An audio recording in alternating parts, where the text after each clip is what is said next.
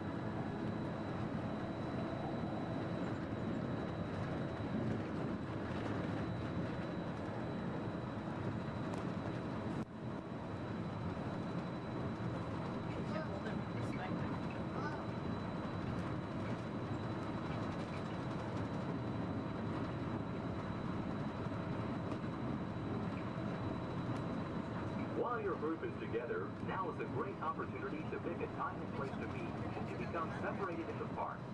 If you should need any assistance, please go to Guest Relations, located in Interventions East.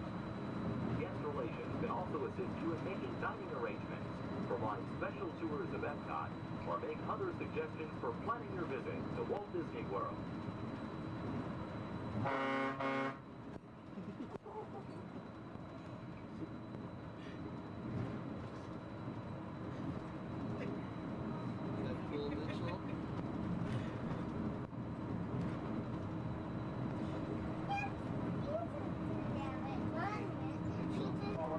Here's the fishy hotel. You could have a car that was monorail. You could do it with a car that was monorail. Sure you can.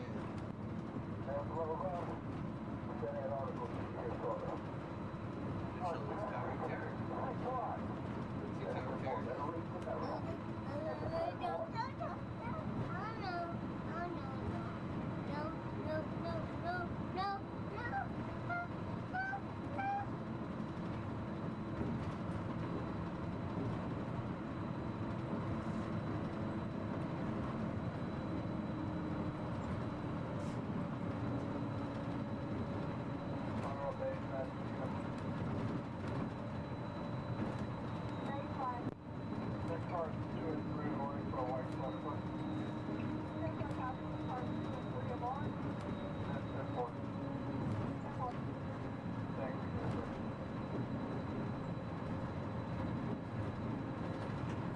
We are traveling to Epcot, where nations celebrate human achievement and potential.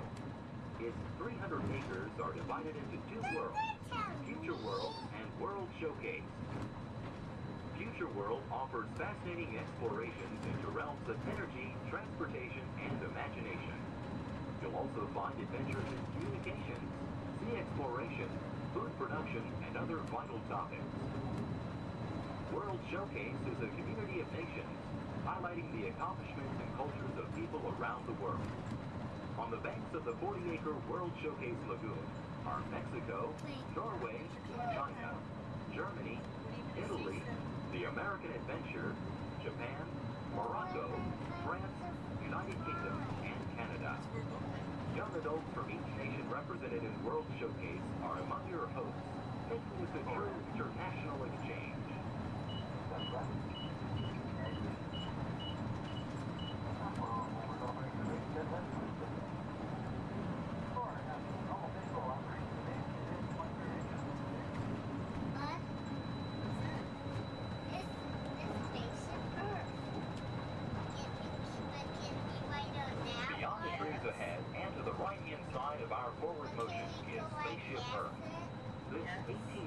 Geosphere marks the entrance to Epcot. Inside Spaceship Earth, time machine vehicles take you through the evolution of human communication, from a distant yesterday to the dawn of tomorrow.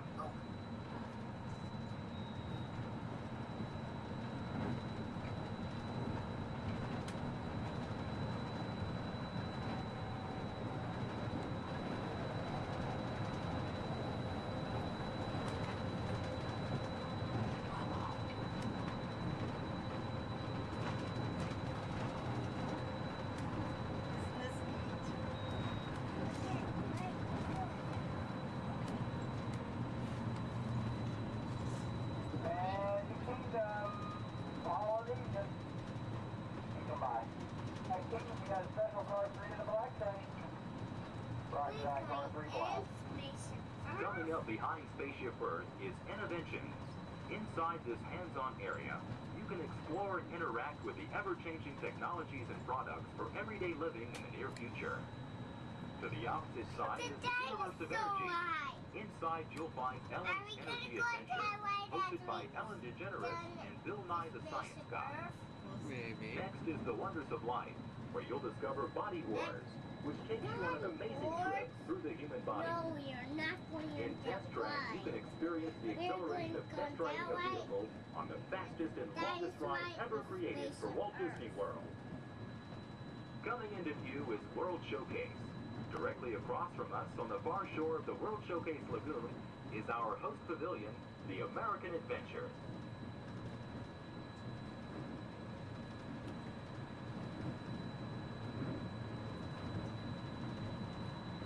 I'm still first beach. Well, I'm sure we can find something for you to drink.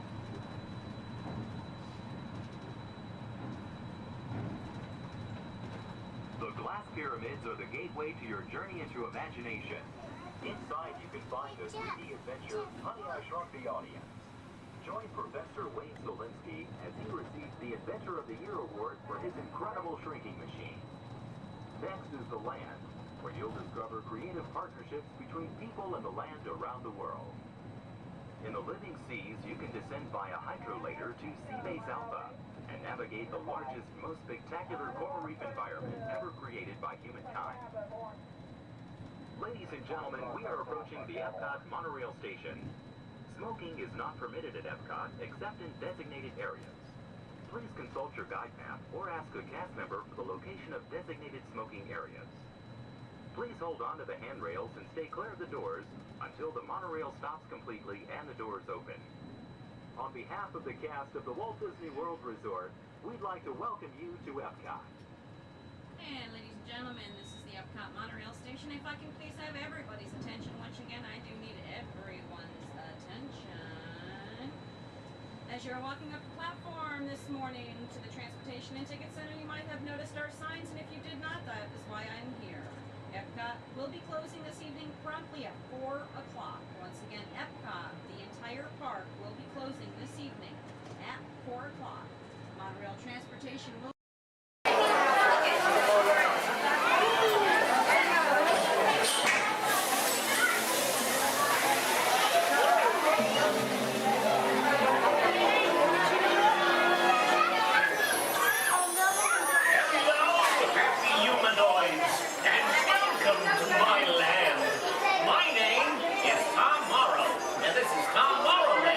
I'm here to tell you about the place where innovation and invention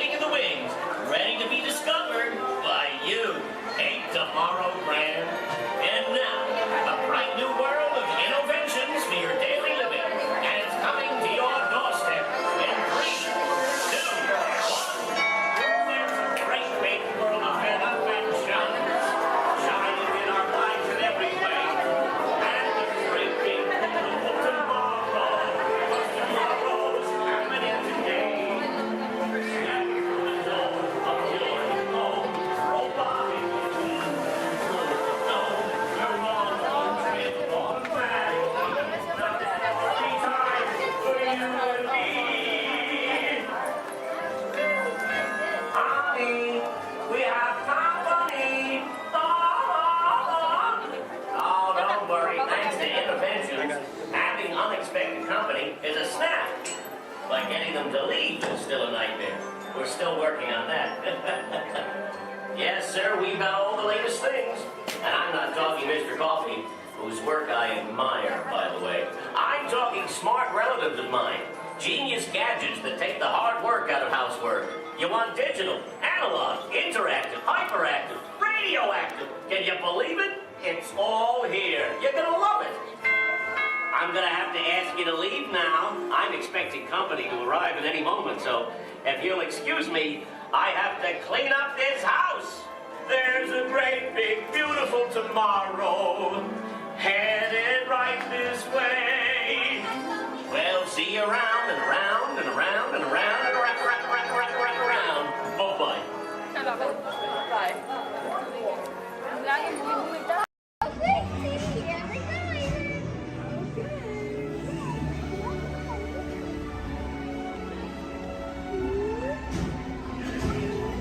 Are we going around?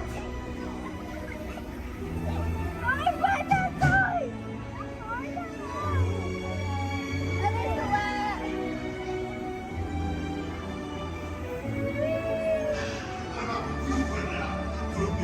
Venez, suivez-moi, je vous prie.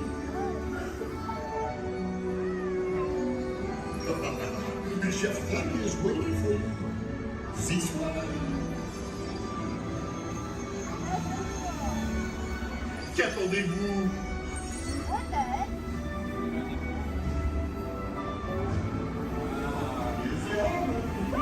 Invité pour le dîner. Vous n'aurez pas idéal. Comprends? Non. A simple moment? Too simple. What? Mais oui, that's it!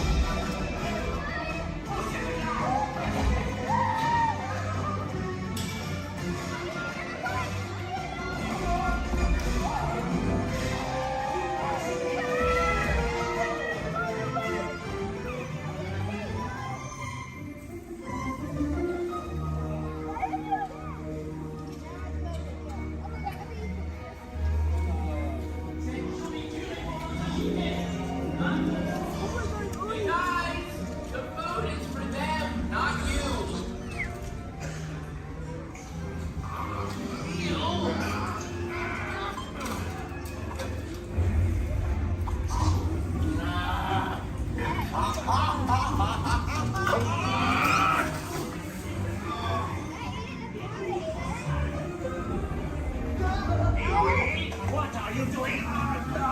Que manigocez-vous?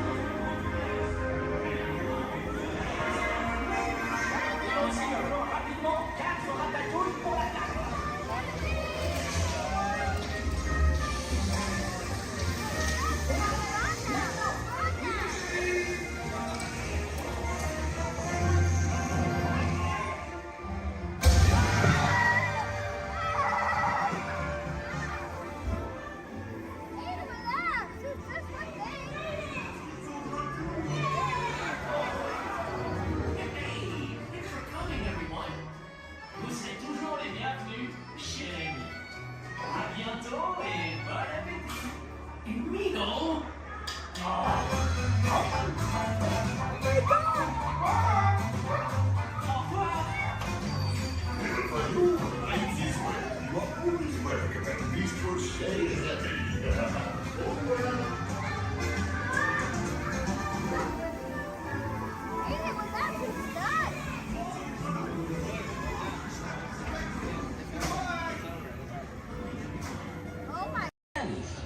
Really, I just love to come down for any reason.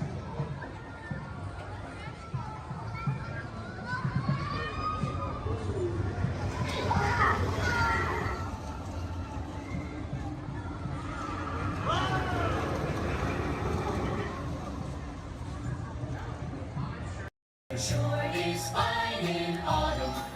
It's looking like the breeze and the falling leaves. A blue sky above, the one that you love. I saw the scarecrow smiling, winking his eye as we were walking by. I caught him.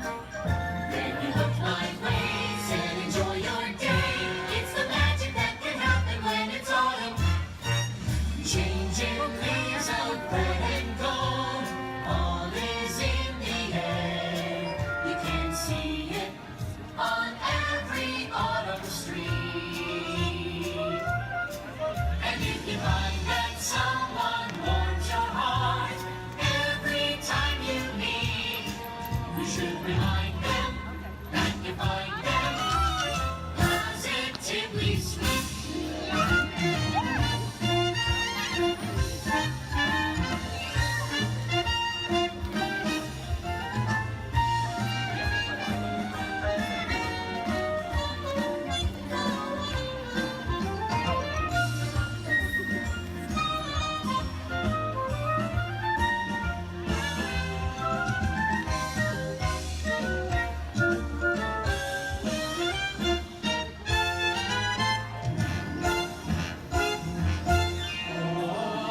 Shine on, harvest moon, up in the sky.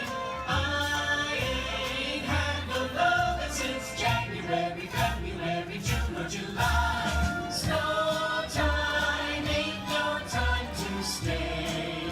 Outdoors it's good, so shine on harvest moon for me and my gal.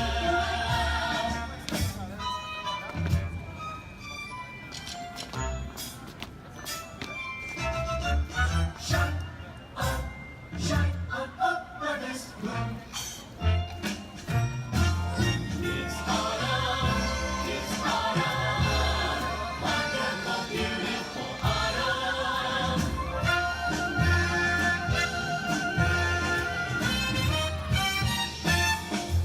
Let's take another hayride under the trees. It makes me smile from top to bottom, because that autumn chill gives me such a thrill. It's the magic that can happen when it's autumn. When it's autumn. When it's autumn. When it's autumn. It's the magic that can happen when it's autumn.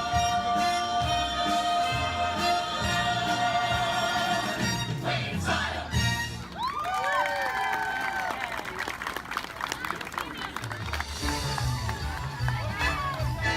Thank you for joining us on Main Street, USA. And from all of us here in the Magic Kingdom, we hope to see you again real soon.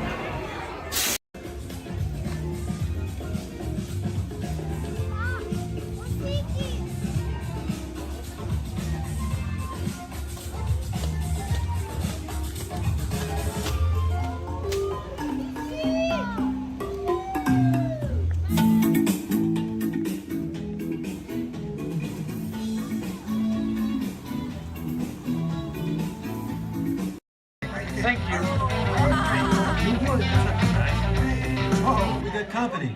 Wow. All right. How do, people? All right. Hey, don't mind us. We'll be finished in just a minute. What's that? Hey, how What are you you doing? guys still doing here? You were supposed to be at a show. I'm working. Now.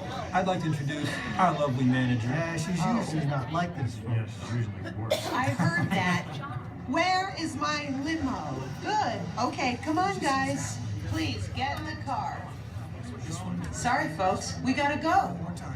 Make sure Come on. Chris, can you grab my black Les Paul?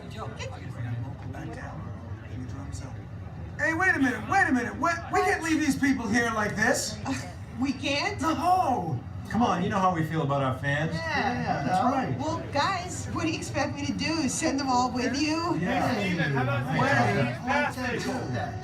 Wait a minute. I love that idea. How about some backstage passes? Oh. Yeah. Come on. Make it happen. Give me some. Okay, I'll make it happen. Now get out of here. I hate all of you. See ya. Have a nice ride. Hi, Sal, it's me. Listen, I'm gonna need a bigger car. Make it a stretch. In fact, make it a super stretch. Great. Excuse me. Okay, folks. Look, the show is all the way across town, but I got you a really fast car.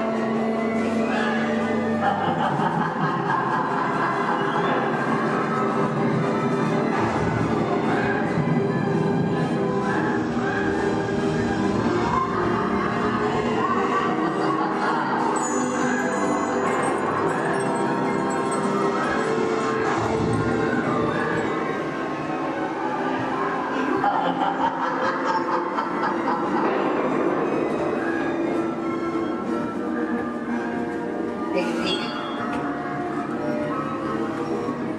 Make it good.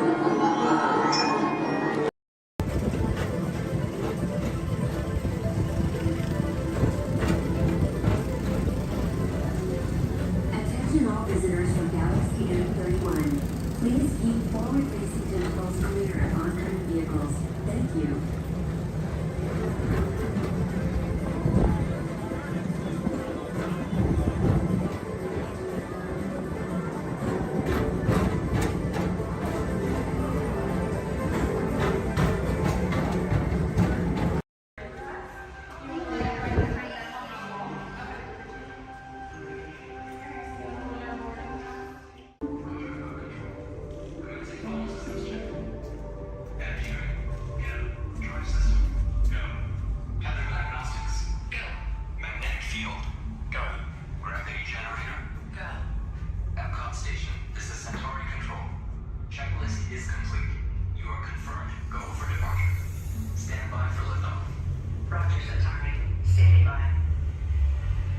Welcome aboard this elevator. In just a few moments, you'll be on your way up to Space 220 aboard the Centauri space station.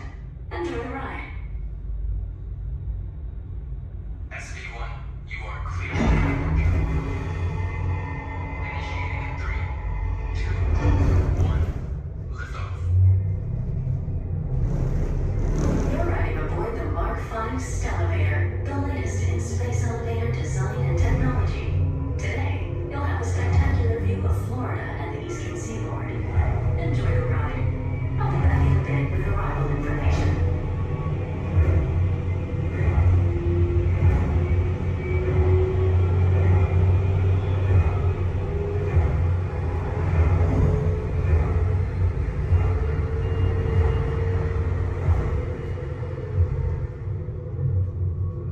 SV1, we are on our final approach.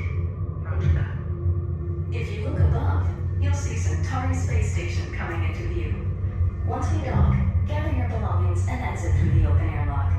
A Space 220 agent will be waiting for you. SV1, cleared for arrival. Gravity generator active.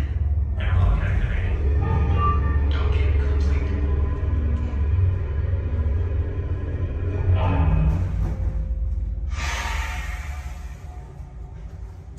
Welcome aboard. Where we go down? Yeah. Give me one moment. You guys are gonna head right down this way. Somebody should meet you there. If there's nobody, oh, there is somebody. Okay. Head on down. Thank you. All right, guys. Woo. Is it okay? We good. We're safe.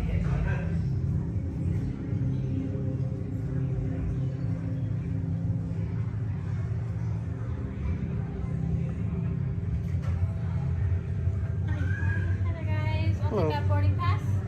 And what's the last name? Nice. Alright, for Joffrey? Yes. Alright, you guys can call me. How was the trip up today? Was it good? Very good. Awesome.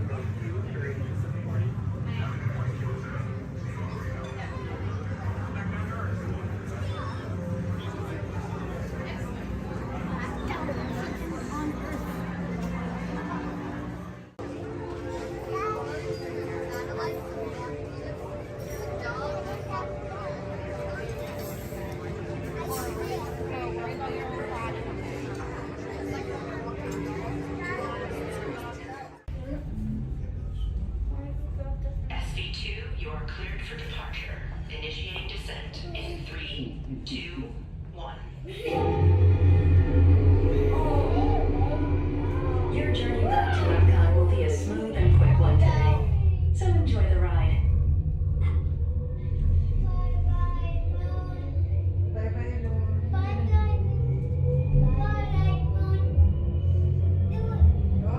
Let's go fast.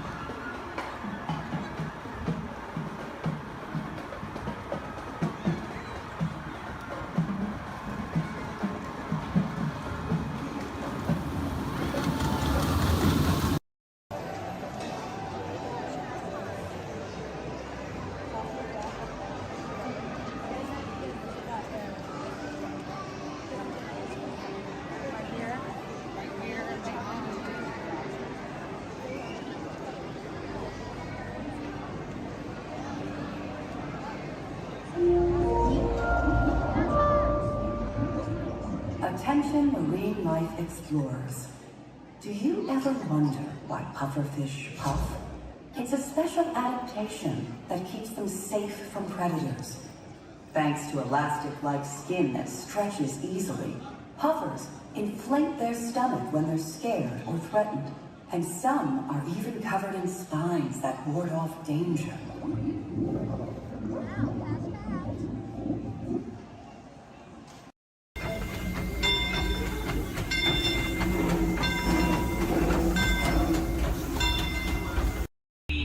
Please remain seated at all times. Please keep your hands, arms, feet, legs, and elbows inside the vehicle. And please supervise your children. This is a one-way trip to Main Street, USA. And enjoy your ride.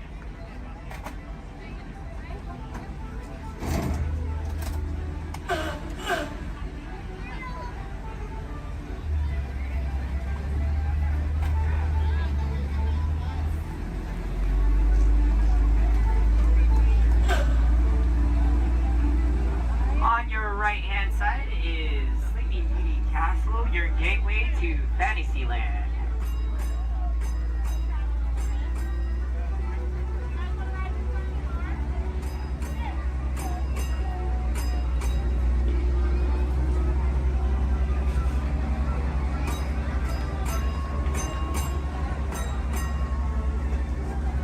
Coming up on your right-hand side is Frontierland and Adventureland. Beyond that, Critter Country, Darling Square, and Star Wars Galaxy's Edge.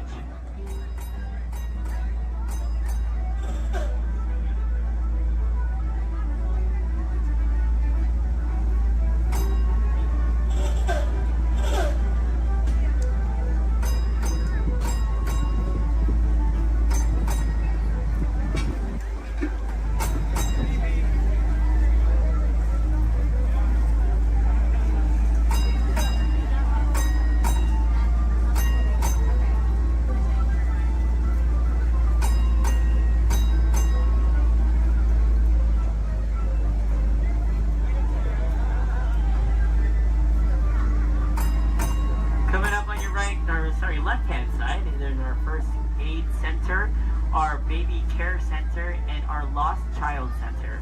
On your right-hand side, if you enjoy ragtime piano, you got some music going on over at the Coca-Cola Refreshment Center on your right.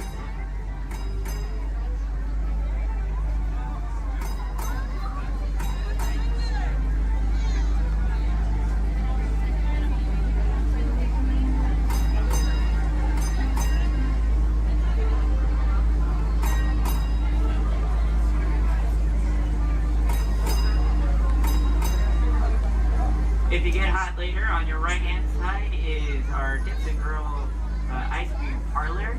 And on your left is Market House, where you can find our Starbucks coffee and tea. Beyond that is our locker station.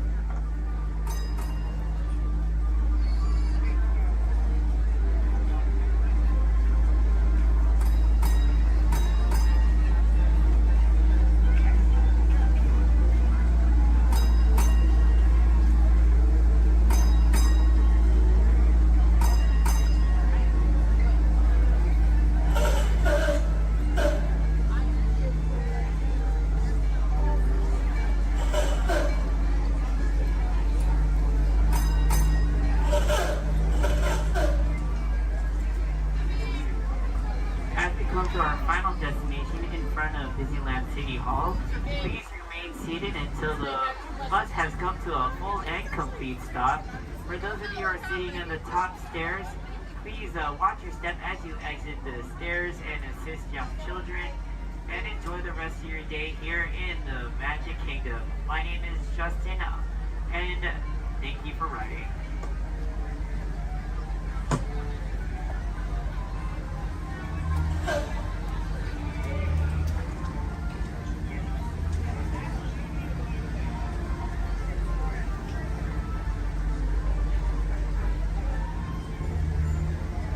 Thank you. Please remain seated, folks. I do need a park like right over there. Yeah.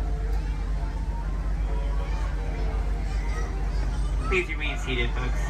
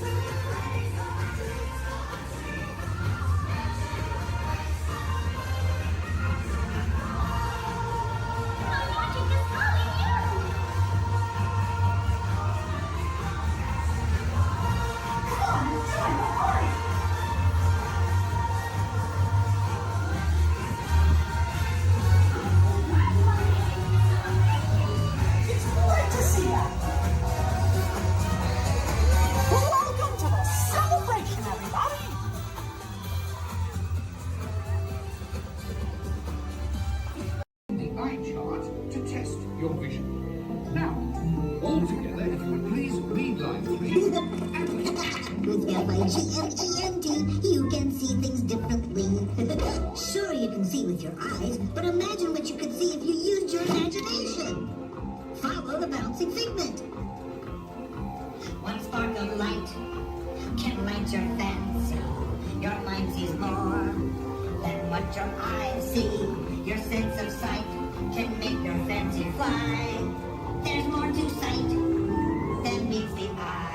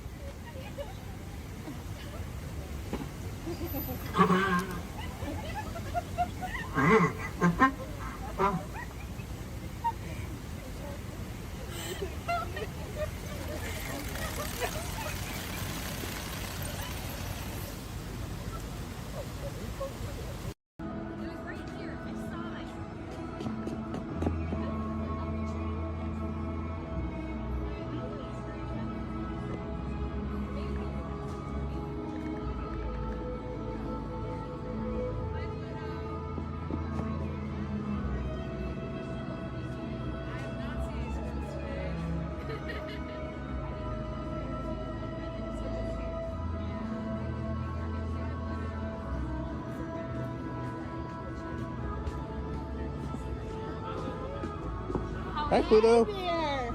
Now you don't chase those cats up those trees. Oh no, we don't chase any cats. No. We're big friends of Bigger. We love him. He's the best. We're out looking for some treats, so have you guys found any? Or maybe you have some Pluto? Nope, haven't seen any treats yet. Yet? Okay. I'll keep an eye open though. It's a promise you'll let us know if you find I will any? certainly let you know. Perfect. Pinky swear. There you go. Thanks, Riz. You're welcome. Bye. Welcome home, you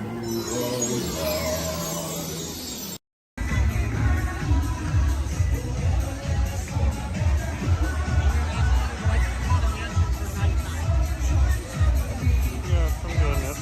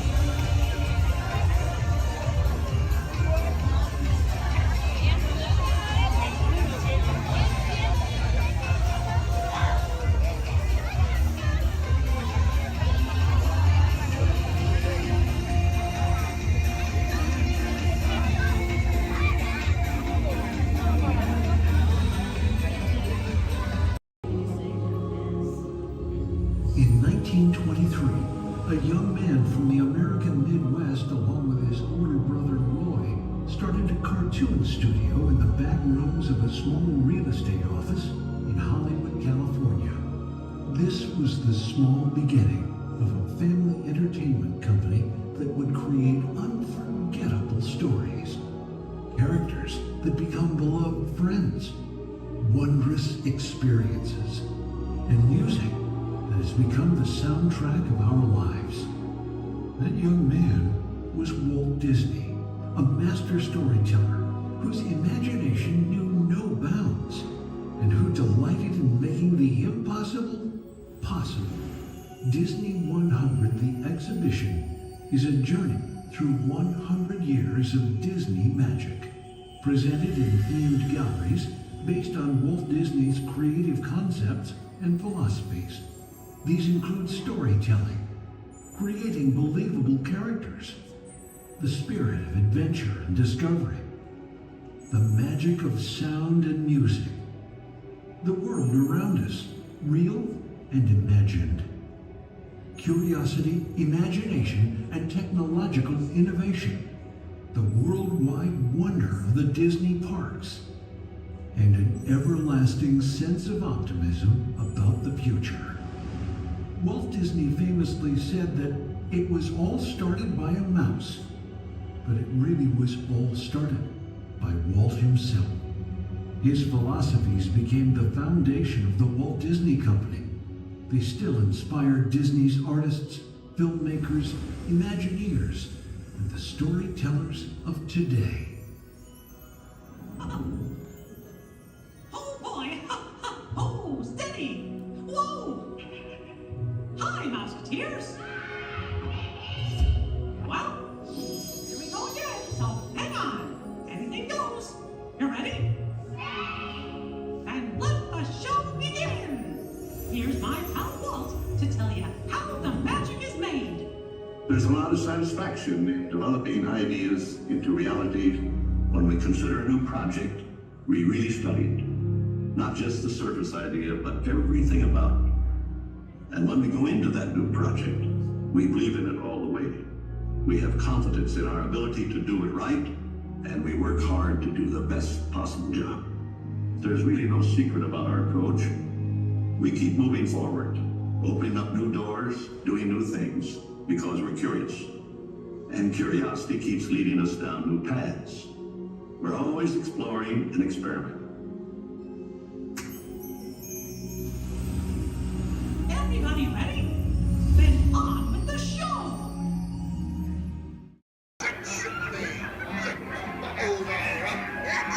I'm not sponging for rum. It be gold I'm after. Strike your colors, you brazen wench. No need to expose your superstructure.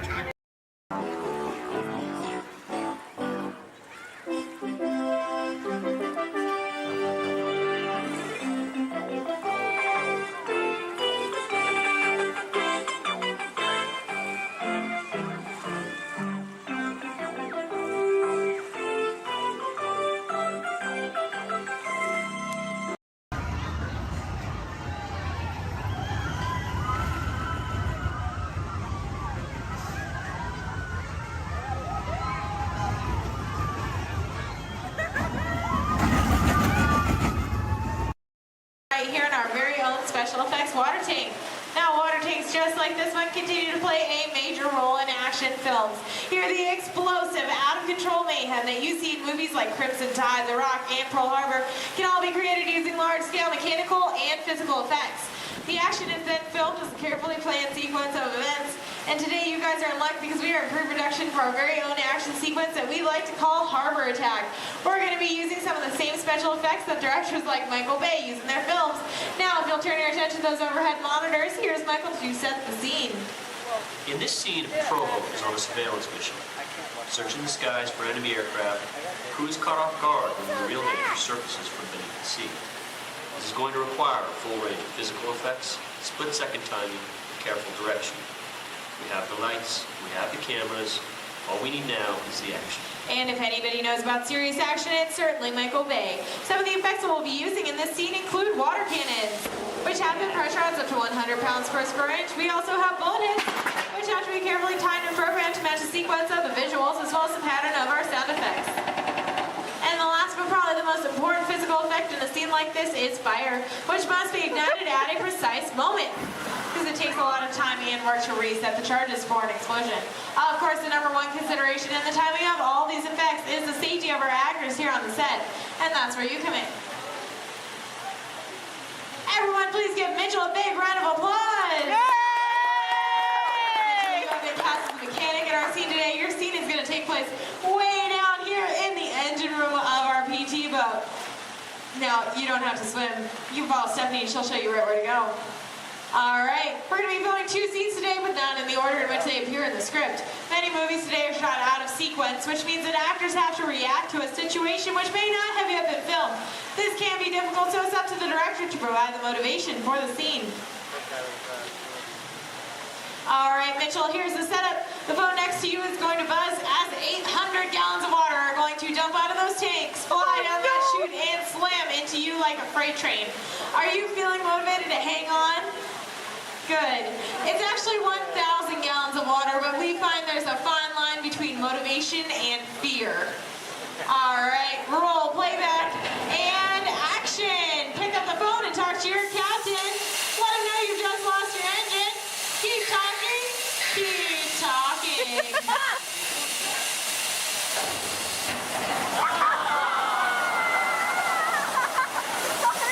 And cut! Everybody give Mitchell a big round of applause.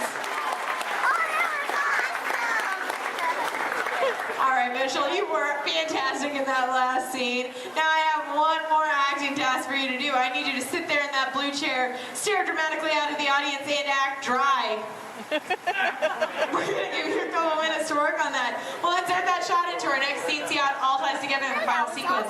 Our next scene takes place on the deck of our PT boat, and here's Stephanie to introduce the rest of our brave crew.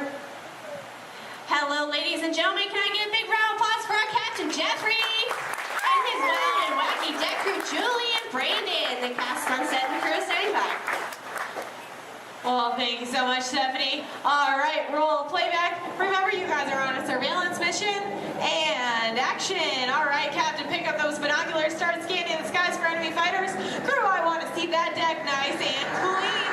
You're going to see an enemy fighter coming in from 10 o'clock. You're surprised. You're stunned. You're terrified. You're running around screaming because you see that plane is coming in for another round. Captain, spin the wheel. Try to get the PT boat out of there. Now, it's too late. They've just shut out your engine. So, Captain, you're going to pick up the phone, call your mechanic. What's that, crew? You see something coming in fast off the starboard side of the boat? Give them one. Oh, no, it's an enemy torpedo. Now, Justin, you think it's all over and you can start to relax. You hear more enemy planes approaching. You point to the sky because you see bombers coming in from 12 o'clock. Bombs away, everybody. Head for deck.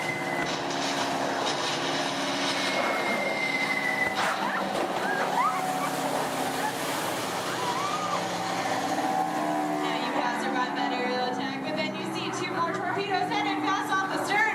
Lucky for you, they pass right underneath the boat, but unfortunately that means they're headed straight for our audience. Point to the audience and yell, look out!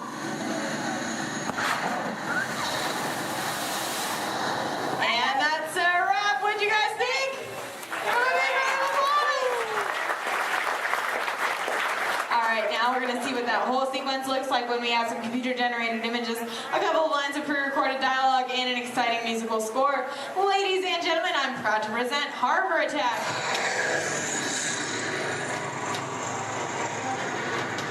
It's not one of ours.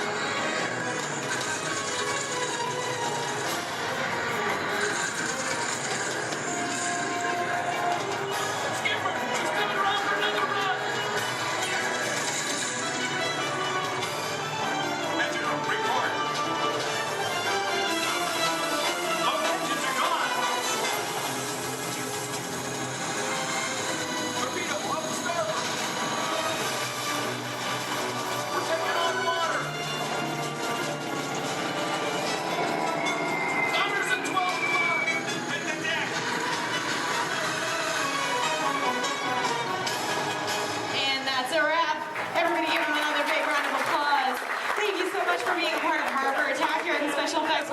think if you're waiting for our brave volunteers, please stay where you are. The rest of you, please turn to your left, head straight down those ramps to the props warehouse. Shuttles will take you on the rest of your behind-the-scenes tour. On behalf of Stephanie, myself, and our brave volunteers,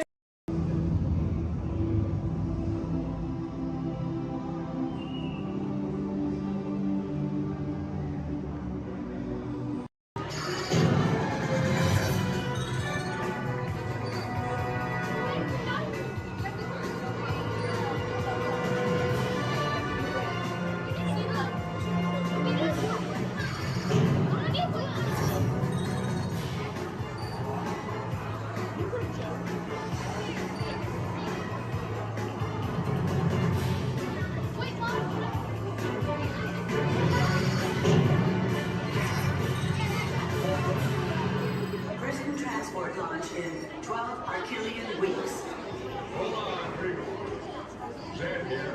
Glad you made it to the Fly-Bar Florida tour and hope to get with us today. New MIB recruits. Warning. Warning. Warning. 10 seconds to planetary implosion. 8, 7, 6, 5. Planetary implosion averted. Have a nice day.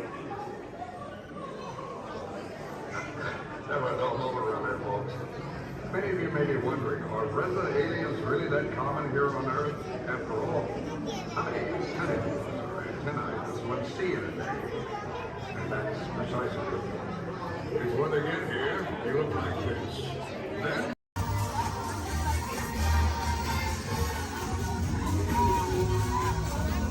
It's great to see you. Welcome to the celebration, everybody.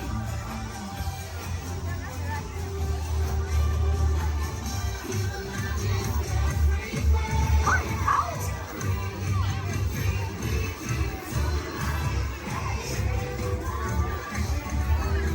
It's great to see you.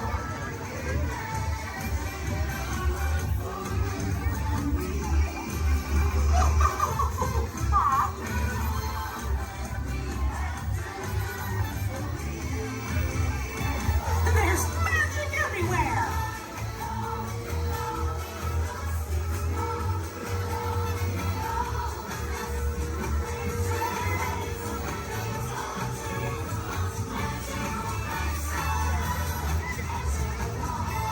It's time to celebrate!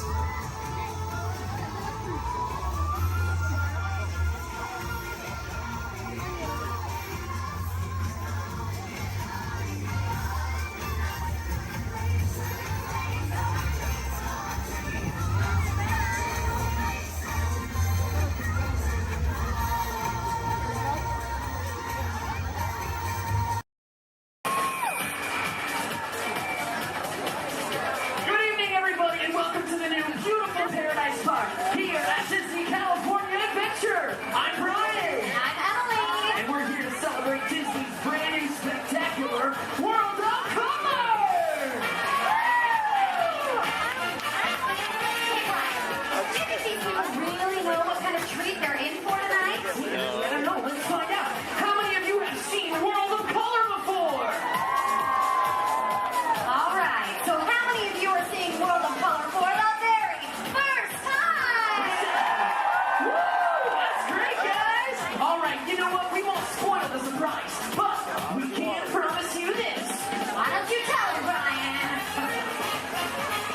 Something good is gonna happen to you tonight. Oh, yeah. Something real good gonna happen and it's all right. Something, Is there a parade over there? something, something, something good. Something, something, Still something free. good. Something, something, something good. Something real good. All right, everybody, let's kick things off by everybody shouting out their favorite color on the count of 3. Are you ready? 1, 2, 3! What did you hear over there? I heard a whole lot of yellow. All right, for all you yellow lovers in the audience, say yellow to our favorite candlestick. Look over there, it's Lumiere, everybody.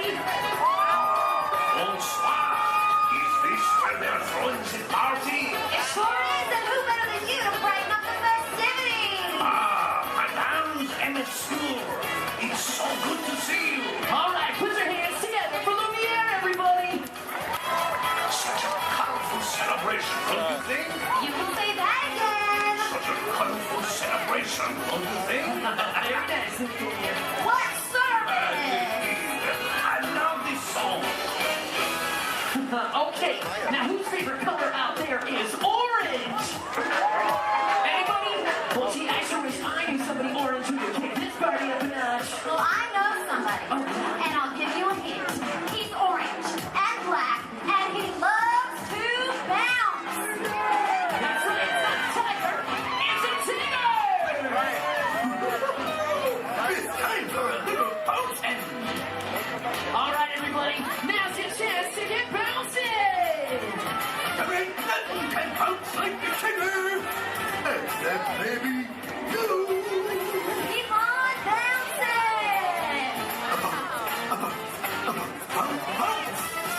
All right, we've got yellow, we've got orange, now we need somebody green! Oh, don't stop. Here, Dad. No. Who's the other kid? Alex. Jiminy Cricket. Picture somebody larger and a little more round. Just picture a big billiard ball with one eye. Did somebody say there was a party? Ladies and gentlemen, it's Mike Wazowski. I knew I liked you the moment I laid an eye on you. Oh, thank you, thank you. He would have nothing if he didn't have Boy, am I excited. you. Okay, friends, everybody shout out another color so we can bring in another one of our Disney pals. On three, ready? 1, 2, 3. Lavender. All right, what did you hear this time, Emily? Oh, I heard red. Red. Oh yeah, this is one red hot crowd. Okay, who's got 6 legs, lives under the sea, and has a mermaid for a friend?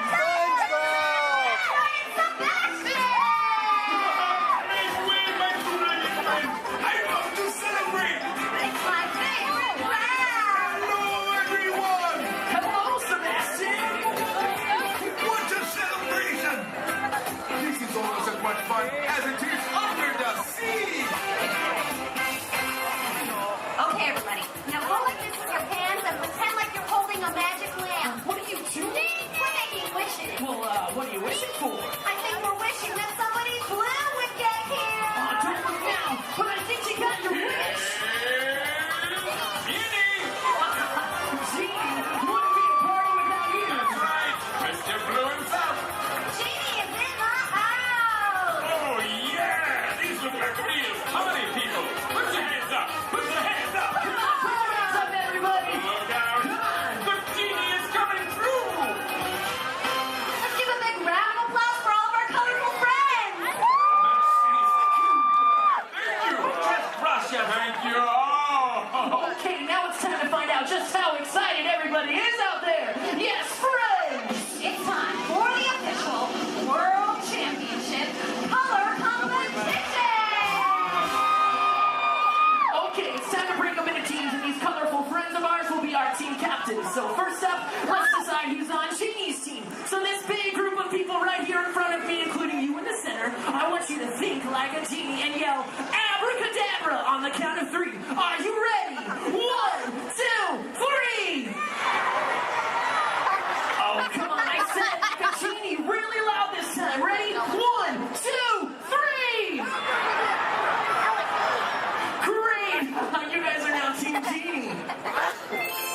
Blue is the bomb. Oh, really? We'll see about that. Everybody back here hanging out with Mike. Let's collect some scream power. I want to hear a big green team scream on 3. Ready? 1, 2, 3. Fantastic! You guys are all now Team Wazowski. Good job, everyone. I'll be keeping my eye on you. Eye, get it? Yeah, we get it, Mike. All right, now everybody around Lumiere, I want you to throw your candlesticks up in the air and wave them from side to side and make a little noise. Come on, guys. Oh, you can be louder than that. Come on. All right, you guys are now Team Lumiere. Well, see, I am touched. All right, now everybody way over there by Tigger, and that includes everybody on the bridge. Let me see you jump up and down and make some noise. Perfect. You guys are now the Tigger team.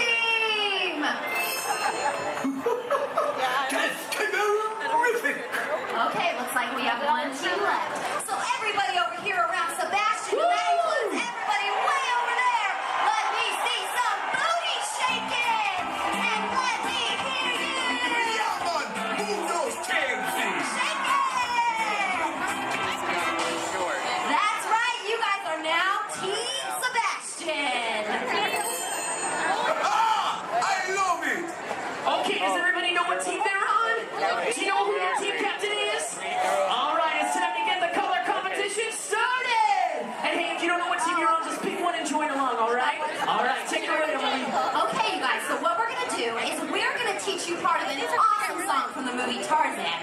Then we're gonna have each team help us out by singing it one at a time. Then we'll pick a winner.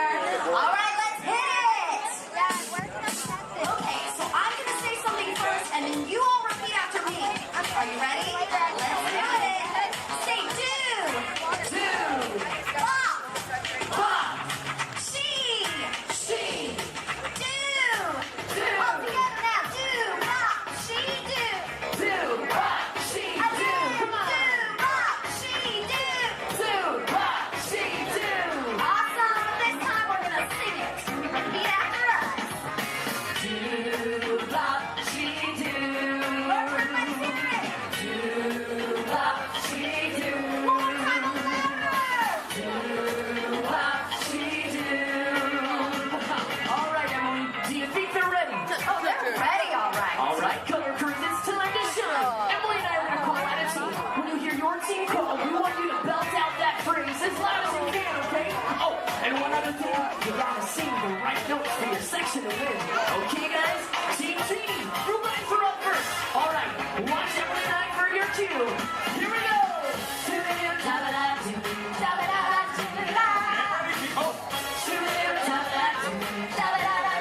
Oh, we're ready.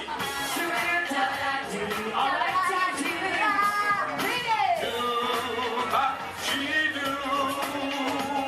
Okay, that was cool. Give it up for Team Genie. Oh, wait, you other teams think you can do better? Let's give it a try. Team Wazowski, you guys are up. Right now, team, try to sing the right notes. Really do it.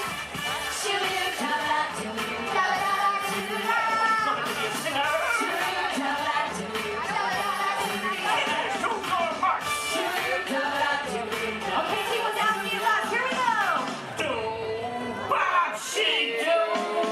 Oh, my geez, and see it, legends, but hey, Team Wazowski, you guys were great. All right, we're going to call out the next three sections a little bit faster and in this order. Ready? Team Lumiere, Tigger, then Sebastian. All right, guys, here we go.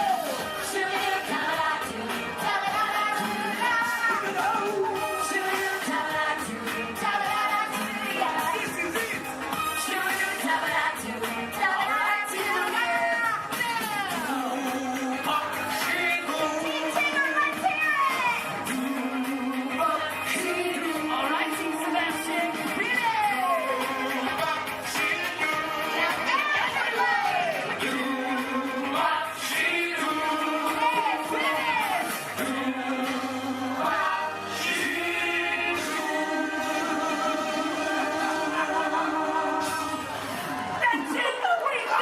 I am impressed. We That was awesome! But which team should win? Ooh, that's a good question, Emily. I don't know. Hey, why don't we ask them? All right, you guys. Who do you think should win the color competition?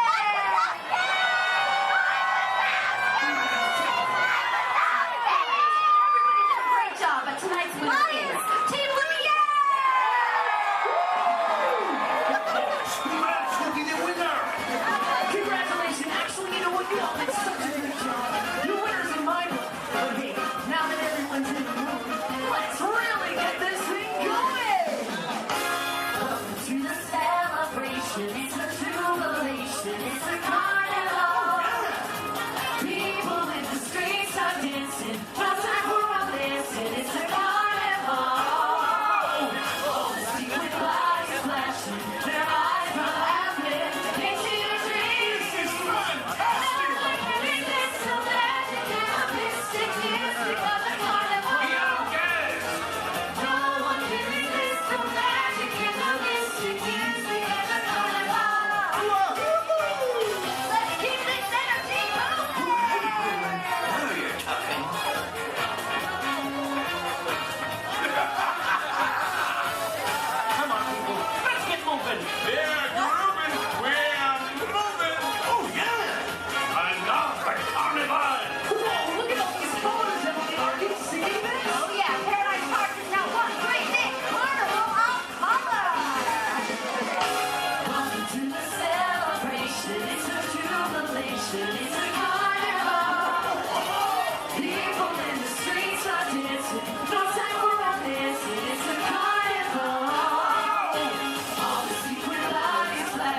Their eyes are laughing into your dreams. Wonderful. No one can resist the magic and the mystic music of the carnival. No one can resist the magic and the mystic music of the carnival. All right, everybody. I don't know about you, but I had a blast. All right, it's about time for all of us to take our places for World of Color. All right, let's give it up one last time to all of our colorful friends. Give it up for Sebastian, Lumiere, Tigger, Gene, and of course Mike Wazowski. Thanks, everybody. We hope you enjoyed our Carnival of Color. Remember the exciting colorful magic is over. Now we're going to show something really spectacular. Something, something, something good. Something, something, something good. Something, something, something good. Fun, people. Something, something, something good. Thank you. Good. All right, let's go. Real good. Good. Something real good. In just 15 minutes.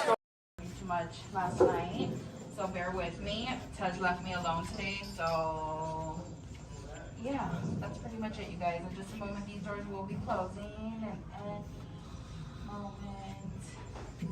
Oh my God. Okay, so yeah, you guys want a tour of the wardrobe? Okay, so basically, got some monitors over here. My name is Jamie, by the way, you guys. Oh, and there is Tej. Jamie, the buses are here. Okay, what do you want me to do with them? They're just staring at me. Should I send them now? Dom's calling. I got this, Jamie. Okay, great. Dom, what up? Tej, just got a heads up from Hobbs. The FBI is about to raid your location. Crazy. Man, they always ruining our fun. For real. It gets worse. They're leading Owen Shaw right to your door. Shaw? That cockroach we beat down in Spain? What's he got to do with this? Everything, right? Nothing yet. And let's keep it that way. Get those people on those buses. You need to start plugging out right now. And get that turbo truck ready. I'm sending Letty there to pick it up. I'll call Letty. I'm on it. Never mind then. Hobbs needs our help. He needs our team. Spread the word. Spread the word, you guys. But keep it in our family. Never mind. Don't listen to me. And keep it quiet. Just keep it in the room. Oh, the other bald guy's It's calling. Hobbs. Hobbs, my man. What up? Sorry, Brother Tej, no time for chit-chat. I just sent you a brief on FBI agent Novak. Has Toretto filled you in? Yeah. He wants us to get everybody over to the party at Sullivan's. Sounds like a plan. That party is a ready-made diversion. Keep it going. We need to discuss how you're going to get all those civilians out of there without tipping off the FBI. Crazy. Okay, hold on. Let me get everybody squared away, and we'll talk offline. Copy that, Tej, and let everybody know. Shut off your cell phones. Don't listen We to don't him. want Shaw tracking your He's locations. overreacting. Just put it on silent. Okay, Jamie, Yeah. you heard the man. I heard him. It's about to go to a whole nother level. Crazy. Send everybody to the loading dock. All right, you guys. We heard him. Have fun. If anything happens, my name isn't Jamie. Okay? Peace.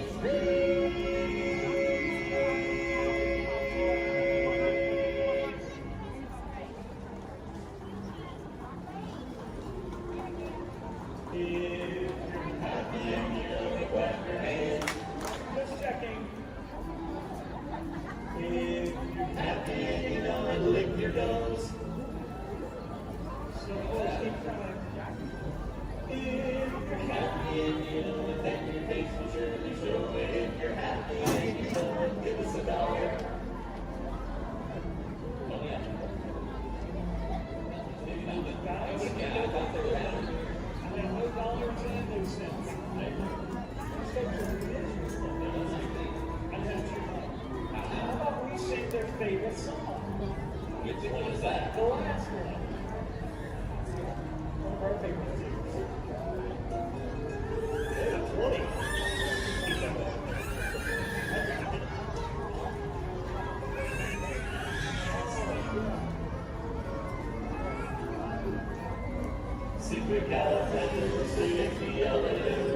Even though it's Saturday, it's what's the budget. If you stay around,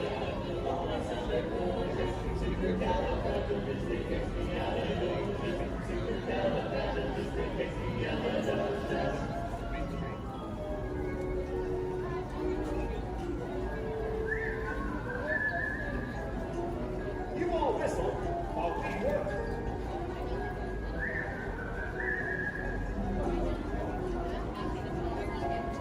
It's a small world after all. It's a small world after all.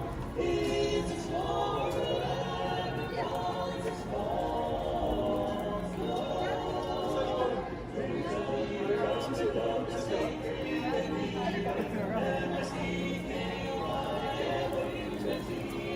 Take your mind and roll the yours. Welcome as can be.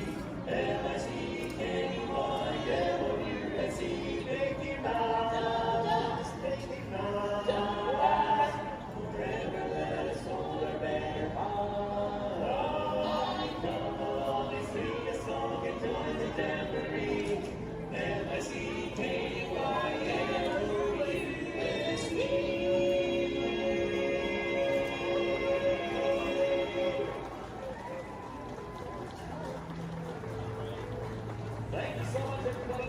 If you enjoyed our show today, we are the Dapper Bands of Main Street. But if you did not enjoy our show, then we are the Vienna Boys Choir.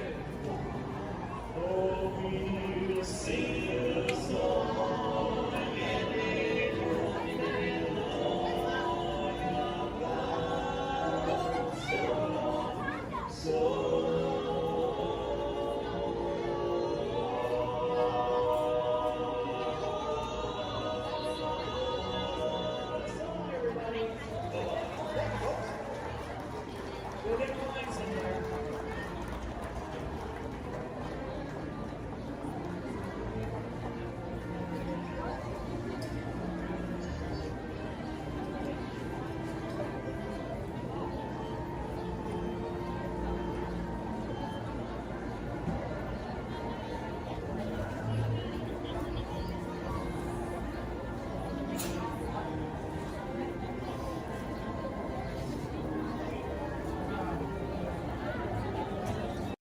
Pilot, push the flashing button to take off.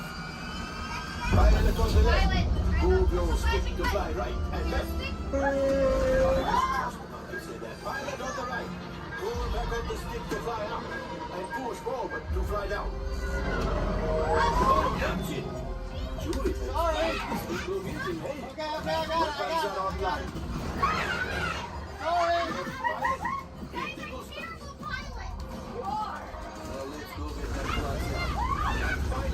Make the drop to light speed.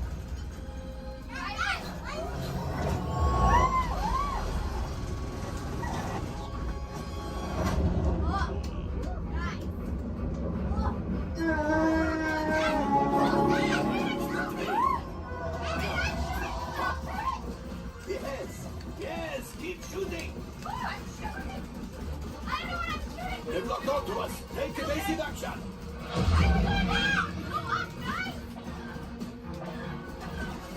Gunners, we need to defend ourselves. Open fire. Gunners, blast away. Blast. Ah, there it is. After that plane.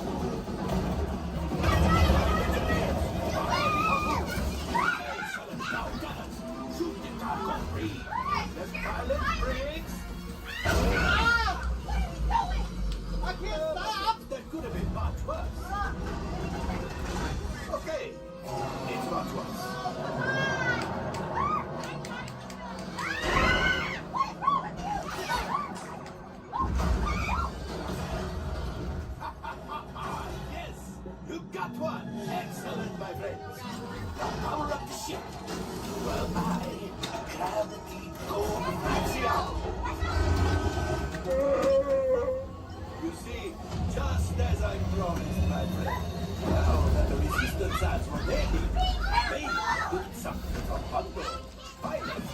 Line up behind the train so we can harpoon that last car.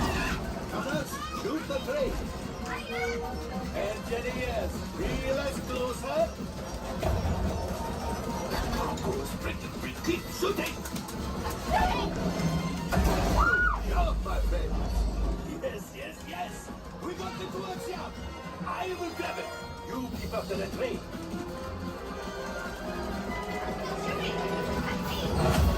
Gunship? Oh, that's ridiculous. We're getting too hot. A distraction. Come on, we need to get the train. Hurry.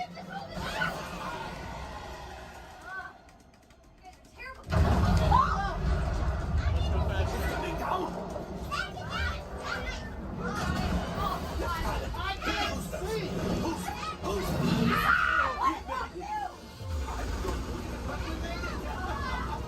Now, let's get up.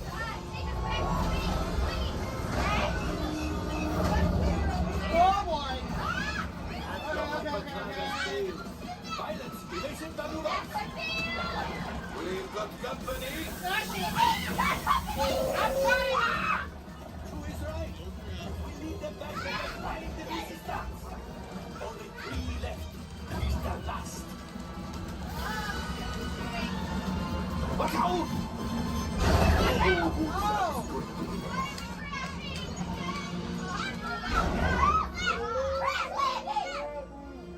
Yes, Chewie will pilot us remotely.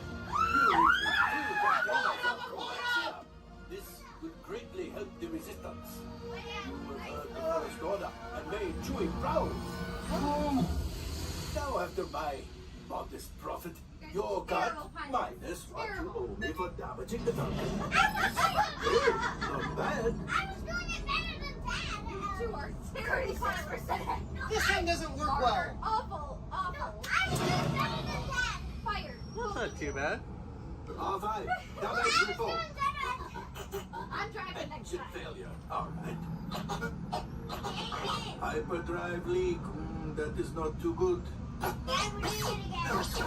Multiple hull ruptures. Well, it could be worse. Life support failure. Okay, that's something. Yeah, I'm just going to cut you off there. It might be faster if you list the parts that are not damaged. You know, the ones that help us to breathe. All right, my friends. You brought the Falcon back in one piece, and I guess that is something. Not a lot, but something. Welcome back to Batu. In the life cycle map, there are winners and there are losers. Who are you?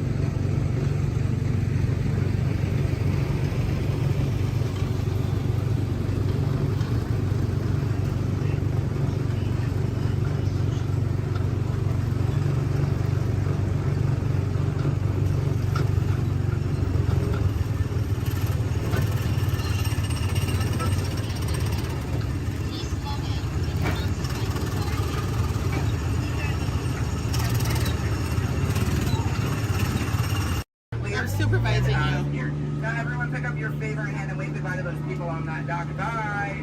Goodbye. Yeah, you're never gonna see them again. But you don't know them, so why would you see them again, right? Unless that was your family up there, then you know what? You're welcome. I just got you a 10-minute break from them. You probably need it. You've been at Disney World all day with them. But now let's see. Is this anyone's first time on the Jungle Cruise? Can I see a raise of hands? Perfect. Me too. Is this anyone returning to the Jungle Cruise? Can I see a raise of hands? Perfect. I can't wait to be a sore disappointment for all of you and exchange a lot of awkward eye contact has already started. How beautiful. But hello everybody, welcome in. My name is Skipper Kevin. First name Skipper, last name Kevin. I'm going to be your best friend, guidance counselor, dance instructor, tour guide, dragon slayer. And if you don't laugh at my jokes, I'm going to be your swimming instructor. I said that just for you. I said that just for you because I knew you were going to interrupt me. Yeah, thank you so much. I really do appreciate it. Wow. But now here we are in the Amazon rainforest. If you look over to your left-hand side, you're going to see what I like to call an inspiration ball. I call it that because the longer you stare into it, the more it's going to inspire you to go. Oh, deeper into the jungle, of course. Yeah, I don't know about you guys, but that certainly does look like inspiration to me. So much that I now feel inspired to take you guys into the Congo River. So why don't we see how far this boat can go? Oh, but I'm glad of you if you did not like that. Don't worry, my jokes, they don't get any better. Yeah, so buckle up, we're going to have an amazing time together. And if any of you have not seen the Jungle Book or you'd like to see it again, don't worry, it's right over there in 3D and the box set edition. Yeah, it really was the bare necessities here in the jungle. Oh wow, this is awkward. I'm sorry guys, I was trying to throw you a surprise party, but it looks like no one's here. I can't see anyone. Canoe? Yeah, I cannot. It really is an either-or situation if you get what I'm trying to say. I even brought out that giant python snake. I just would not recommend getting too close to him. He will develop quite a crush on you. It's what I like to call a constricting relationship. It never ends well. What in the jungle? Oh, sorry. I hope that did not alarm anyone. Those are just my roommates. Yeah, looks like they got into the explosives, but I'm sure they were just trying to find the bananas. They do find them very appealing. Yeah, they kind of go ape over them actually, but you know, I think we should make like a banana and split. So we're now going to head down the Nile River, which is the largest river in all of the jungle. It goes on for Niles. And Niles. And Niles, thank you. And if you don't believe me, you are in denial. Disbelief. I bet you believed you had that one. No. Yeah, you did. I heard you say it. But if you look right there, everybody pay attention to this super cool, super rare. It's honestly an African bull elephant. You could even say it is a once-in-a-lifetime opportunity. You will never see one of those again in your entire life. A twice-in-a-lifetime opportunity. You will never see one of those again. How majestic that is, the common African elephant. Okay, but now here we are on our African belt, which has some of my favorite animals on it. If you look up behind those boulders, you're going to see those tall-necked cheetahs. Right here in the front, those are the ones that killed Mufasa. Over there, we have the scary-looking chickens. Look at all those chickens. And then we have that beautiful pride of lions protecting that sleeping zebra. Yeah, who am I kidding? I can't lie to you guys. That zebra's dead. Those lions are chowing down on some lunch right now. But kids, don't worry. I like to call that zebra plastic. There's lots of trust issues here in the jungle, I know. Wow. Okay, this is not something you see every day. Wow, all right. So, why are you all looking like that's what you normally see on a Saturday afternoon? That's concerning, you guys. I'm a little nervous now. I don't know about you guys. I don't think I have ever seen that many rocks on the beach before. Yeah, there's like, what, 200 rocks up there? Maybe 300 rocks, but then again, I'm not a geologist, so what do I know? Yeah, but what I do know is we're not going to look above the rocks. That just sounds like a lot of paperwork, and I hate paperwork, so instead we'll ignore it and hope it goes away. Yeah. Oh my goodness, there they are. Those are my friends who are going to go to that surprise party. We have Old Smiley and Ginger. Just be careful, Ginger snaps. Yeah, she is one tough cookie. And I'm not sure why, but my jokes, they kind of get crummier from here. I guess it's just the way the cookie crumbles. I don't really understand. It's unfortunate. But behold, straight ahead, we do have Schweitzer Falls, named after a famous and beloved founder of the Jungle Navigation Company, Dr. Albert. Wow. Yeah, don't worry if you didn't get that. We're going over it later. So I really hope you know how to swim, and if you don't know how to swim, stop being dramatic. Stand up, the water's only 3 feet deep. That's really not that difficult. But if you guys are starting to wonder, Skipper Kevin, how on earth did you land your job here? I'd like to say it's plain to see. Yeah, I took a crash course, which was half off, and you know, I've been winging it ever since, but that's kind of the tail end of that story. There's not much to it. And now it does look like we are entering a hippo and I need everyone to be very careful. These do look like some dangerous animals. In fact, you could even say they are some hungry hippos.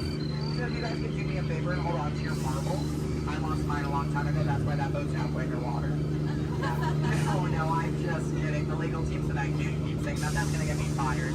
Yeah, the last time I took a boat out, I went to a volcano and everybody came back without eyebrows. But lucky for you guys, I took a wrong turn this time. But this is probably the point in the cruise where people start thinking my job is so easy, I let a monkey do it. But I promise you, that's not true. Those are chimpanzees. Yeah, there's a very clear difference between the two. Just don't ask me what it is. I have no idea, and I didn't think we'd actually see any, so that's kind of crazy. But lucky for you, I do have a very fun fact about monkeys. So apparently, humans eat more bananas than monkeys. But I don't know if I believe that, because I don't know the last time I ate a monkey, do you? Yeah, that's bananas. And don't worry, if you don't get that joke, I'll give you about 10 seconds. I get it. You're a late bloomer, you just need a moment to digest that one. You're welcome. Yeah, so please take your time. And it is now the moment that we have all been waiting for. It is the amazing, the colossal, it is the eighth wonder of the world. The backside of water! O2H! O2H! Alright, I got a few chemistry nerds on board. That was the reaction I was hoping for. Everyone else, don't worry, I only tell those jokes periodically. It just gets me in my element sometimes, you know. I did have a joke about oxygen and potassium. You could say it's okay. Yeah. I also had one about sodium, but no, you guys don't look interested. So instead, we're going to head down the Mekong River into the ancient Cambodian shrine. If you've never been in there before, be careful. There is a 10-foot drop. So make sure your seatbelts are buckled left to right and tug on that yellow strap.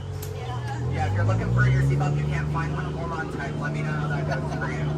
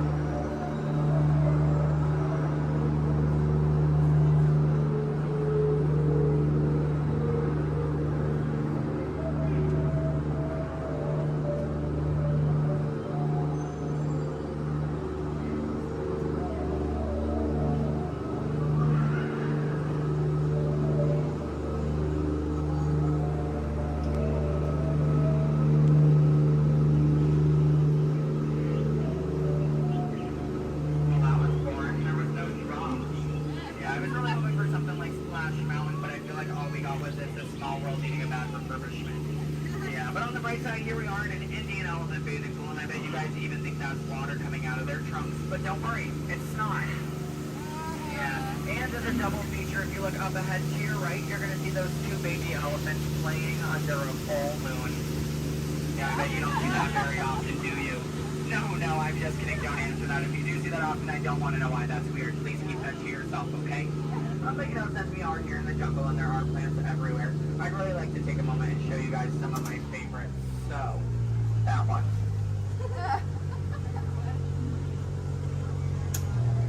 That one. Okay, pay attention everyone. The one right there with the green leaves. The one next to it. That one. Yeah, they're great, aren't they? Yeah, sorry if you wanted their names. I don't know any of them. I barely know how to do visiting forwards. Yeah, so I can only give you so much. But what I can tell you is I'm sorry to let you know we're coming up to the end of our cruise. And you know that's happening because look to your left. That's a gift shop. Everything at Disney ends with a gift shop. It's how we steal your money. Yeah. And it's our Lost Bound gift shop, which is sponsored by everything you've left behind over the last 5 or so years. So thank you so much for keeping us in business. I really do appreciate it. And if you're curious about who's in charge of this gift shop, I know it can be kind of confusing because there's a sign that says back in 15 minutes by Sam. That sign's been there for a few years. I have not seen Sam. I don't think he's coming back. It's also not those monkeys, because you know that'd be a monkey business. We don't monkey around here in the jungle. That's completely unacceptable. It's actually that elephant. Because did you guys know that elephants have the best memories in all of the jungle? I wish I had a memory like that. It'd really help me with my job. Oh, fun fact about elephants. Did you guys know that elephants can grow up to 4 feet? Which which is super impressive. We only grew up to 2, 1 on each leg. And if you don't get that, look at your legs, look at theirs, you're gonna see an extra pair. If you see any more than 2 legs on yourself, go to a doctor immediately. Yeah, that's not normal, okay? And then if you're looking at that gift shop and you see anything you like, you might notice we have a whole bunch of hats in all different shapes and sizes. Once you get off the ride, just ask one of those skippers about it because you know we're really great at capsizing. It's something I think we've honestly perfected. But what I can tell you is that if you did enjoy your time here today, my name is Skipper Kevin. I'm trying to give you my full name. And I do spell it a little weird, so I'm going to go ahead and spell it out for you. It is spelled H-E-L-P space M-E. Do it that way, you will, okay? If you did not enjoy your time here today, then you know what? That's unfortunate for you. You willingly got in my boat and wasted 10 minutes of your own time. My name is still Skipper Kevin. Thank you for leaving. And I think I would go one step farther to say that out of all of my cruises today, you've been the most recent. No, I'm just kidding. I'm just kidding. You've actually been outstanding. Especially those of you who just awkwardly stared at me for 10 minutes. It's been mutually awkward. Yeah, I'm not a robot plot twist. I'm not an animatronic. I can move my feet off the floor, and I can hear and see everything you haven't done since you sat down. And you know what? That makes us like a family.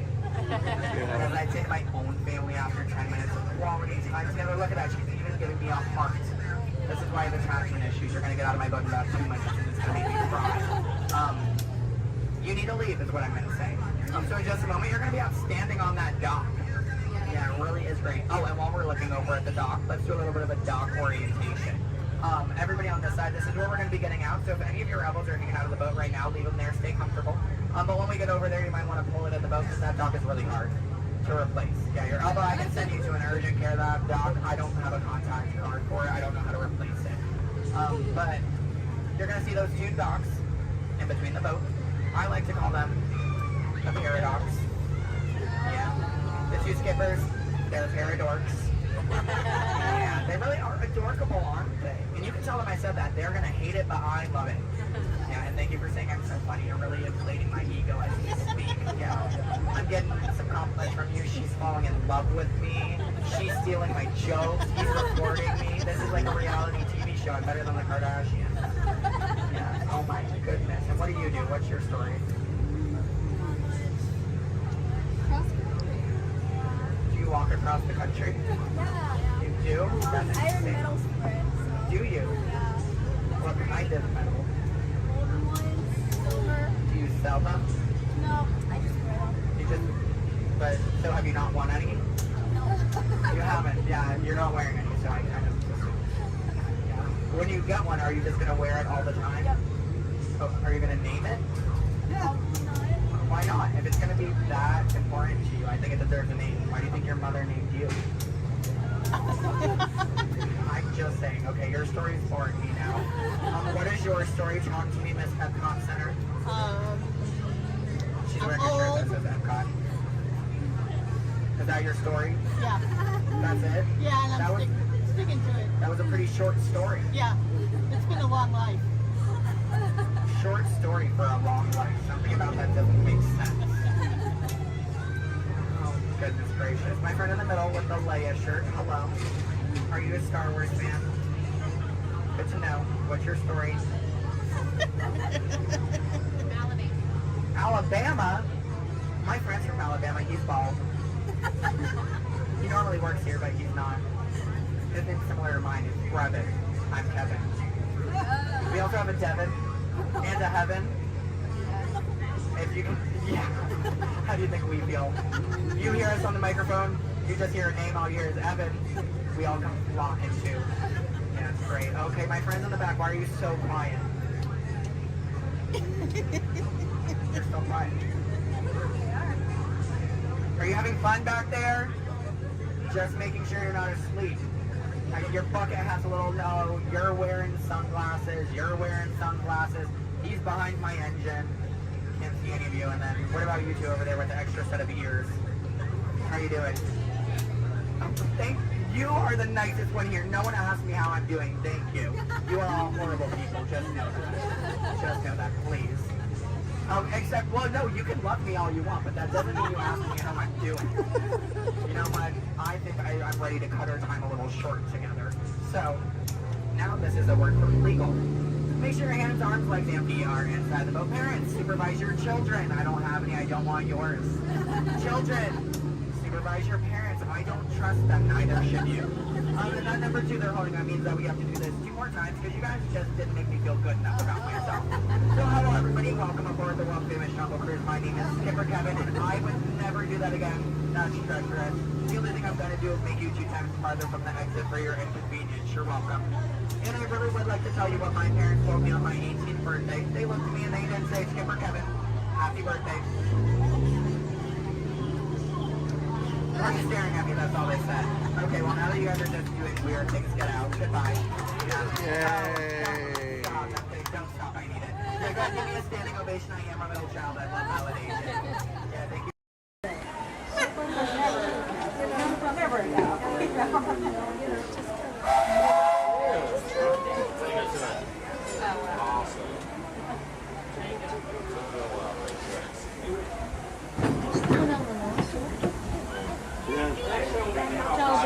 Dito sa Twitter country.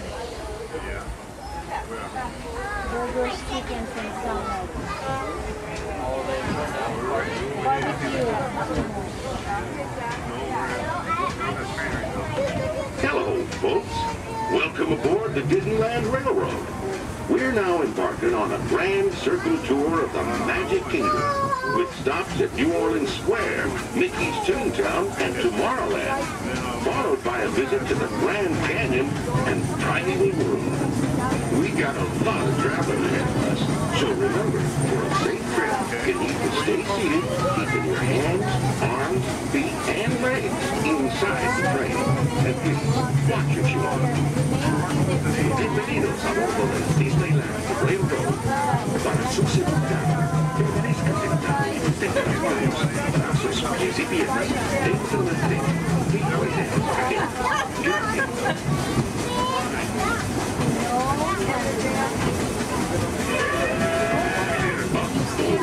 Did you folks hear that? Sounds to me like we've reached the wilds of Adventureland. You just might run into a lot of savage critters out there, including lions and tigers and tiki birds. Everybody best be on the lookout. You never know just what could show up. We're approaching our first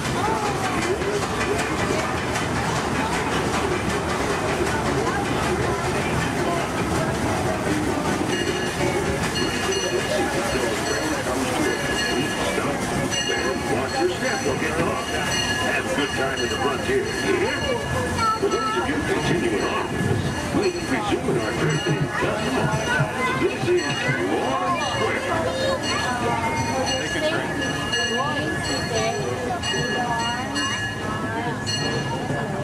Your attention, please. The Disney.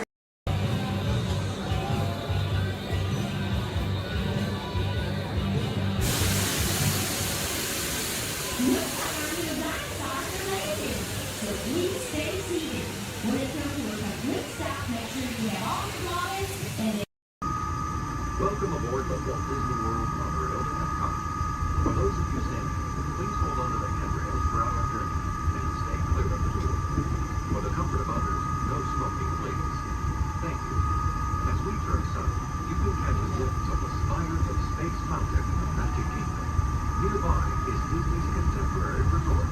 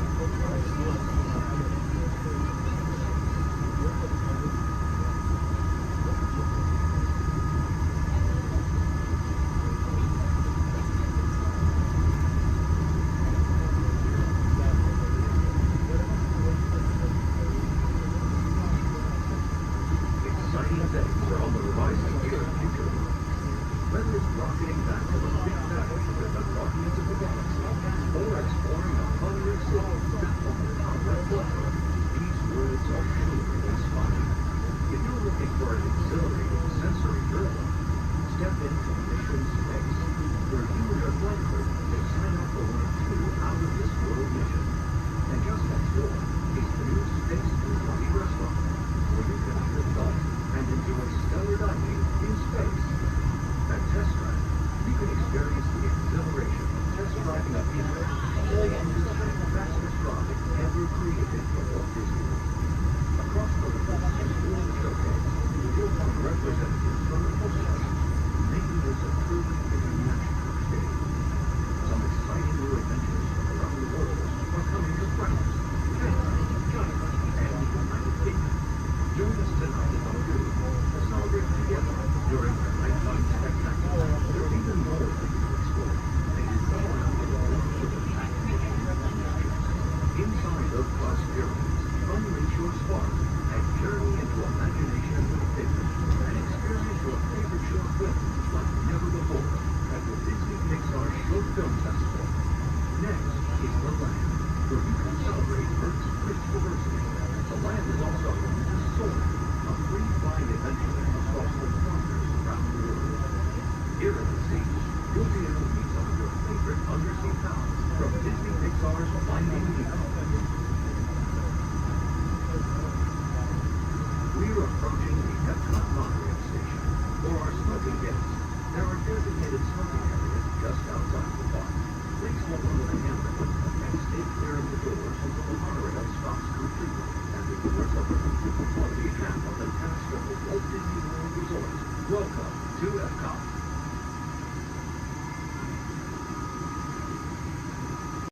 And the center, Goofy in the left, Minnie in the right, and your happy driver in the bus, Carlos. We want to give you a very warm welcome to Walt Disney World. Welcome, everyone. If you are ready, give me a big yes. Yes! All right, you ready?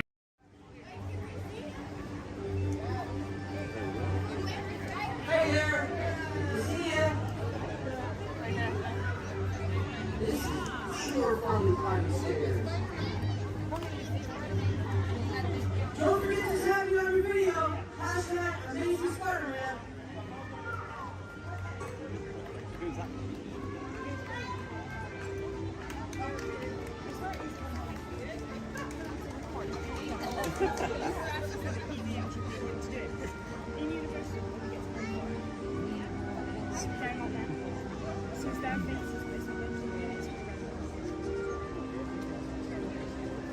Hey everyone! Looking good down there! Wow, this is a friendly neighborhood. Welcome to Avengers Campus. Hey, what's going on, guys? Oh, me? Ah, you know, just spider stuff. Okay, time to run some tests. Spider-Man, Oh, hey, Sharon. shall we conduct an altitude test? Yeah, I guess I should do some work. Always good to have the data. On my way. Just need to find a clear path and something to swing from. Oh yeah, it's go time. Field testing, here I come.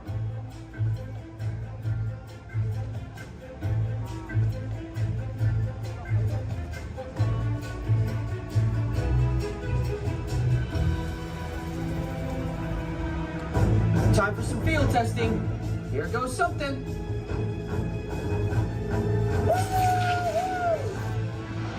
Brace for impact. What?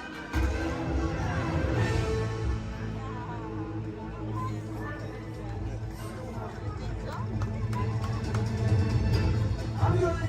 I'm good. That was less amazing than I thought. Sharon, did you get that? I got the data. Okay.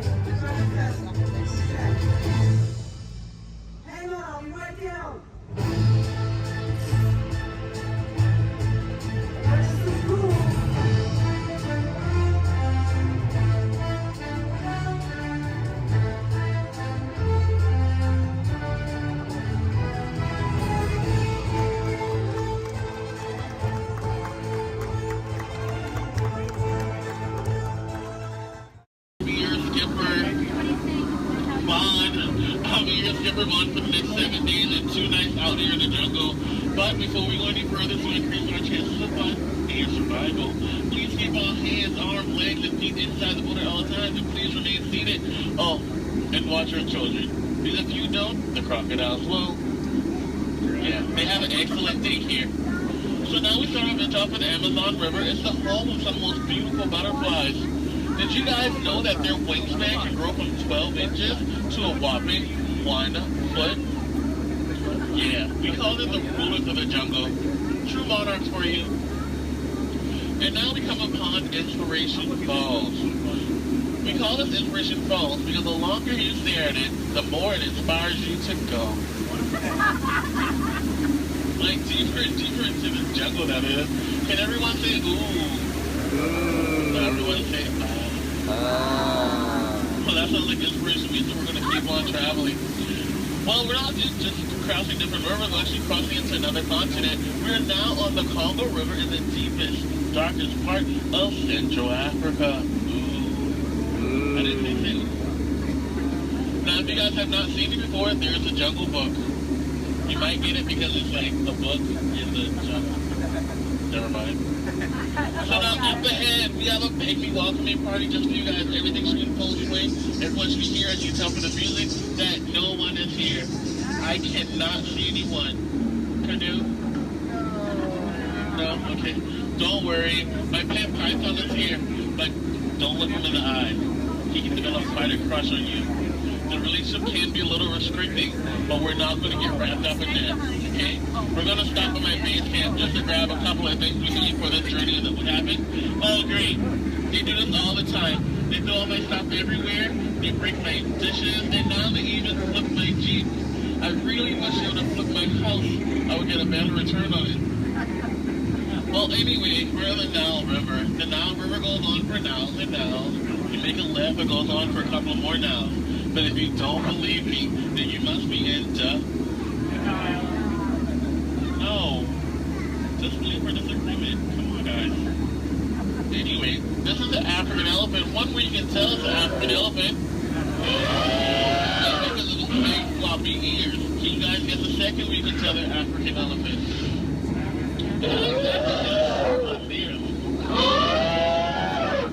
Well, anyway, now those African elephants actually trod down the path here on the African belt for all these beautiful animals to come play together on the Nile River.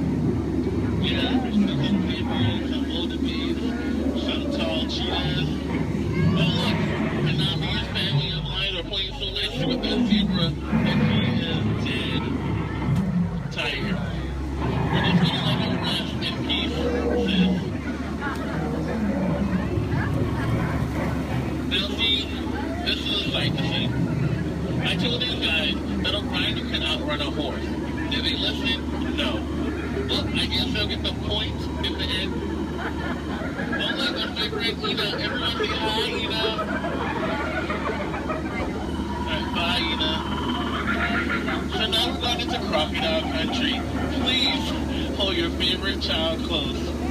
You know who they are. Here we have Smiley and his girlfriend Ginger. Be careful, Ginger Snap. Yeah, she is one top cookie. I'm sorry, that was a crummy joke. I thought I was milking for what it's worth. And look up ahead, we have what we call falling water, named after Dr. Albert Falls. Did you guys know that there's 100,000 different types of bacteria in that one waterfall? Yeah, feel that mist on your face. If you don't feel it now, you're gonna feel it later. Oh, and now it's time to talk about me. Now, as it is pleased to see this is how I landed my job here. I actually took a crash course. My career never took off the way I thought it would. Never since then I was playing it. But that'll the tail of that story. Thank you guys for listening. And now we have apples. Don't worry, guys. I will scare them away with my trusty gun and some discouragement. Down apple, bad apple. What would your mother think? Thank you.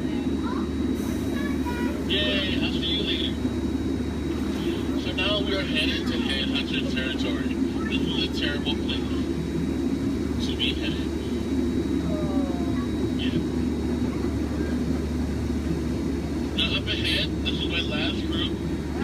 of boneheads. The guy in the front, that is art, and that's a sculpture. So these guys are dancing in a circle only for one reason. They forgot how to square dance. And they're attacking. Everyone, get down! Use your children as shield. I mean, shield your children. Shield your children. They're the future. Yeah, ricochet, ricochet. Ricochet. If you guys get hit with a spear, please take it out and throw it back.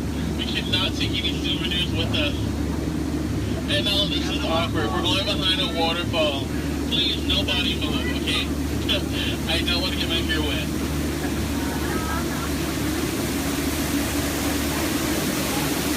Now that bacteria. That is actually the backside of water, also known as O2H. So now we're on the heart of Cambodia, on the Mekong River. Apparently, there was an earthquake, because now this temple looks a little... They do have their trunks on. And a lot of you guys may think that's water coming out of their nose. Well, it's not. And this guy here, he got a big practical joke. Sometimes he sprays a bullet. So I think we're going to miss him this time. So if we go back really, really fast, we can miss him. Maybe not. You might want to duck, duck, duck, duck, duck, duck. Goose is a very fun game to play. I'm actually a two-time world champion of Duck, Duck, Goose. So now this is my favorite part of the cruise. I want to point out some of my favorite plants. Pay attention, please. That one. That one over there. The green leafing one right there. And then the tall one in the back. Did you see that? Okay. And here we have Trader Sam. Everyone say hi, Sam. Hi, Sam. Hi, guys. So, Sam is actually the head sailor of the jungle, but recently his sails have been shrinking. So he's got a great offer going on for you guys, 2 of his heads for 1 of yours. So no matter which one you guys place it or dice it, you always come out ahead.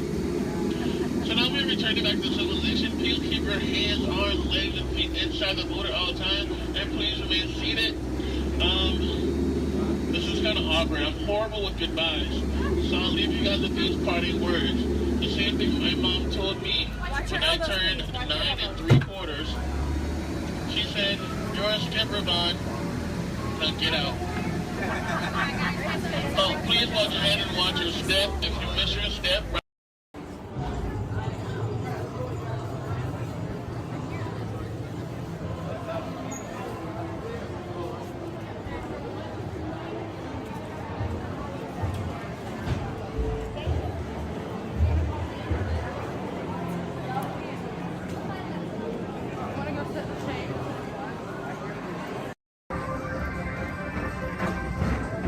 Attention all visitors from Galaxy M31. Please keep forward-facing tentacles clear of oncoming vehicles. Thank you.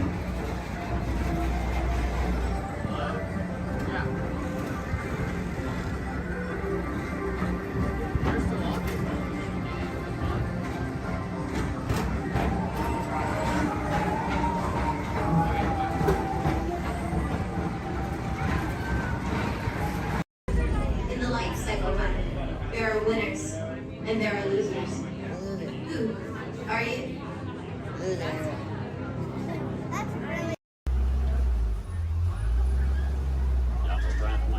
I'm going to be your guide today. Just a quick couple of reminders. The bumpy road, so please stay seated with your arms, hands, feet, and legs inside the vehicle at all times. With that in mind, please keep a hold tight to those phones, cameras, hats, and sunglasses. If one of them falls, sadly, we won't be able to stop. On your top side, you're going to see an animal spotting guide. Hopefully, we're going to see most of those animals today in our safari. Once again, bumpy road, moving truck, so please stay seated at all times. I do advise you to get those phones and cameras ready. This is a photo area, but we might not be able to stop for every animal. I'm going to make sure I stop for most of them. But sometimes they won't stop for us. Just be ready.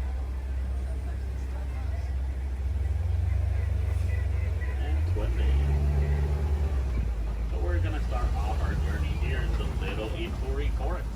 The forest animals are fine, exclusive, and they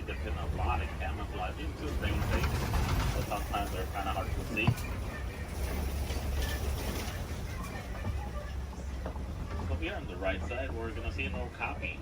Even though the okapis have zebra-like pants, they're actually related to giraffes. It wasn't until 1901 that okapis were discovered. Before that, they used to be thought as a myth. And much like the giraffes, okapis also have those long tongues that are gonna help them reach tall places. And only the male okapi is gonna have ossicones. Ossicones are basically the same type of horn that giraffes have, but it's made out of their own skin, so it doesn't count as a horn.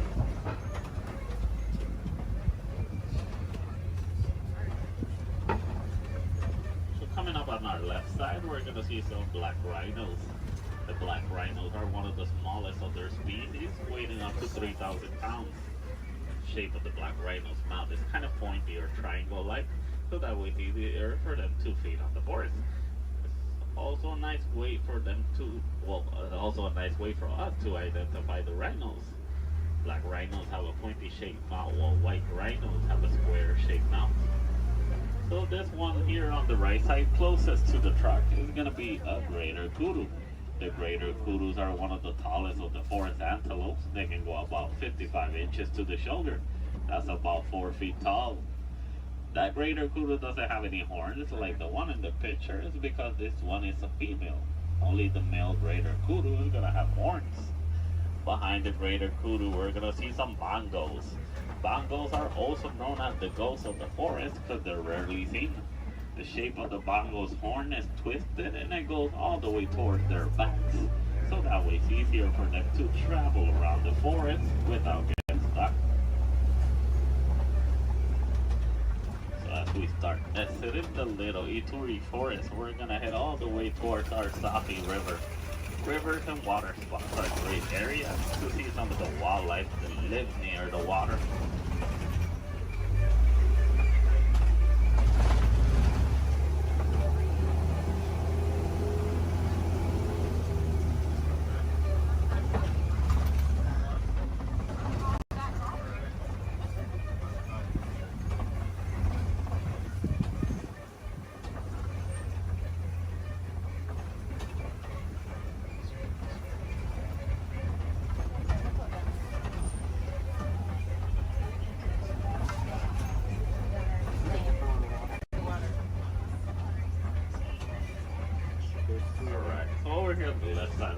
Some Nile hippos.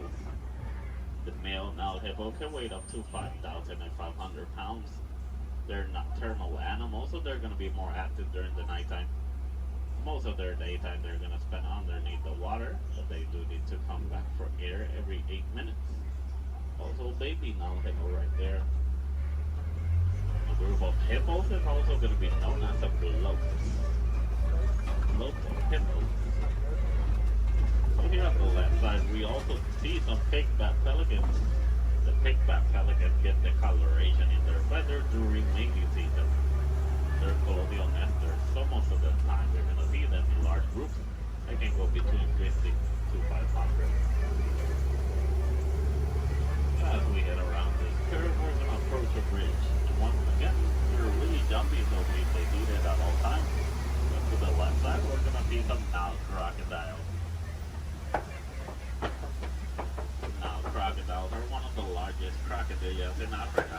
They can go between 16 to 20 feet long and they can weigh up to 500 pounds. They're endothermic, so that means they're cold-blooded, but they're going to be heating their body due to the environment. So they're going to spend most of their daytime underneath the sun. If they need to cool off, they'll just open their mouth or they'll dive in the water. They're great parents. They will roll around the eggs in their teeth, so that way they can help them emerge.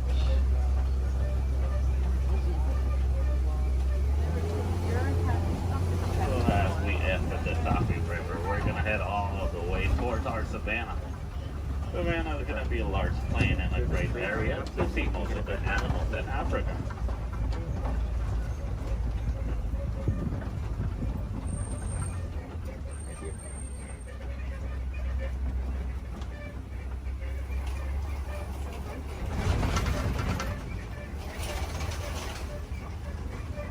Brian.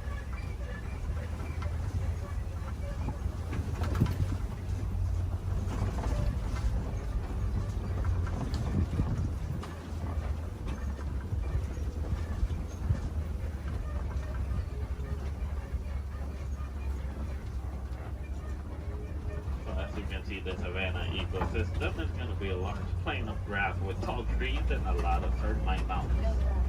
Each ecosystem is going to be unique and shaped by the animals that live on them. Between savanna, deserts, rivers, mountains. Most of the animals will actually use the termite mountains as fast scratchers. Some of the smaller species like springboks will stand on top of them so that way they can have a better view. Here on the left side we do see a pack of African wild dogs. The African wild dogs are also known as painted dogs. They're part of the canine family. A difference they share with wolves and dogs is that they only have 4 toes. But they're a great pack of successful hunters, hunting up to 90% of the food they eat. But verbalizing, the African wild dog won't bark or howl. They'll actually make a squeaky sound that sounds similar to squeaky toys. Here on the left side, some Ankole cattle. Ankole cattle are also known as the Watusi cattle, named after the clan that domesticated them. They're a sign of Walt in Africa, where both male and female will have those huge, majestic horns that can go up to 6 feet long. Even though those horns are big and they look kind of heavy, they're actually honeycomb inside. They use the inside of those horns to move blood up and down, so that way they can keep themselves cooled off. Over here on the left side, we also see a sable antelope. Sable meaning brown, they're also the emblem of the Harambe Wildlife Reserve. They're the only type of antelope that in a fight or flight situation they'll stand their ground and they will fight. As you can see, the shape of their horns goes all the way towards their backs, so that way it's harder for predators to jump on them.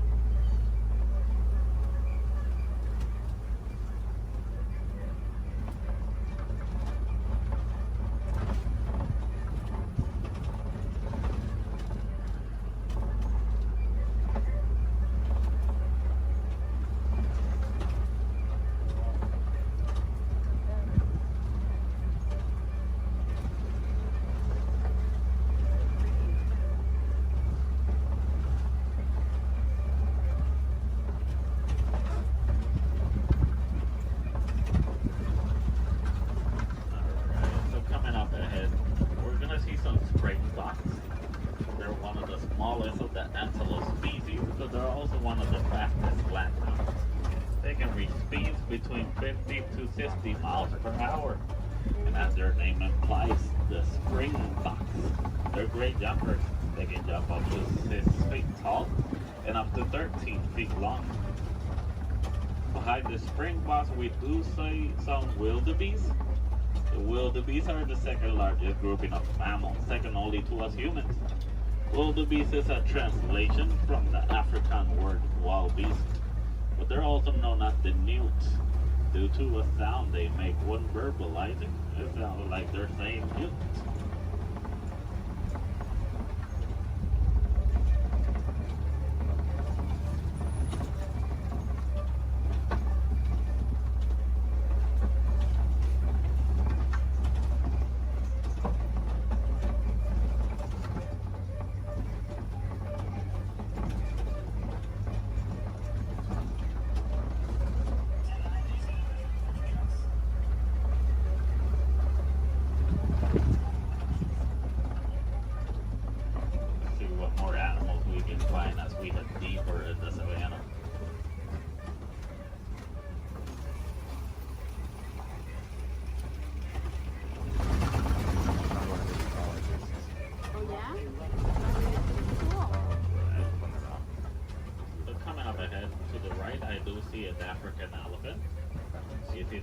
Due to their huge size.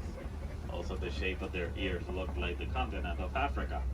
They like to flap around those huge ears back and forth so that way they can keep themselves cooled off, basically like a giant pair of fans. Also to the left side, mandrills. And the mandrills are one of the largest species of monkeys. Male mandrill can weigh up to 100 pounds while the female can weigh up to 35 pounds. They also have a special pocket in their mouths where they can store food and snacks for later, just like squirrels. So the elephants will also throw dirt on top of their backs so that way the dirt will block them from the sun and also from bugs. They're huge animals with a huge appetite, eating up to 300 pounds in just a day. A nice easy way to identify a male elephant is because male elephants, whenever they reach adulthood, they like to go on their own. And sometimes they'll join other elephants and they'll form a group known as a bachelor.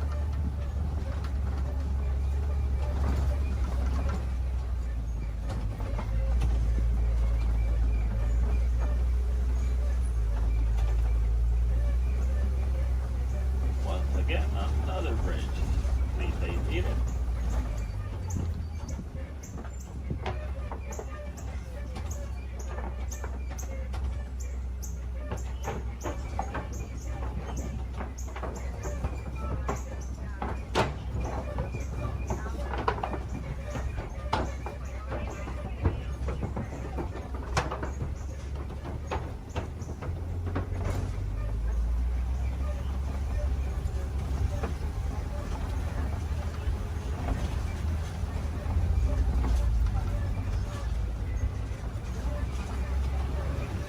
Here on the right side, we're going to see some markings on those red places.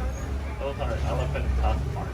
Elephants will stick their tusks on those red places, so that way they can get some of the minerals they don't get in their regular diet. Basically like a natural vitamin for them.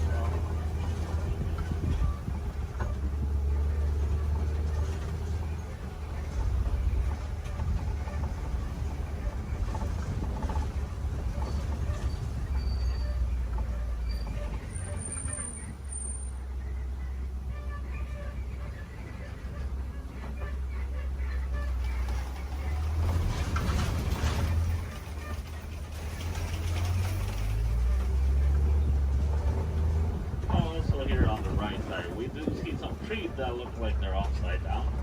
They're known as upside down trees, but they're also known as the tree of life. The real name is the baobab trees. And baobab trees can go leafless up to 9 months of the year, so that way they can store inside of them thousands of gallons of water. Some of the animals will actually try and reach that water, like elephants will stick their tusks on them.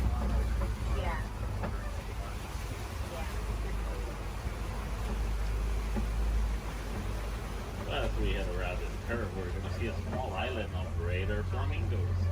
Greater flamingos are not greater because they're better than the other flamingos, it's just because they're bigger in size. As you know, flamingos have pink coloration in their feathers, actually get those due to their diets. They consume dried shrimp, and shrimp is high in keratin.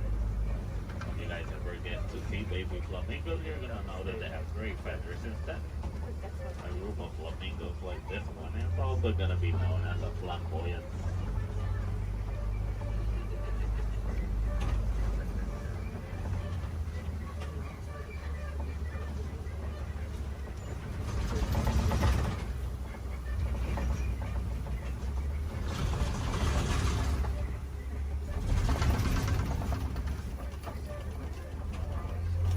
Coming up ahead, we do see some white rhinos. The white rhinos are one of the largest of their species, weighing up to 5,000 pounds. That doesn't make them slow, because they can actually run up to 30 miles per hour. As you can see, the shape of their mouth is kind of squared, so that way it's easier for them to feed on the grass on the floor. And you'll usually find them in the savannah around mud pits.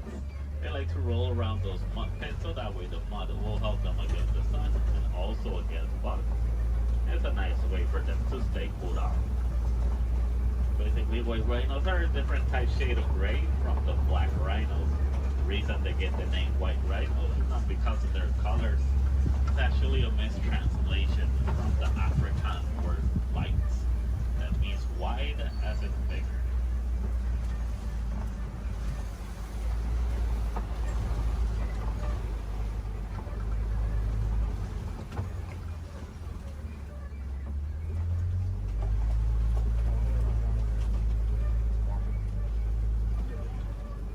All the way in the back on the left side, I do see a cheetah walking around. Cheetahs are one of the fastest land mammals. They can reach a speed from 0 to 60 in about 3 seconds. There's also another one laying on the grass all the way in the back. But with that in mind, the cheetahs are built for speed, not power. So after running so fast, in such a short amount of time, they're gonna need a couple of hours to rest their energies. The cheetahs are also diurnal big cat predators, so that means they're more active during the daytime.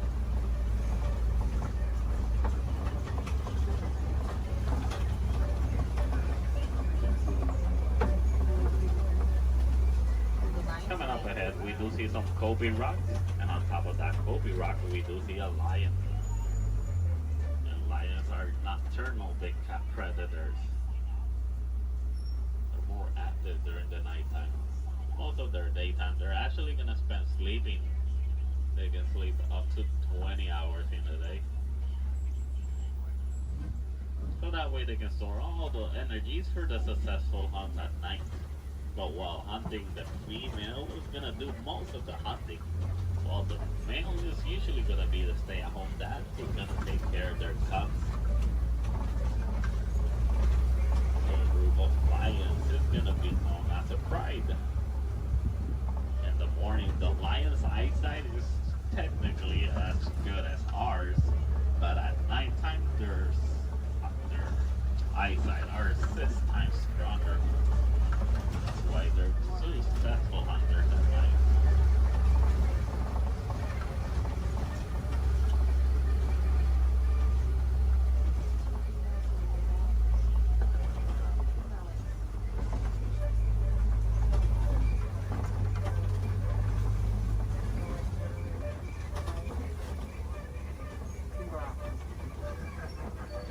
So coming up ahead, we're gonna see some warhogs.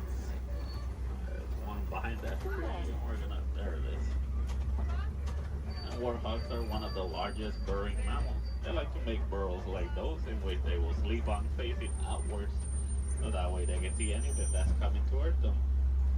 They're super close relatives to domesticated pigs, and they can run up to 35 miles per hour.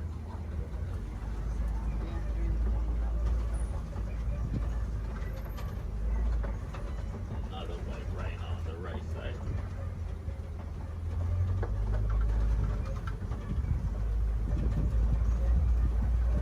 So as we start exiting our savannah, we're gonna head all the way towards the Warden's Post.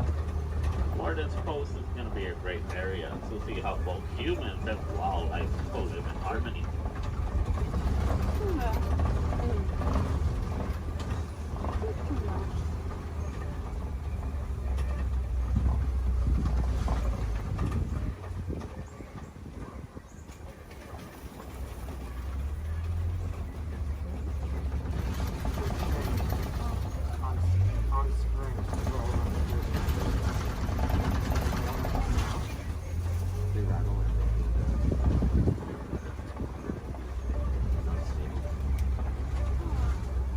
Alright, so here in the Warden's Post, we're gonna see some Nigerian dwarf goats. These goats are super cute, but they're also really friendly.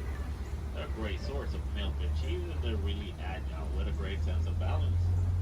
They're also one of the few domesticated wildlife that we have here in our reserve. So next to that yellow barrel, there is a yellow box. The farmers found out that elephants are afraid of bee sounds. Most farmers are gonna have a box like that filled with bees, so that way whenever the elephants get near the farms and they hear the bee sounds, they're gonna steer clear away from them, and that way they won't eat the farmer's harvest. It's a nice way for both humans and elephants to co-live in harmony, but it's also a great source of honey. Also, the farmers will actually sell that honey for an extra income. Because sadly, due to a mining of a mineral called coltan, most elephants are losing their habitats and homes, causing them to migrate into human farms and villages more commonly so than it used to. So having bees in a box is going to be a nice technique for both keeping elephants safe, but also staying safe.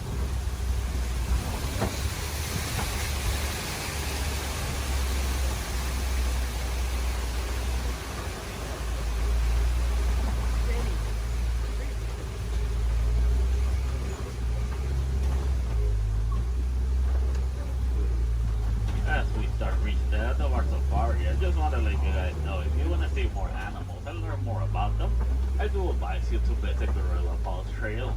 It's a nice 20-minute pathway that will take you all the way to meet a family of gorillas, while meeting more animals, learning more about them, and also more about conservation. If you're really lucky, you might even get a better close-up view of the hippo through a glass. Also, while here in Harambe, we have the Rafiki's Planet Watch. The Wildlife Express train is going to take you all the way towards Rafiki.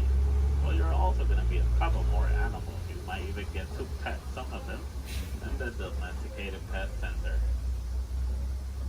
We have an animation studio where you might learn how to draw a couple of our animals. Super cool. And we also have an animal clinic. Any chance we need to take care of one of our animals, you guys can actually see the process through a glass. It's super cool journey. It's got nice AC, but it takes about a whole hour to complete. So you gotta plan ahead. The last Wildlife Express leaves at 4:30. Asante Sana, word. Right into the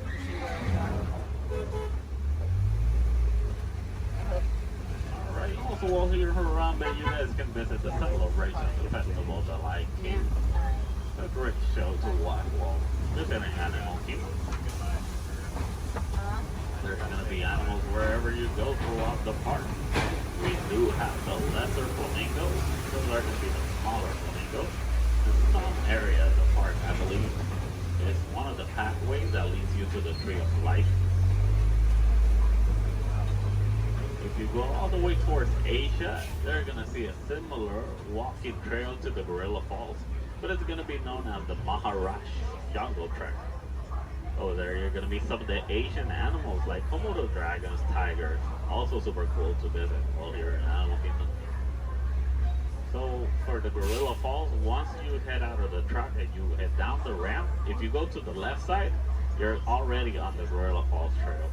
Keep going around, enjoy your time, see more animals. If you go to the right, you're going to go back to the village, where you can see the entrance towards Rafiki.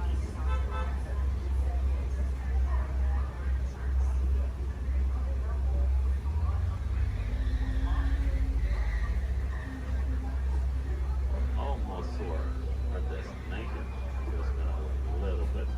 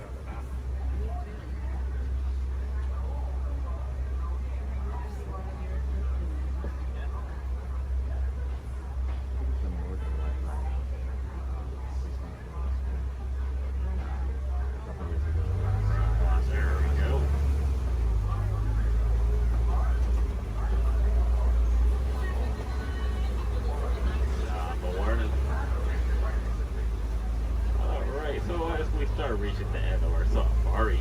So here in Harambe, we don't like to say goodbye because goodbyes are always sad and final. We instead say Kwaherini. And Kwaherini does mean to go well. So Kwaherini guys, go well, go wild, go make a difference out there.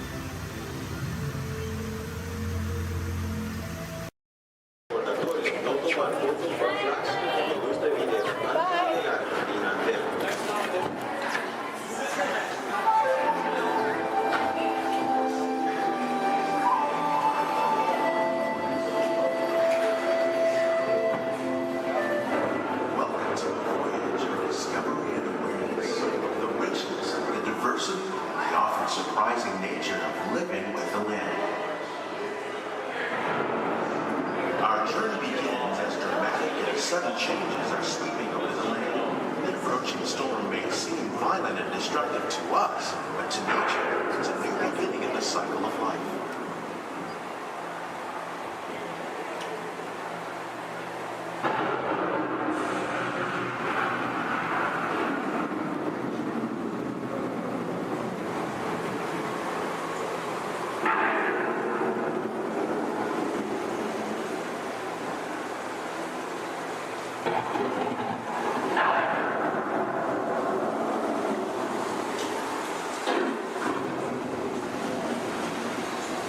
Beneath the surface of the land, roots trap water from the flowing mud, extracting precious nutrients and minerals.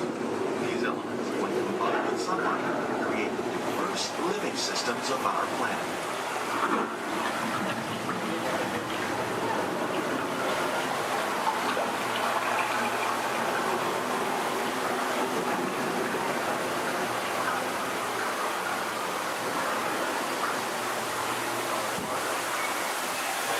One of those living systems is the rainforest, home to the most amazing concentration of life on our planet.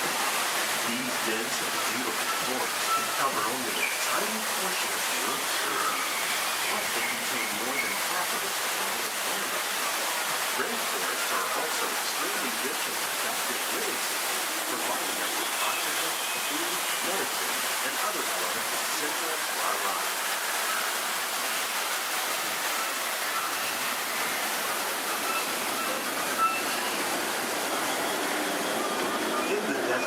Nature has created a very different, no less beautiful living system. And while this arid landscape may seem lifeless, it is very much alive. The plants and animals that have learned to survive in these harsh conditions make use of what little water they can find and avoid the scorching heat. The American prairie once appeared as desolate as the desert, but over time, rainwater and nutrients gradually penetrated the hard surface of this land. Even the hooves of the mighty buffalo helped create the rich soil, one day become home to the American farm.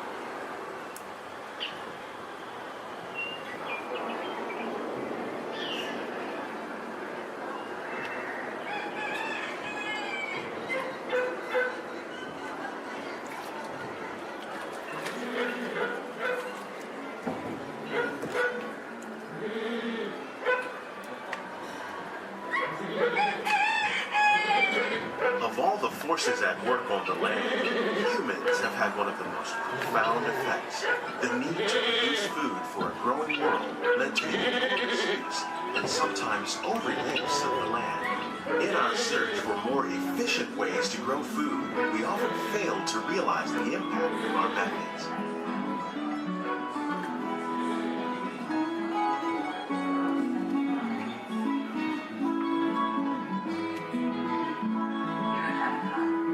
Today, we're learning to live with the land, discovering better ways to grow food that will assure both human and environmental well-being.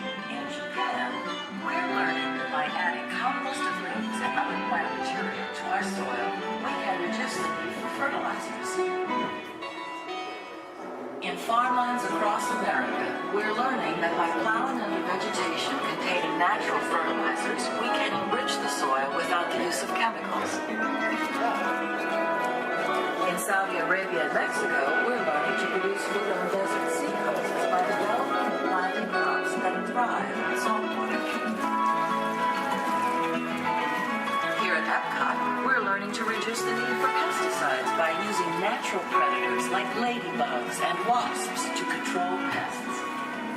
How will we meet tomorrow's growing needs for food production, yet still respect the needs of the land? Some of the answers are being discovered just ahead.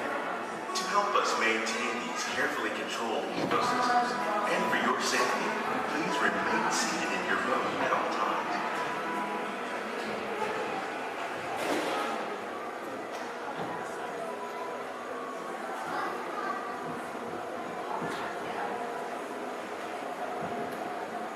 Welcome to our living laboratories, where scientists from Epcot and the U.S. Department of Agriculture are exploring innovative ways to produce bountiful harvests now and into the future. The tropics are home to the greatest diversity of plants on the planet. Many of these, like papaya, bananas, cacao, coffee, and rice, are well known around the world. Others, like the jackfruit, fluted pumpkins, and dragon fruit growing here, represent the vast number of lesser-known tropical plants. As we learn more about these crops, we discover that many are rich in vitamins and minerals, while others are well adapted to growing in less than ideal conditions. For instance, the fluted pumpkin thrives in the poorest soil conditions of Africa. With its edible seeds and leaves, the pumpkin could become an important staple for areas where other crops don't grow easily. The unique-looking dragon fruit is actually a member of the cactus family. The fruits are high in vitamin C, rich in antioxidants, and have a light, sweet taste. The fruit originated in Mexico or Central America, but is already becoming popular in Asia. It could become a source of important nutrients for people living in many areas of the world. These and many other lesser-known crops may one day be as popular as the bananas growing on both sides of the book. More than 28 million tons of bananas are eaten annually, making it the most popular fruit in the world.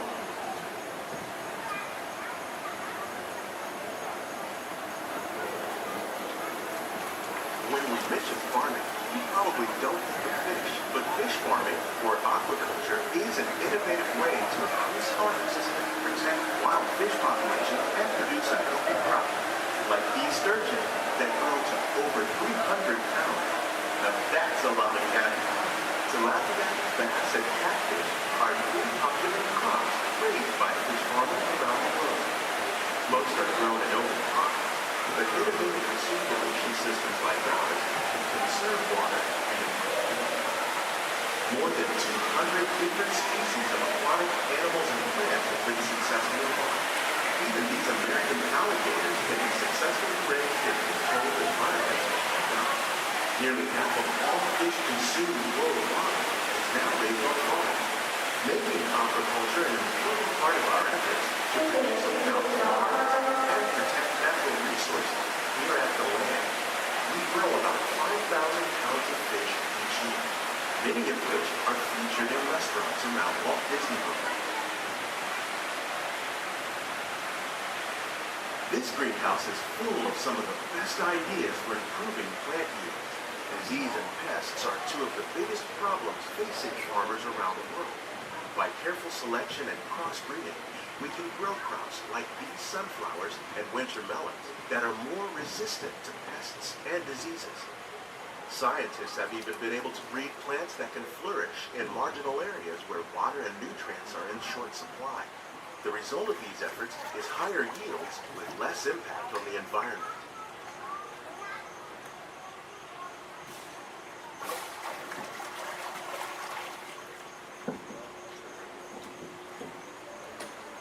These plants are definitely on their way up.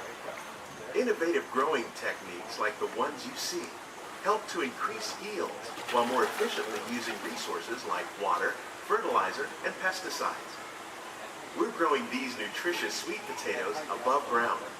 This method increases yields, produces larger potatoes, and can be used where rich soil is in short supply. We're growing lettuce using our nutrient film system. This technique precisely controls and recycles water and nutrients. With it, we can produce over 27,000 heads of lettuce a year in this one small area.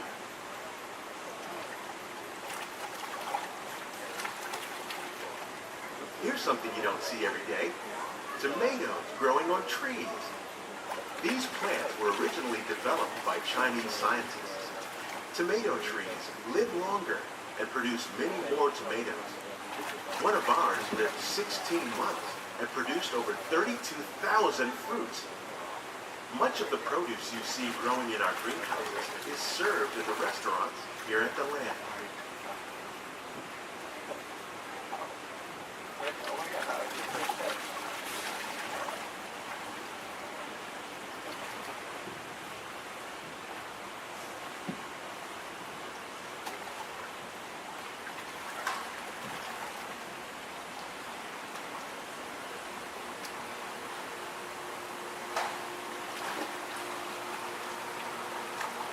The future of agriculture includes some high-flying ideas like the ones you see here.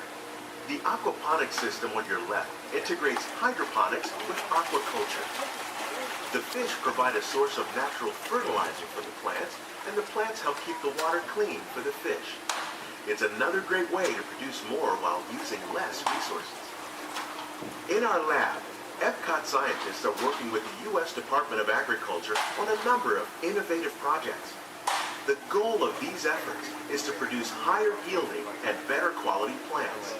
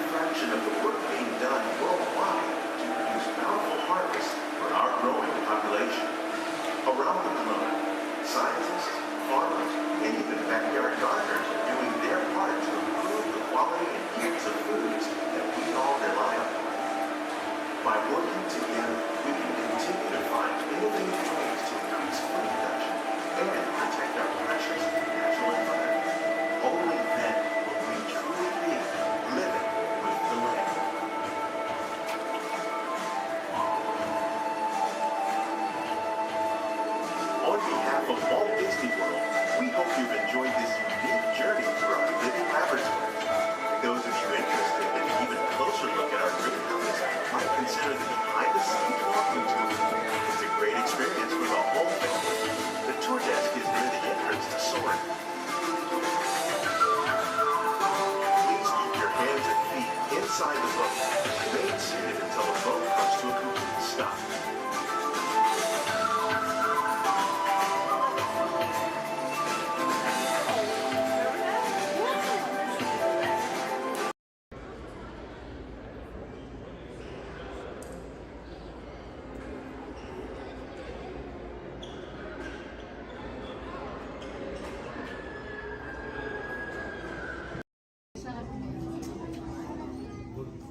All right, everyone, for your safety, please do me a favor. Leave this center aisle clear and all side aisles clear as well.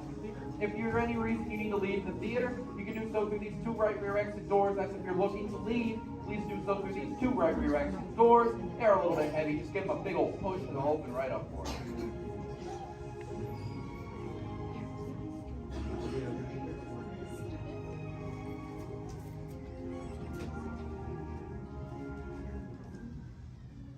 Welcome to Turtle Talk. My name's Andrew. Before we get started, there are a few things that I would like to go over with everyone. Now, here at Seabase, there is absolutely no eating, no drinking, no smoking or vaping, and no flash photography. Thanks, guys. Now, this piece of equipment here is known as a hydrophone. It allows us to hear sounds from beneath the sea, and it's also going to allow us to hear from our very special guest today. Does everybody know who our special guest is? Please shout it out. Crush is coming to talk to us to learn more about the human world, and we're going to get the chance to ask him a couple questions about the turtle world. So, little ones, be thinking of questions that you may get to ask Crush, okay? Now, it does seem like Crush is off surfing at the moment. In order to call him out, we need to yell, "Hey, Crush!" on the count of 3, all right? 1, 2, 3. Hey, Crush! Well, righteous, well, awesome. Check it out, man. Hey, new look. Double barrel, 360, totally tubular. Whoa, look at the humans in the human tank. Hello, humans. Hello. Righteous, man. Oh, dude, speaking of most righteous, look at this, bro. Hatchlings, grommets, offspring, totally chillin' sub-level. Look at this, right next to you, you got a little dudette, blue shell, brown noggin, goggles, and extra ears. Yeah, right there on the coral. Hey, bud, what's your name down there, Dudette? Bella? Hey, what's up, bud? Are you having a good day, man? Yeah. Awesome. Can you talk like a turtle? No. Oh, I got your back. That's really easy. Just say awesome. Awesome. Nailed it. Try this one. Say totally. Put them together. Say totally awesome. Totally awesome. Give it up for that dude. Righteous! Good job, bud. Totally good. You talk like a turtle. Hey, I got a dude over here with a gray shell, curly noggin, and goggles too. Sweet. Hey, man, what's your name down there, bud? Gustavo. Hey, where are you from, Gustavo? Where are you from? New York. Whoa, dude. Who brought you here today? I went on my car. Oh, we'll find out together. Don't sweat it. Hey, dudes, is there like maybe a parental unit, a life guardian of the Gustavo? If anybody's with them, right? Okay, let's talk to that chick and see what's up. All right, awesome. Hey, dude, what's up, bud? What is your name? Karen.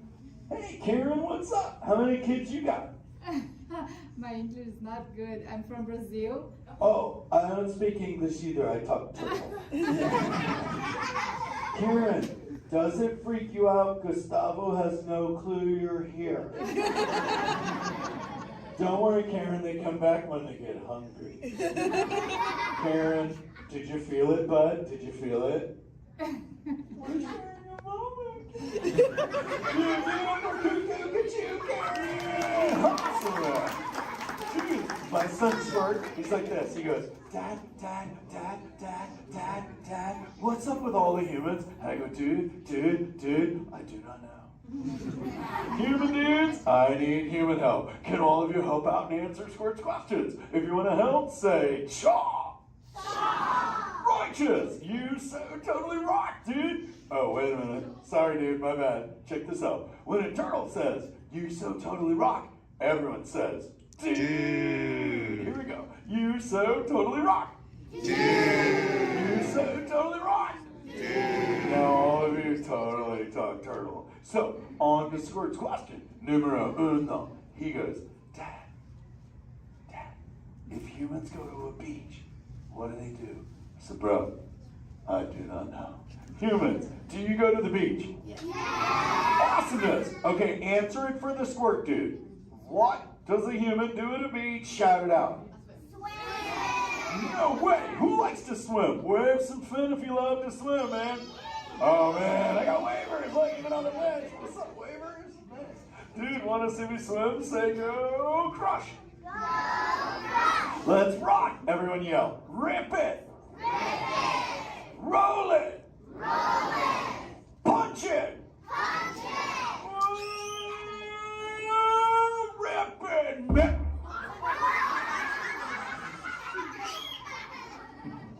Hey, Crush, watch out for the glass. Hey, dude, thanks, Hank.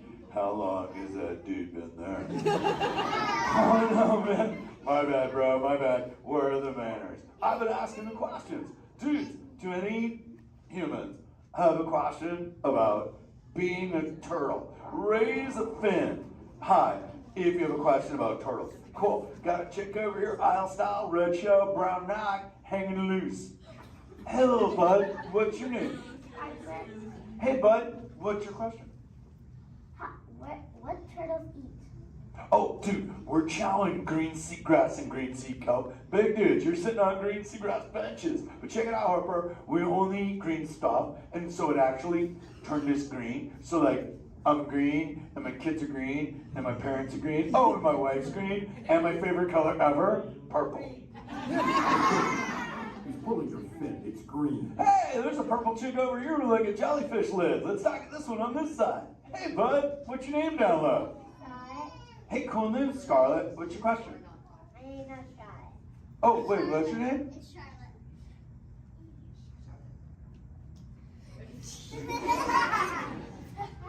You don't have to tell me. Okay, what's your question, little bud? I didn't know I had bun. Okay. Hey, let's head over here. We got like a little friend on this side. Looks like a light blue shell, brown noggin. Let's talk to this bud. Hey, what's your name, dude? My name's Marley. Hey, Marley, what's up? What's your question? What would be your favorite Oh, dude, besides eating green seagrass and green sea kelp, we totally chow on the jellies. Yeah, they're like so tasty. Hey, wait, Marley, do you eat food and sleep and stuff? Do you know how to swim?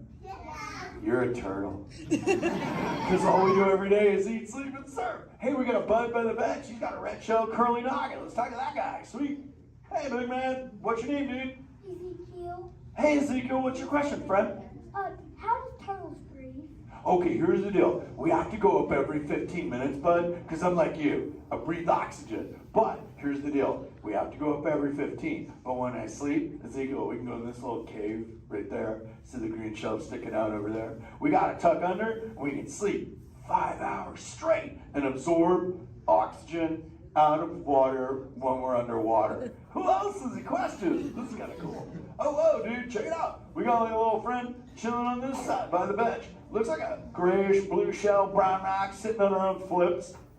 Dude, what's your name over there, bud? Abby, Hey, Abs, what's your question, Abby? how many babies can a turtle have? Well, mommy turtles, man, they go to a beach, but it's the same beach every time. And they drop off like 90 to 100 eggs. But here's the cool part. When the sand is really warm, Abby, everybody is a dudette. And when it's cold, they're all dudes. So we say, dudes are cool and chicks are hot. Yeah. This is awesome, humans. Hey, the Jelly Man. I was talking about you, buddy. Oh, Crush. Hey, man. I'm trying to get away from a turtle pile. Marlin, turtle piles are a celebration. Everyone yell, turtle pile!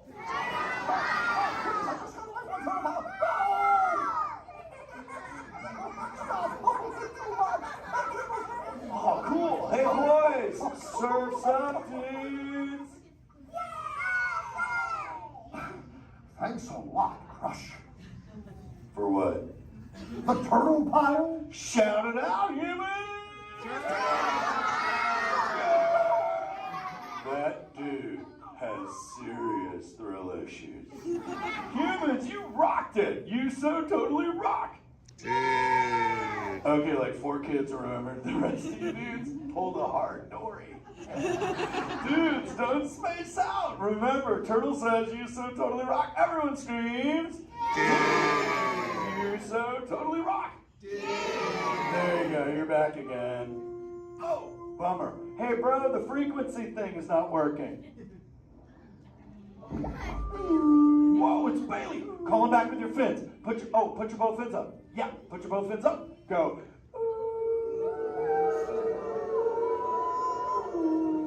Crush! Hey! Bailey, look at my friends. They're humans. Oh my goodness, funny looking humans, huh? Hey, dude, stop. That's not cool. Those are my friends. They can hear you. No, they can't. Watch this. Hi, humans. Oh, okay. Why didn't you tell me? Dude, I tried, man. You got stoked out. Wait. Ooh. Yeah, that thing. I'm getting something. Ooh, wow. Some of you have 4 ears. Weird. I'm not judging. Humans. Later, Crush. Later, Bailey. Everyone say, later, Bailey, dude. Bailey's echolocation's awesome. We're going to do it. Everyone, both fins up. Go. Okay, sub-level. Really good. Back bench. Solid. Grandma, in the corner. This is where we put our fins up. Good job, Grandma. Good job. Fins up. Eyes closed. Go. How many fins am I holding up now? No, you gotta go. Yeah, you so totally rock. Squirt, come here. Squirt, look at this. Squirt, I just taught humans your ultimate favorite. Sweet. Dude, go for it. They'll blast you. You so totally rock! Yeah! Rock on, human dude! Rock on, Squirt. That's my son. I'm in a jam. Oh, wait. Remember this thing. You gotta be good to the oceans. And the oceans will be good to you. And slap the fins together for my man, Andrew. Rockin' the mic, man. Oh, righteous. Little dude. Use the word dude all day long. Because your parents will love you. Hey, Karen. You're welcome, Karen. Let's go! You so totally rock! Let's give it up for Crush. If you would like to learn more about Crush and his friends like green sea turtles, manatees, or sharks, you can do so up on the second floor of Sea Base. Now, little ones, don't move until your adult comes to get you. Adults, please collect your belongings, collect your children, head on up to those two right here at the doors. Or if you're safety, please don't stand up.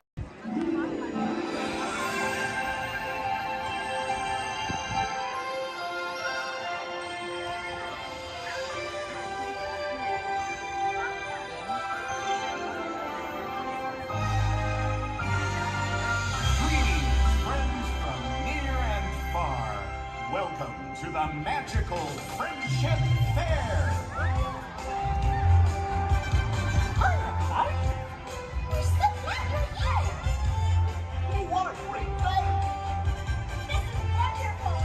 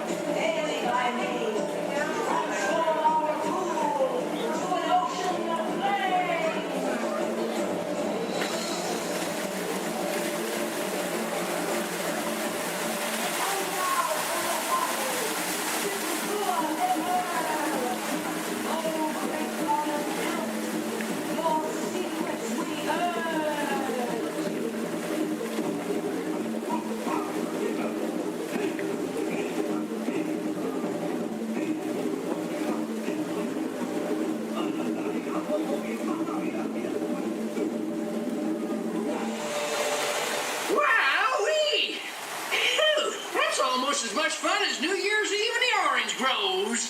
My word, we did get a mite carried away, huh? Yeah. And say, look out there across the water. It appears we're a bit of company. Law me, yes. Welcome, you all. Permit us to introduce ourselves. My name is Claude, and my loquacious cousin over here is... I'll introduce myself, if you don't mind. Hi there. I'm, well, let's see now. It's right on the tip of my beak. Clyde Birdbrain? Oh, yeah. I'm Clyde Birdbrain. Oh, I say, perhaps you good people have never conversed with toucan birds before. Well, neither did we, till one day we discovered this magic sunshine pavilion. By Jove, yes. I remember just how it happened, many, many bird baths ago. There we were in an explorer's launch on a mysterious river in deepest Adventureland. Off in the distance comes the fierce roar of an African lion. And as we round a bend in the river, a huge bull elephant bellows forth in protest of our intrusion. Suddenly, the treetops explode in a frenzy of outraged birds. Oh, come, you can jolly well do better than that. I can jolly well do one at a time.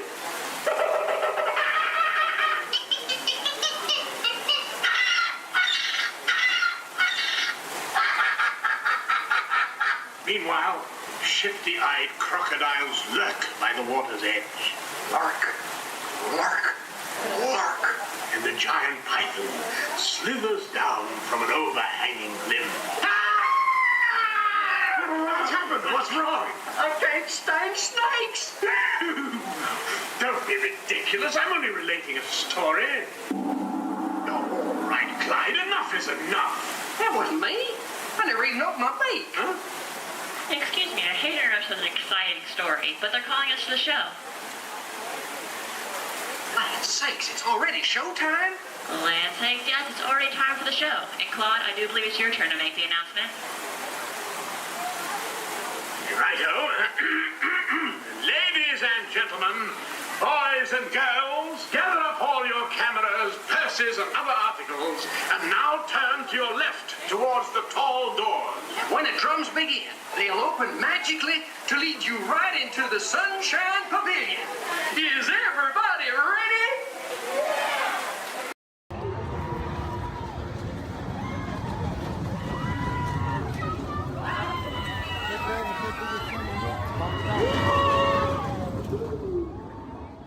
Every race to let us know what we need to get done back on the road. Spoiler alert, 9 times out of 10, it's either bodywork or a transmission.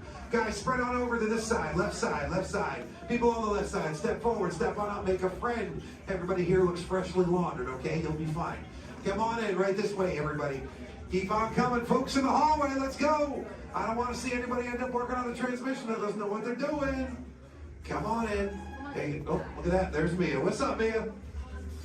Hey Pat, I see our party goers have arrived. Yeah, they're still coming in, but say hey, everybody.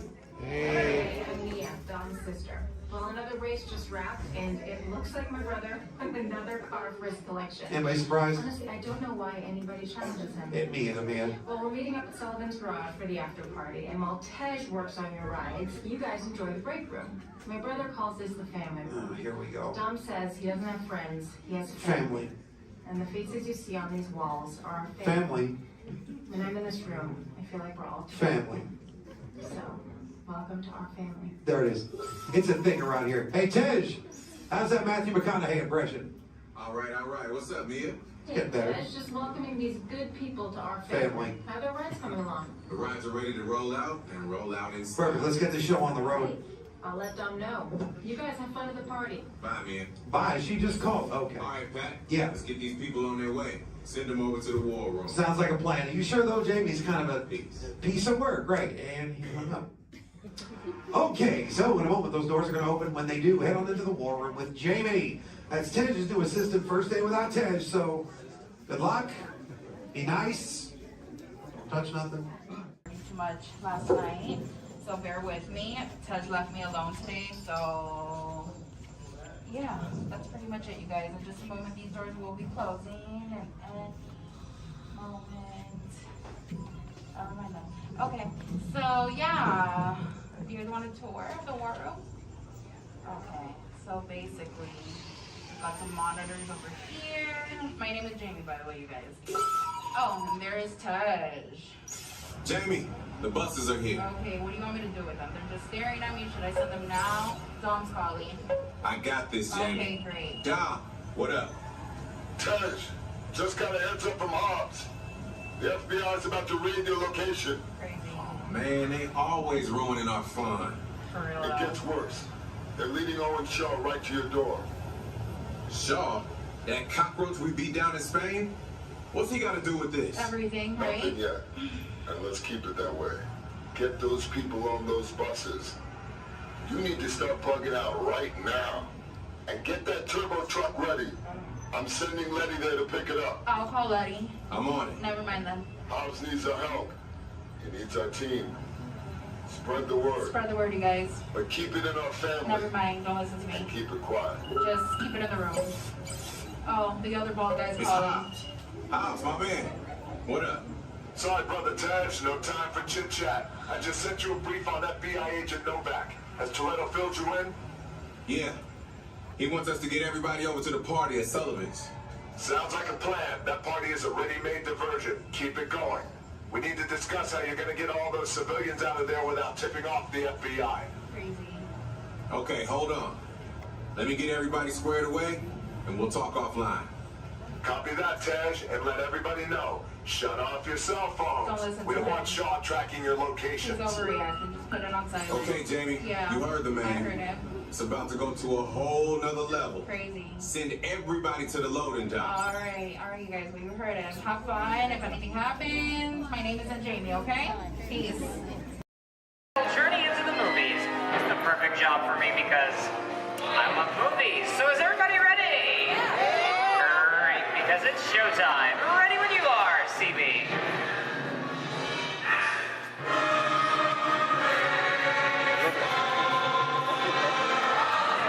And we are rolling.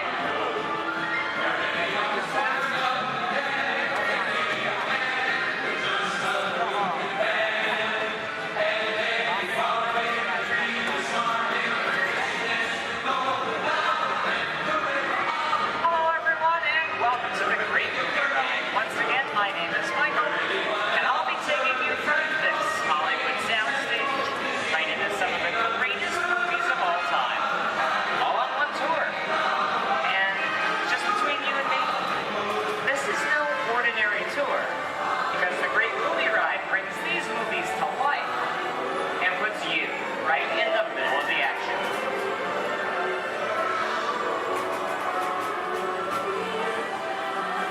I don't know about you folks, but I just love those great Hollywood musicals of the 1930s. This scene is from one of my favorites, the Busby Berkeley classic Footlight Parade, starring James Cagney, Ruby Keeler, and Dick Powell. In 1952, Gene Kelly was singing in the rain with Debbie Reynolds and Donald O'Connor. Did you know that Gene Kelly co-directed this movie? And can anyone tell me what movie this is? That's right, it's Walt Disney's Academy Award-winning film from 1964, Mary Poppins, starring Julie Andrews and Dick Van Dyke. Julie Andrews won an Oscar for her portrayal of the nanny who was practically perfect in every way.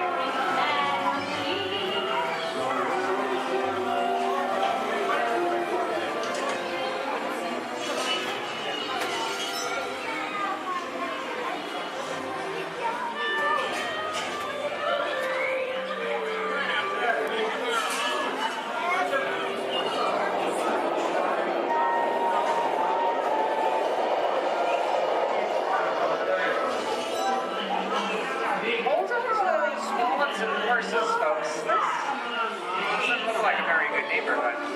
In fact, it looks a lot like the underworld.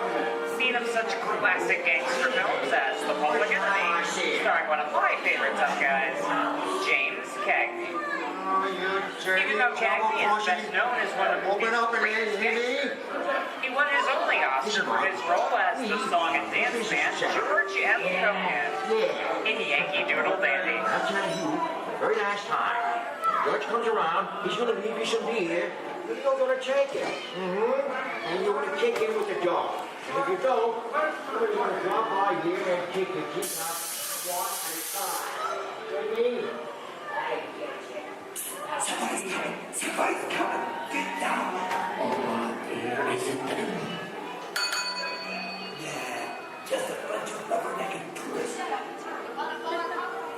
Sorry for the delay, folks. I don't want to run a red light, even if it is just a movie. You talking to me? You talking to me?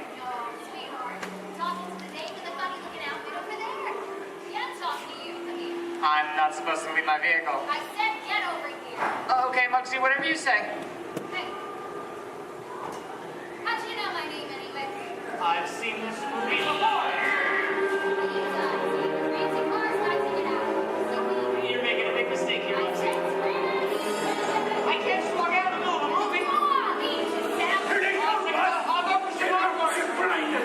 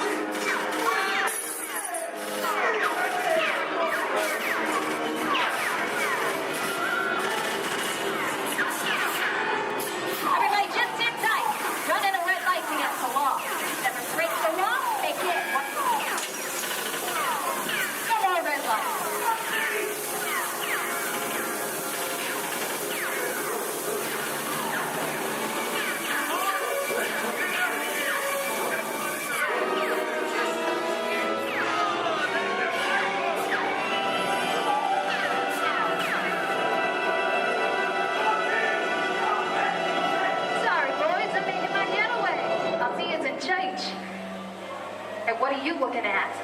Everybody mind your P's and Q's, maybe you won't get hurt. Ah, must be the west side of town. And now, the Old West, and two of Hollywood's legendary stars, Clint Eastwood and John Wayne.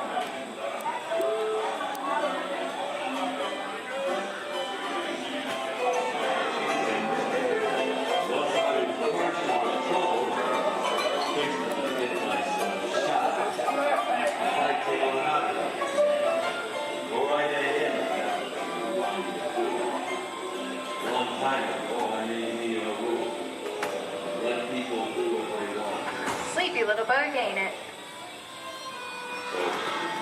That's a mighty tough territory you're heading into, Pilgrim. I think about turning back. That is, want my opinion. Reckon Now that we're in the clear, this is the perfect time for me to collect up all your valuables. We'll start with the jewelry. There it is. It's the bank robber. Don't let him get away. Look out in the front, you see, Mr. Copper. Drop your gun. You're under arrest. Nuts. It's nuts to this. Get out of here. Dig yourself up. Well, look at it this way. I can't get any worse.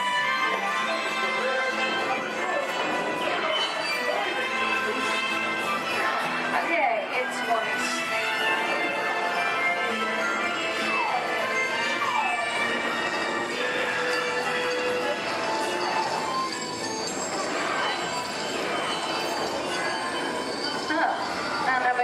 But this is kind of creepy.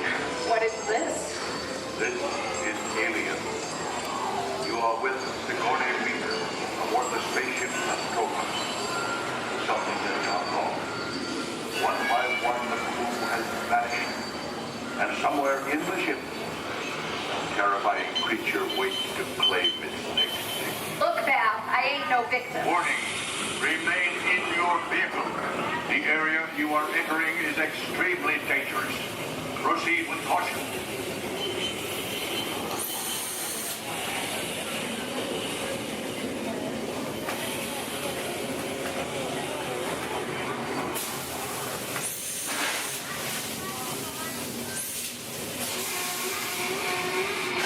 The emergency destruct system is now active. Ship will land at AT&T by 10.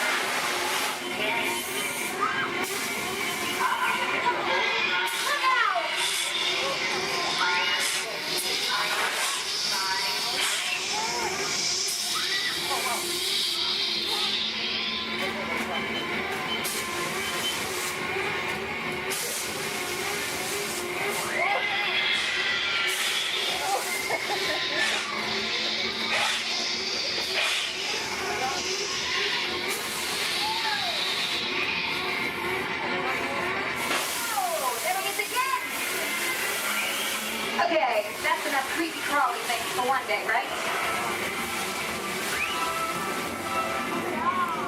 Wrong. Here in Raiders of the Lost Ark, amid 1,000 deadly snakes, Indiana Jones unearths a great treasure. Will Harrison Ford escape with his discovery? And what will be your Snakes. Why'd it have to be snakes?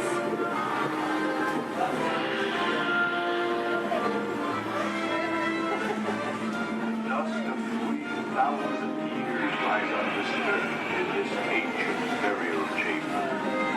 And on the chest of the great stone god, a priceless Wow. Get a load of that chunk of ice. Now for me to get back to work. But don't nobody move on, go get the goods. I don't think they notice a few extra bodies around here. You know what I mean? But the jewel is guarded by a curse, and those who dare defy that curse must pay with their lives.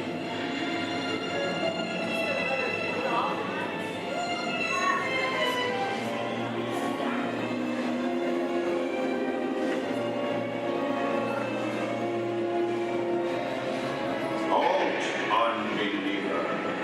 Disturb the treasure of the gods, and you shall all pay with your lives.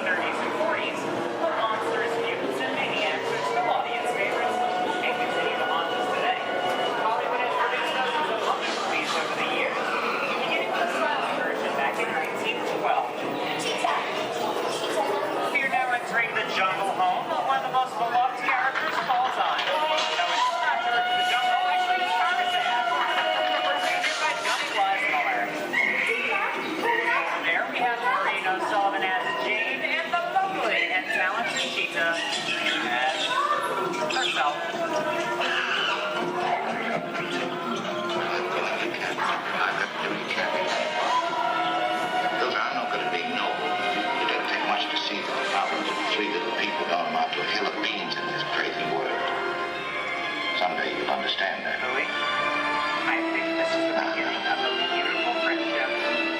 Best last line of a movie ever. Humphrey Bogart, your favorite person, fantastic romance.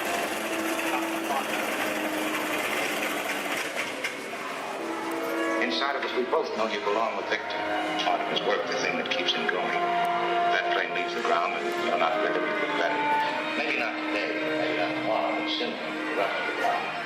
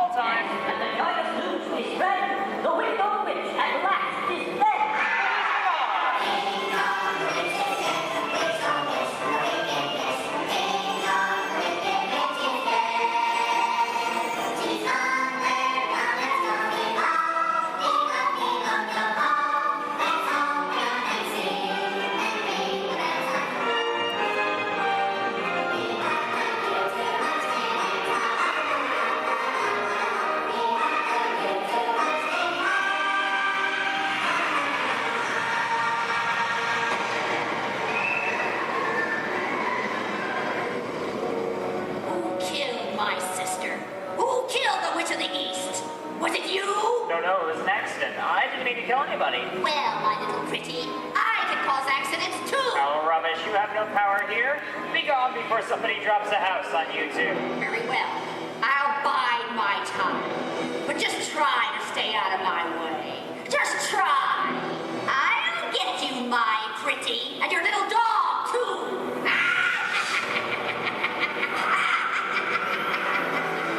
wonder how we get out of here. What do you folks think? Which way do we go? Follow the yellow brick road. Follow the yellow brick road. Why did I think it? Sing along, folks. You know the words.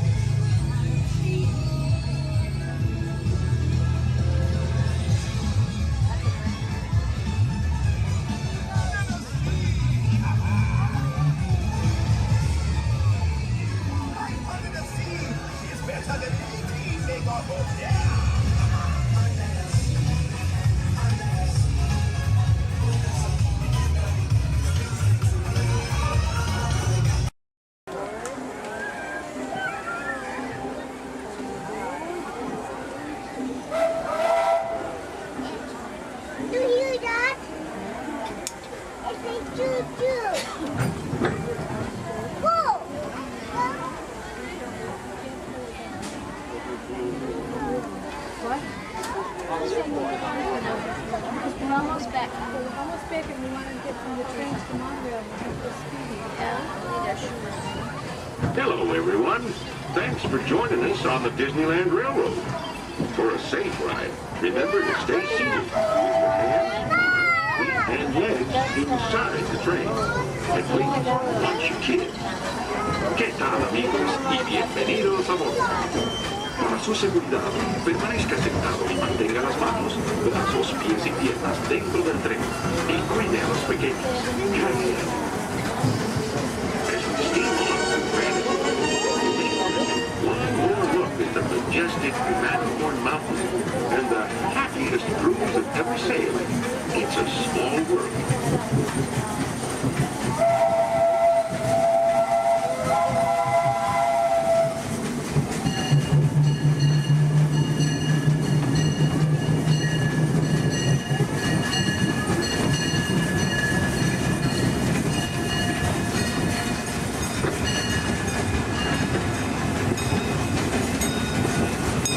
Ahead of us lies the future.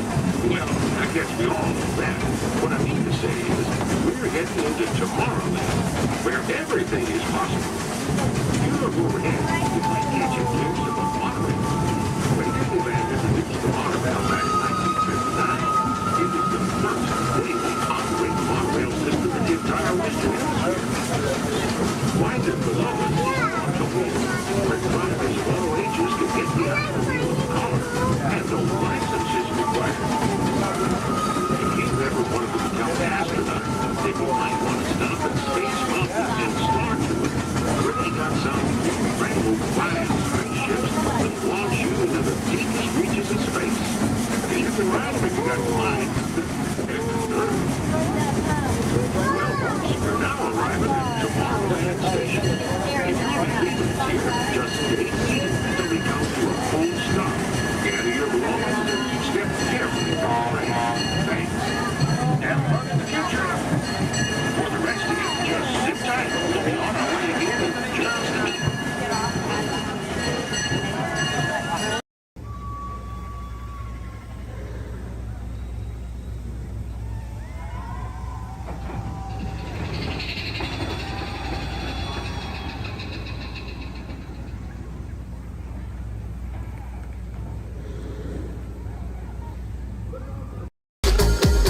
Welcome, foolish mortals, to the Haunted Mansion. I am your host, your ghost host.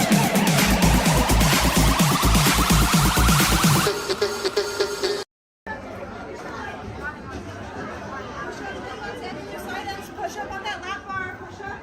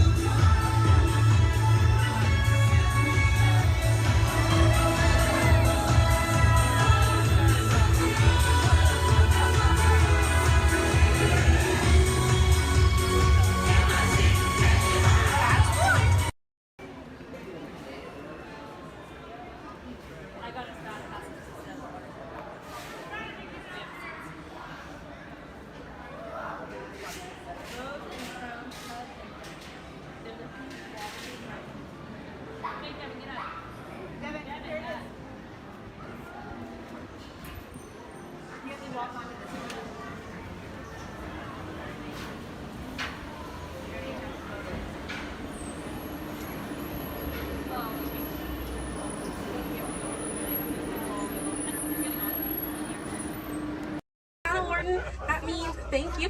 Another word that we say here on the reserve is twin day. Twin day means let's go.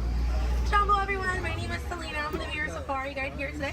Before we get out in the reserve, I do have a few safety reminders. Please make sure that we keep our hands, arms, feet, and legs inside the vehicle at all times so that we remain fully seated throughout our entire journey today. Now, if you take a look above your head, we have an animal spotting guide. You can use that guide to help me spot some animals out here on the reserve. I can't promise that we're going to see all of them, but I usually have some pretty good luck. Now, we're going to be heading into the Little Ituri Forest here first. And this area is home to animals that tend to be shy. They like to use camouflage to blend in with their environments, but we're going to see what we can find today. And I already see, looks like we're going to see that saddle-billed stork. They're high up on that left-hand side of the road there. And the saddle-billed stork gets its name after the little yellow patch that's on its beak.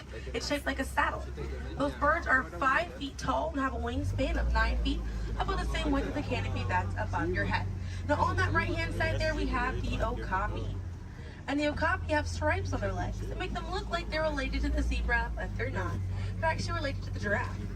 They have long, prehensile tongues that they use to grab vegetation. Their tongues are so long, they touch their eyeballs and clean their ears.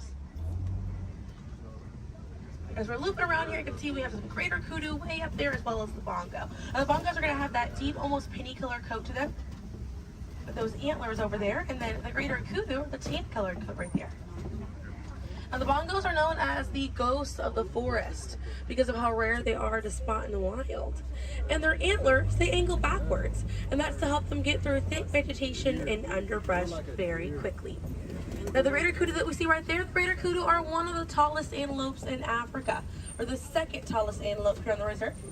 They stand at 55 inches tall at their shoulder, and they can leap about 8 feet forward. Now, coming up here on the left-hand side, we're going to see the black rhino.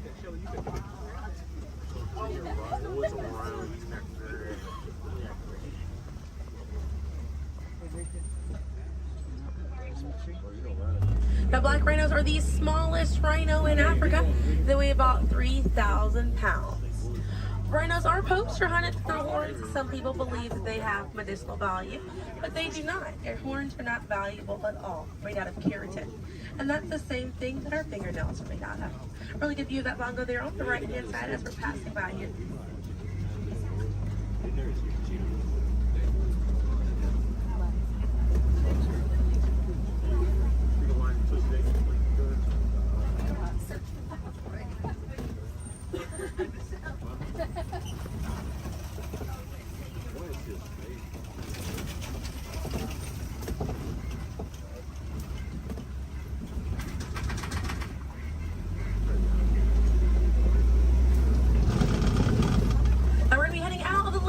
Forest, but we're going to be on our way to the Safi River.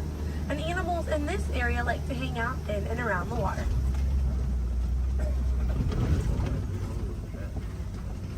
But coming up on the right-hand side, we're going to see some pink-backed pelicans. And the pink-backed pelicans get their name for the pink skin that occurs on their back during mating season. Now, those animals are colonial nesters, so they'll nest between 20 and 500 pairs. That's a group of 40 to 1,000 pink-backed pelicans.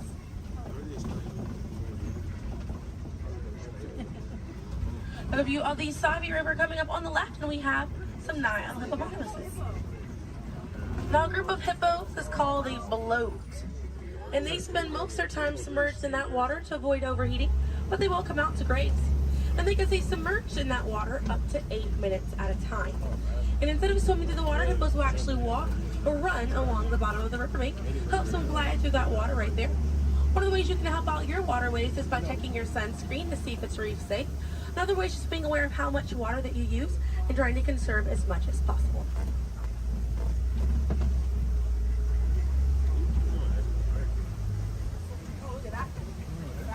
Another one there, taking a nap on that left-hand side.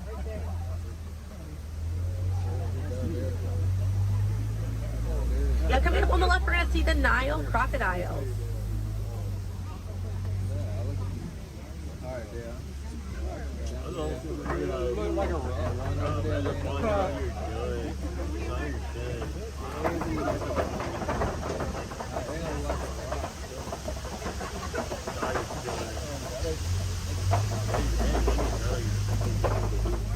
Now the Nile crocodiles can eat half their body weight in one sitting, and they can go months without eating if food is scarce.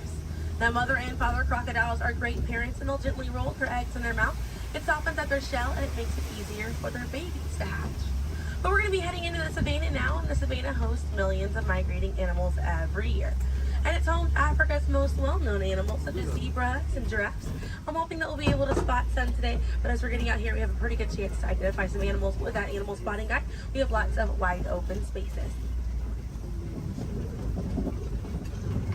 Already see, looks like you can see the elands are out there.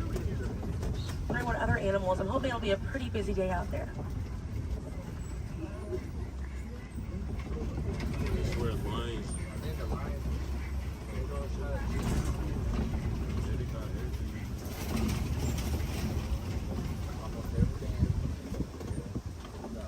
Let's see, also some springbok. It does look pretty busy out there.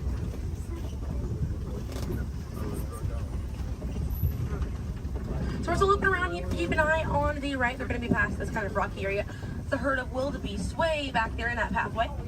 And the name wildebeest means wild beast in Afrikaans.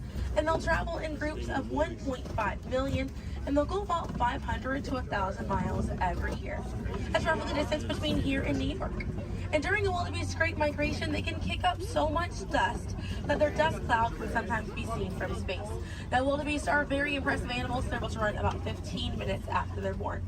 But this group of trees there on the right-hand side, they're all kind of pruned underneath to the same height, and that's about as far as those giraffes can reach.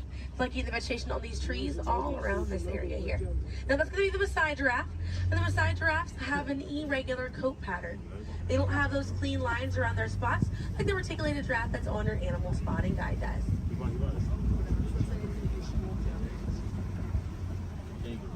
Now on the left-hand side, we do have the African painted dogs. There might be a little bit more people once we're a little bit further up here. Now, African painted dogs get their name after their fur pattern. It kind of looks like they have paint on them. It's unique to each animal, and that's how they identify each other. African painted dogs are Africa's most successful hunters. They have a catch rate of 90%. Now, right here on the left-hand side, we're going to have a really good view of the Ankole cattle. We're going to sneak on by here. The Ankole cattle are the only domestic cattle breed that we have here on the reserve. They're in the bovine family, same family as buffalo and bison.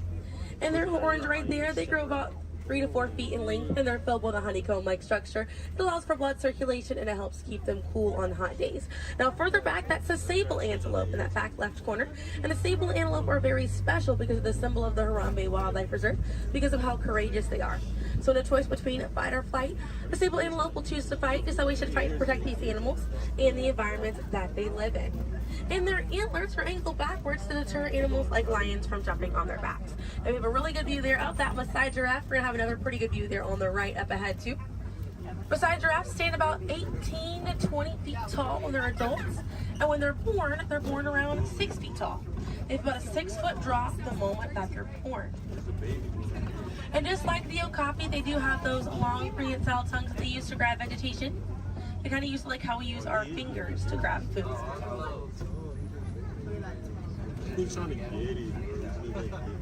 Really good view of them right there. They're actually the same number of neck bones or vertebrae in their neck as we do in ours. Theirs is just bigger.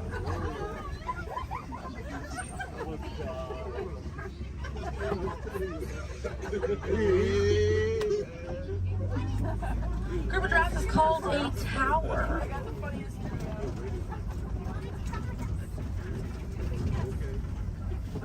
Now we're going to see on the left-hand side we have the elands.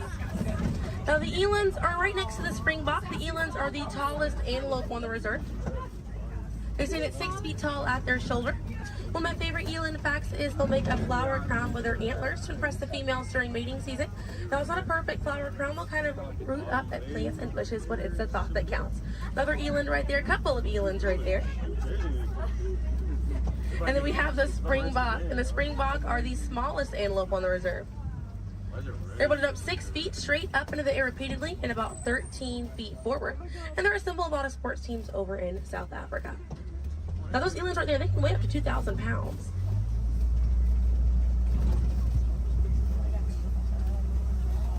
Another view of that Maasai giraffe right there.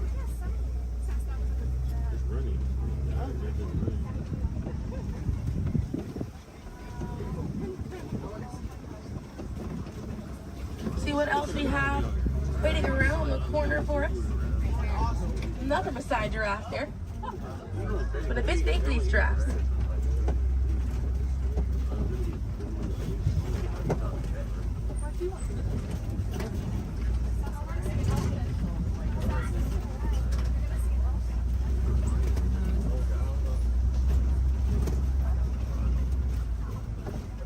We're going to see the African elephant up here. It's going to be on the right-hand side of the truck.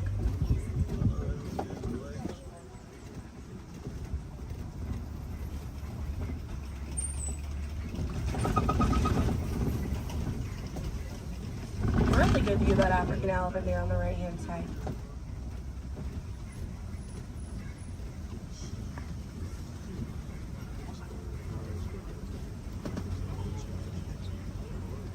And on the left we have the mandrill. That's the male mandrill on the left. Lots to look at right here. Male mandrills weigh about 100 pounds. Females grow up to 30 pounds. And they can bare their teeth at each other as a sign of aggression, but they usually don't. They usually do it as a friendly gesture. So it's kind of like the mandrills are smiling at each other. Now we can see that elephant back there. And elephants are social creatures. That's going to be the African elephant. The females and their young will hang out in large groups together, and the males will form a loose bachelor group, or sometimes they will kind of hang out on their own, depending on their mood.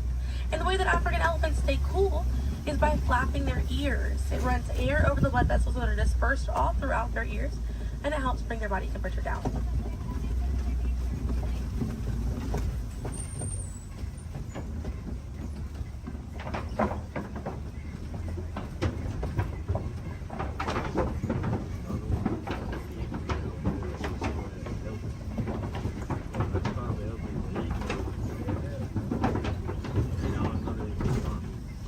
We're going to be looping around this area here. We have lots of red clay on this right hand side. And if you keep an eye out, we'll be able to see some tusk marks right around the corner here.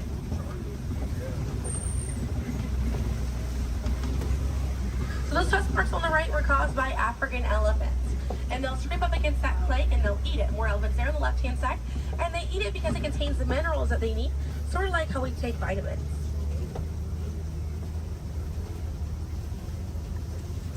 They're way out there on that left-hand side. They kind of look kind of tiny from here. We'll see if we can get another view of them a little bit further out.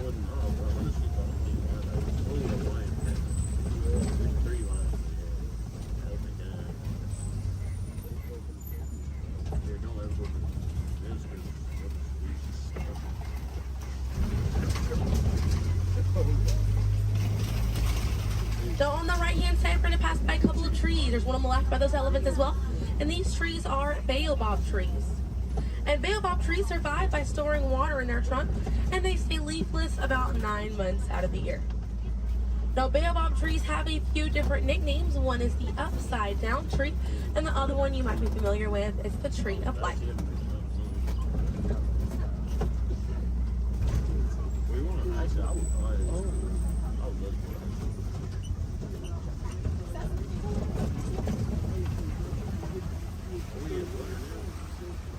And we're coming up here on a group of flamingos.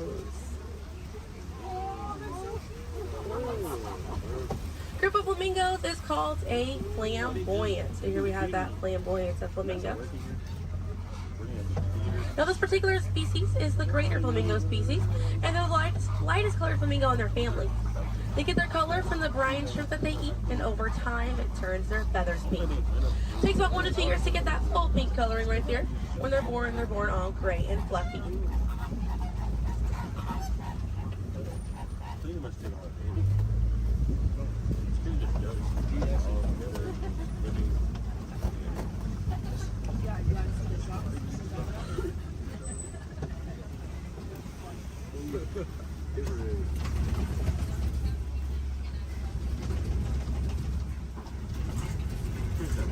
We have some white rhinos right around the corner here. So they're going to be hanging out by a mud wallow on this left-hand side, and they'll use this mud wallow to cool off it. And they'll coat their skin in the mud to act as a natural sun protectant, sort of like how we use sunscreen. Now elephants will do something very similar, and they'll fling dirt and mud on their backs as well. Shows how important it is to protect ourselves outside in these environments by wearing hats, sunglasses, sunscreen. Very, very important, as well as staying hydrated. Now that white rhino right there, they weigh about 4,000 to 5,000 pounds. A group of rhinos is called a crash, and they can run at 35 miles an hour. Now on the right hand side, those are some ostriches way back there. Ostriches are the largest bird. They have wings, but they do not fly. They use those wings for balance and to help them change direction. Comes in handy because ostriches can hit speeds up to 40 miles an hour.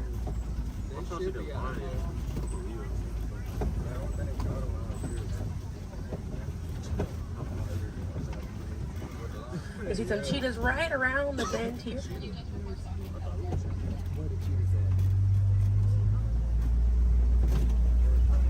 Really good view of that cheetah there on the left. Now cheetahs are the fastest land animal. They run a little over 60 miles an hour. And they have 2 black lines on their face. Those black lines are called tear marks. And they help reflect the sun. Benefits cheetahs because cheetahs are daytime hunters. Now cheetahs do not roar. Instead of roaring, they'll meow and they'll purr. And their claws are not retractable, so they're out all the time. Now we're coming up here on some Kopi rocks. And Kopi rocks are rocks that jut out from the savannah. And a lot of times animals like lions will use these Kopi rocks as a vantage point to kind of scope out their territory and their prey. Really beautiful view of that male lion right there. Now at full volume, their roar can be heard up to 5 miles away. And they can sleep about 16 to 20 hours a day. Really impressive view of imposing right there. Now, female lions will do most of the hunting for the group, and the male lions will stay back and kind of guard the territory and guard their cubs.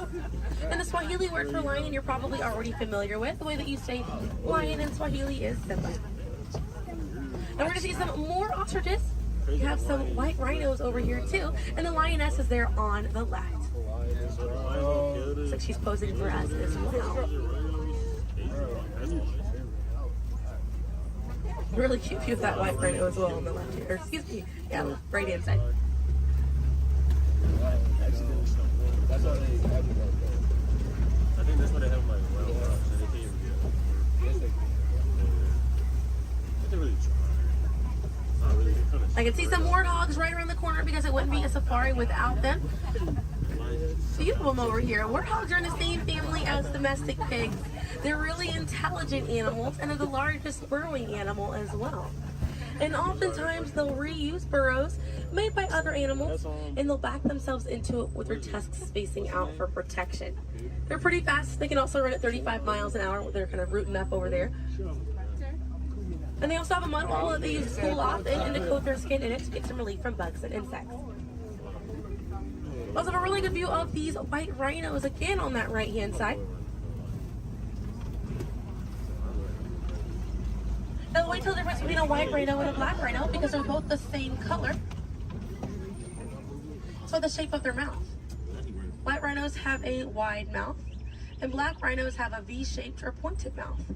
Original word for white rhino was vite. Vite means wide in Afrikaans, but over time it was misheard and mispronounced and it turned into the white rhino. Another view of those warthogs as we're passing by on the left-hand side, but on the right we're going to see some ostrich eggs in that tall grassy area. And each one of those eggs right there weigh 3 pounds, and it's the equivalent of 2 dozen chicken eggs. Now those shells are so strong that the average man can stand on them and they will not break.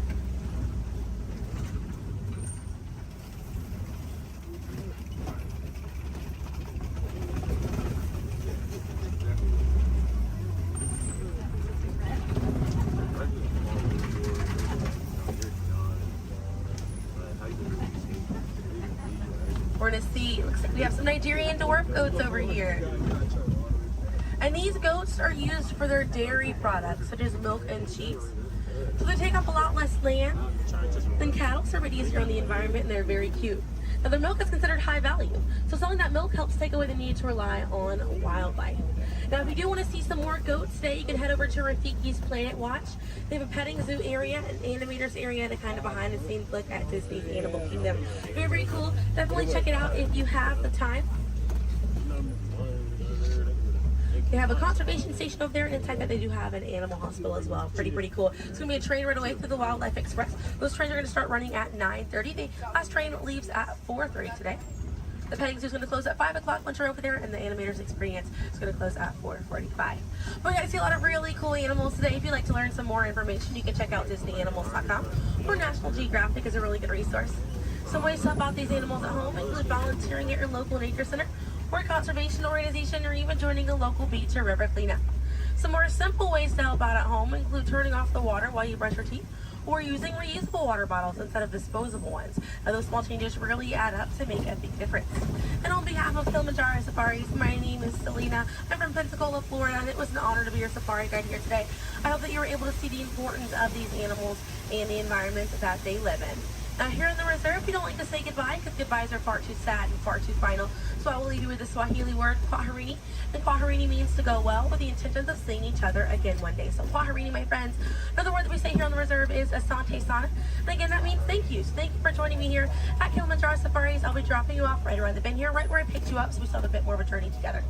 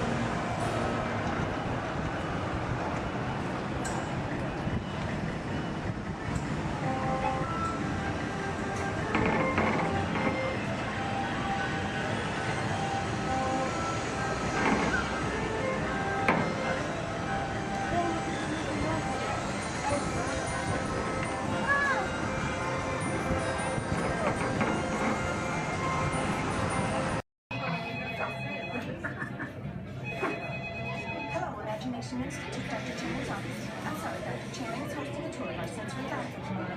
Please hold close. Hello, Dr. Channing's office. Hello, Dr. Channing's office. Hello, Dr. Channing's office. What's that? You can't control your imagination and it's running wild. Oh dear. Yes, I'll have him call you as soon as he's available. Hello, Dr. Channing. On top of your head, hats, ears, sunglasses. Go ahead and take those off. We don't want them flying off in a first order ship. Who knows what they would do with them, but they're not going to give them back. This is our five. It's going to help get you guys out here. We're just waiting for a transmission from Finn. Okay. Good luck. Take this corridor to the turbo lift. Then head down to the escape pod base. Those droids are programmed to return you to Batu. Hurry and don't get caught. Lieutenant Beck will guide you. Recruits, for your safety, stay seated with seatbelts securely fastened. Keep hands, arms, feet, and legs inside the transport and supervise your children. Tell them it's a prisoner transfer. Did it work? Good. Now get a move on. There's a clear path to the turbo lifts at the end of the hallway. Turn right. Probe droid. You're lucky it didn't spot you. Take those turbo lifts and stay out of trouble. Hey, you're not authorized. Wait, go to the prisoner.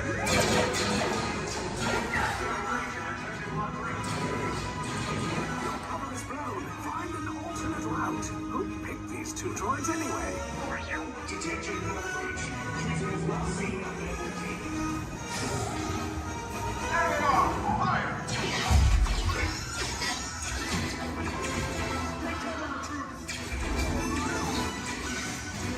The escape pod just below us.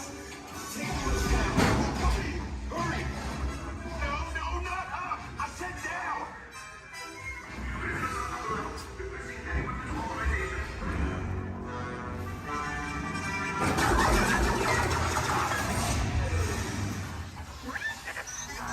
This does not look good. Try to find another way down to the escape pods. The resistance will attempt to rescue the prisoners. They have neither the resources nor the courage to engage us. You underestimate their conviction. Raise the shields. Shields? I see no evidence. Now! Sound the alarm! All personnel to their stations! Sir, the prisoners have escaped. How brave, but ultimately hopeless. There's nowhere to run.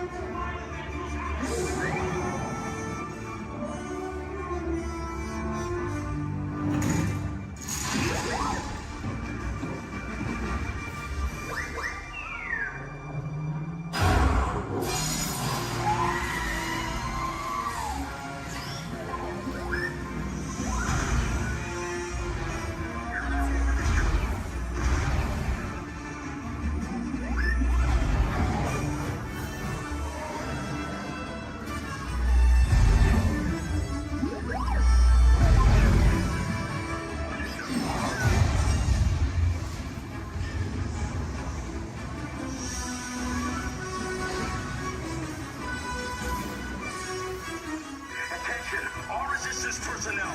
Abandon ship. I repeat, abandon ship. This destroyer's about. There's no escape. You will tell me the location of the secret base, and then I will destroy you and the Resistance.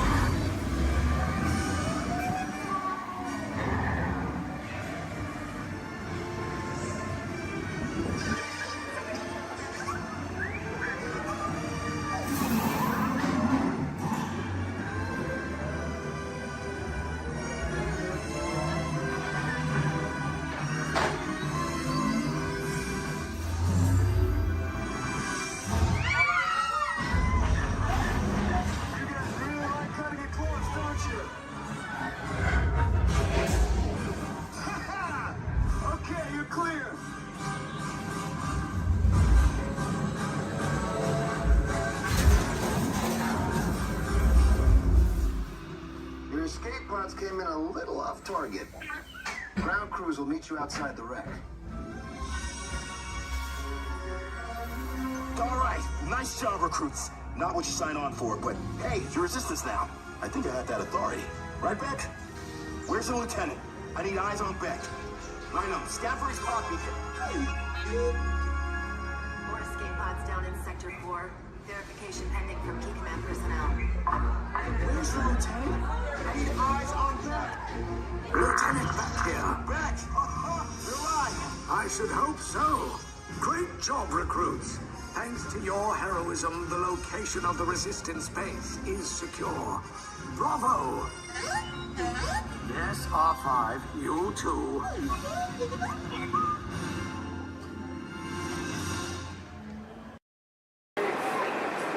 Please stand clear of the door. Or manténganse alejado de las puertas.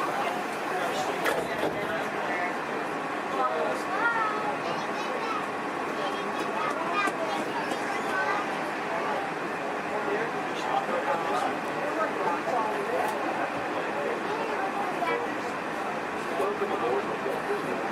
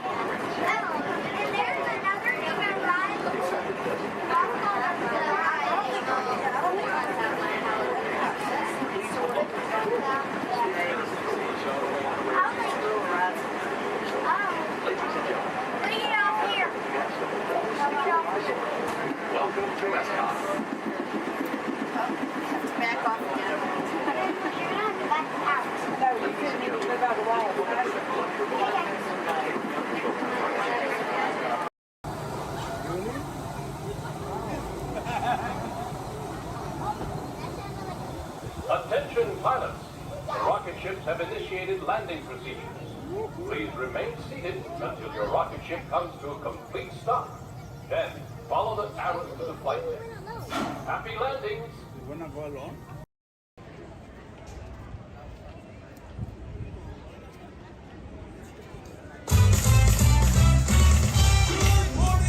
Everybody, welcome to the Magic Kingdom.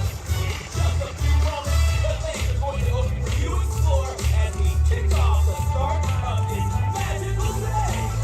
For 50 years, the magic of Walt Disney World has called out the people all around the world, and we're so excited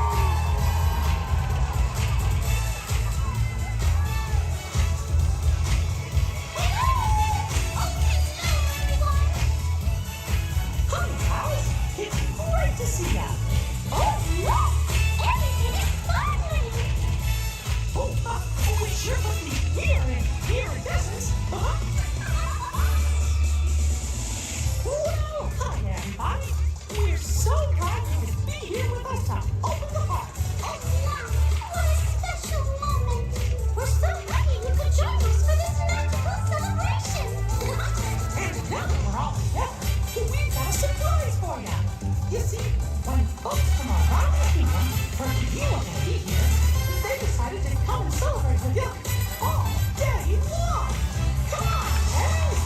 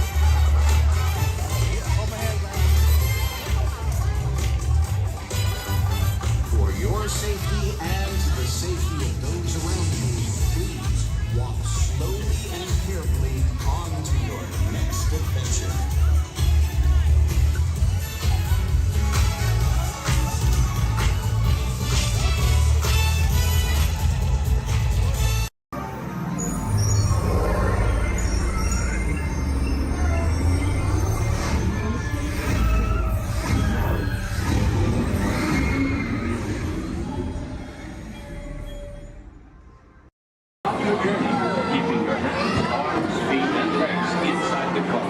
And please, supervise your children. Remember to stay clear of the doors, which will open and close automatically. Enjoy your trip aboard the Metroliner.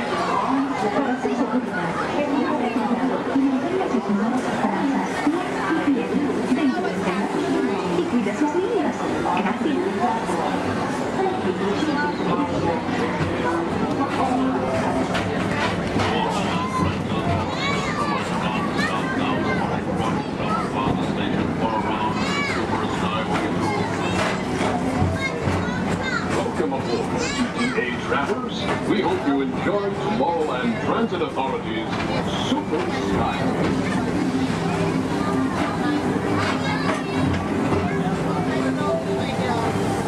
Now approaching Tomorrowland Interplanetary Convention Center.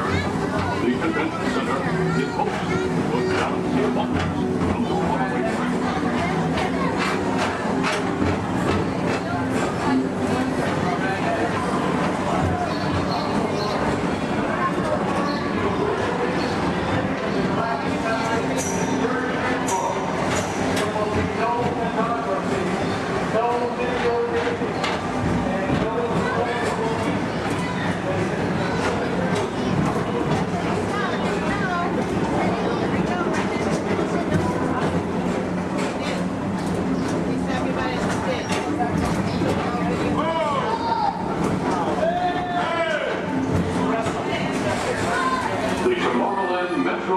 Historical Society presents Walt Disney's 20th Century Vision for the Future. This model city dared to dream the perfect community in which to work, live, and play.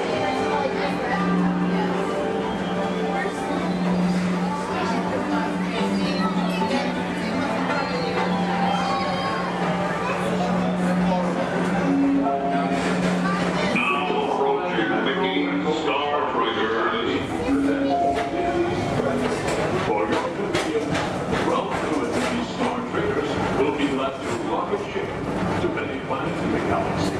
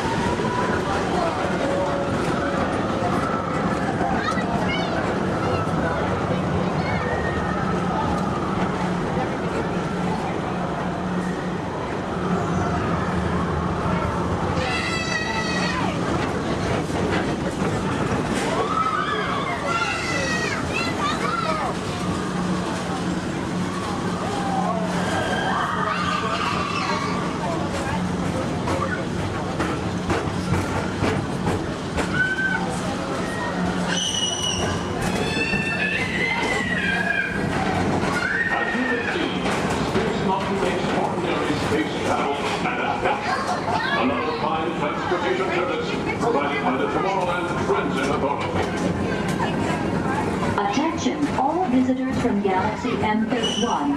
Please keep forward-facing tentacles clear of oncoming Metroliner vehicles. Thank you.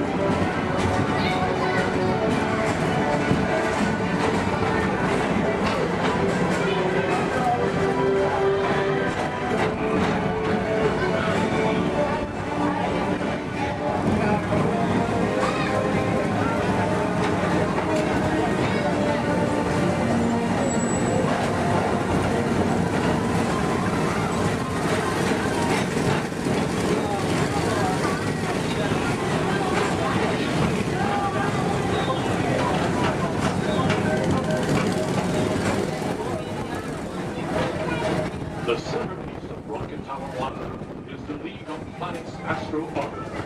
This symbol of universal harmony and intelligence provides all beings with an exhilarating spin around the planets.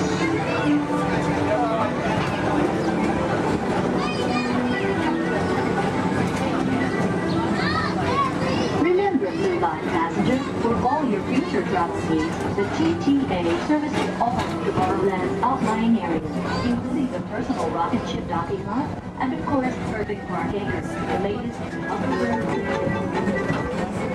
Paging Mr. Morrow, Mr. Tom Morrow. Your party's exact has arrived. Please give them a ring. Now approaching Walt Disney's Carousel of Progress.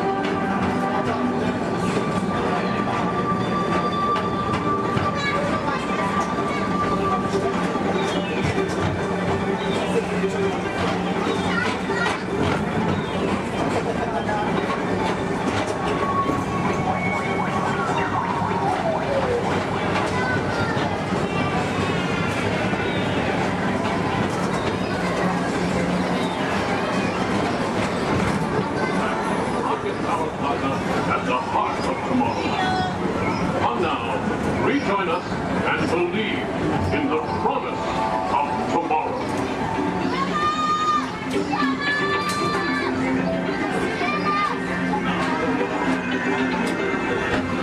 Rocket Tower Final Station.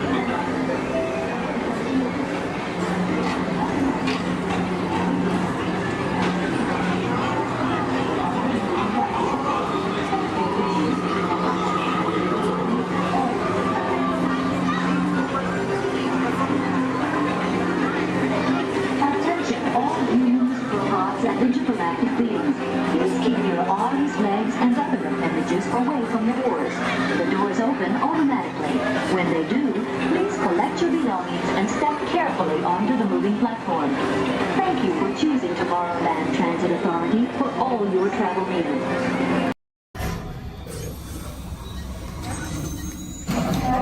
Engineers. Automatic repair engaged.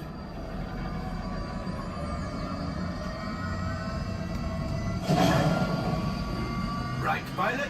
Push the flashing button to take off. Pilot on the left. Move your stick to fly right and left. I was just about to say that. Pilot on the right. Pull back on the stick to fly out. And push forward to fly down. Oh, watch it. Chewie is flying this thing looking in the air. Weapons are online.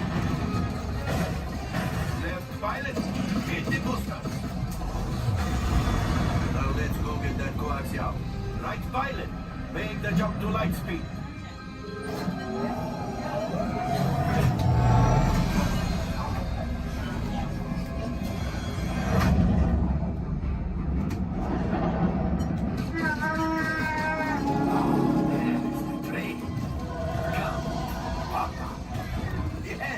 Yes, keep shooting. They've locked onto us. Take evasive action.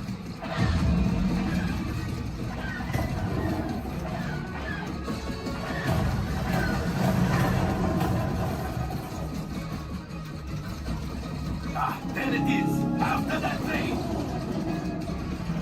Gunners, fire the harpoon. Excellent. Now, gunners, shoot the cargo free. Left pilot, brakes. Well, my friends, that could have been much worse. Okay, it's much worse.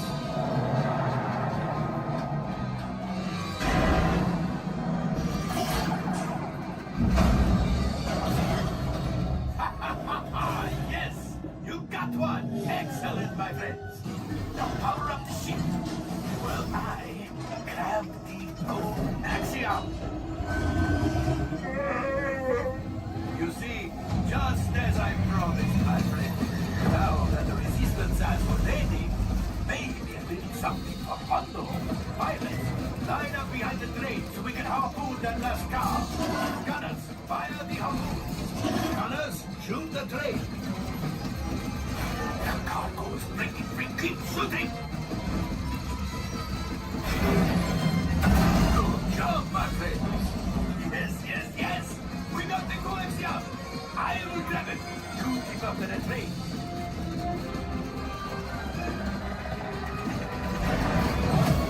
Gunship. Oh, that's ridiculous. Things are getting too hot. We need to get out of here. Yes, a distraction. Fire the missiles at the train. Hey.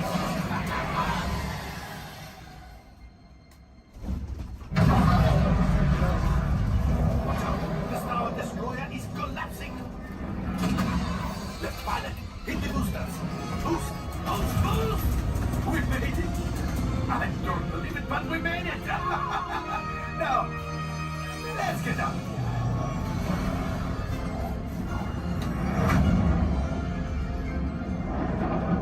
Great job, my friends. You retrieved 2 containers of coaxium. This will greatly help the resistance. You have heard the First Order and made Chewie proud.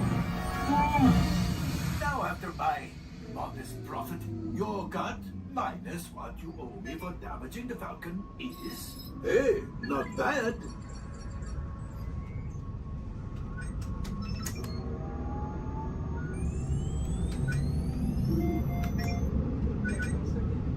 R5, damage report. Engine failure. All right. Hyperdrive leak. That is not too good. Multiple hull ruptures. Well, it could be worse. All right, I'm making an executive decision. Everybody out. Go on, get out.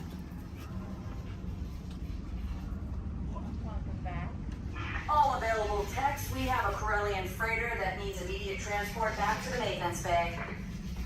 This thing has seen better days. Better fix all that before the Wookiee sees it.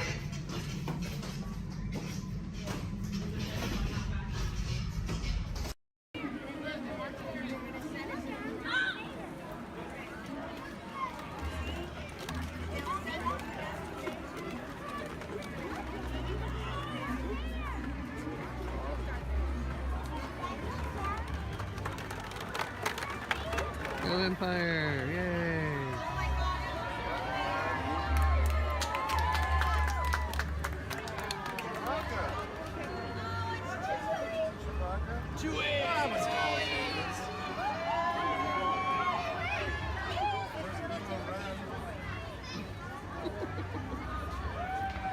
Hello, what's up? Hey. Oh, 这谁啊？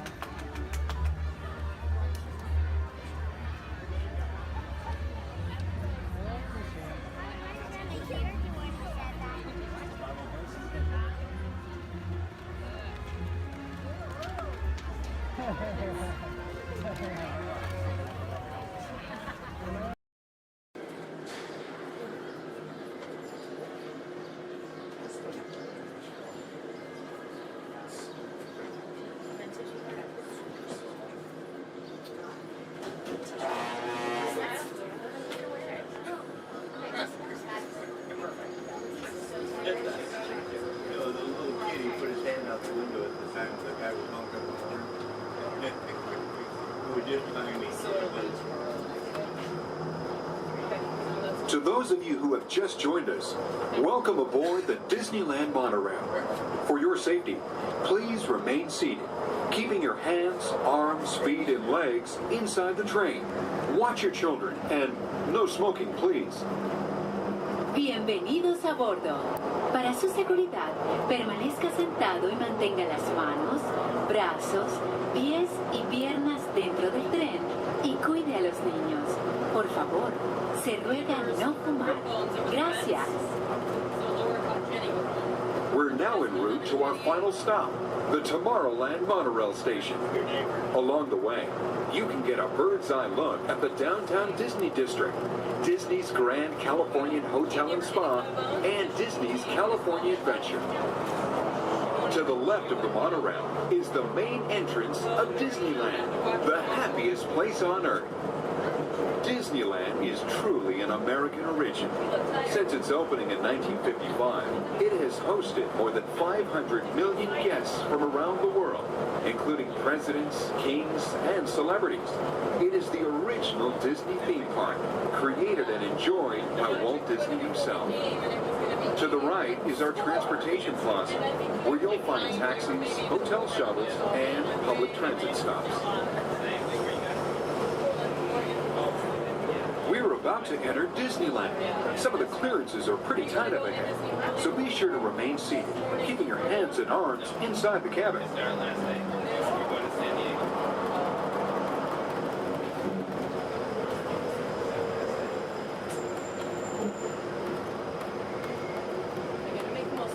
This is Tomorrowland, a land inspired by science fact and fantasy.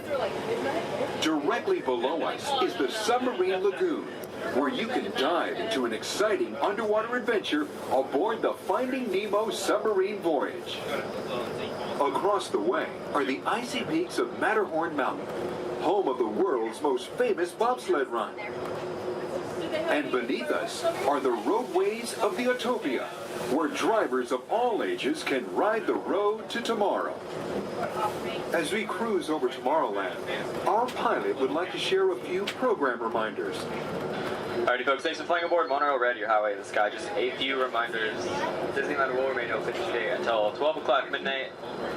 All passengers are required to be on board this monorail at approximately 12 o'clock midnight to catch that final flight. Well, it's going to be having Celebrate a Street Party along Main Street at 6:30 p.m. today.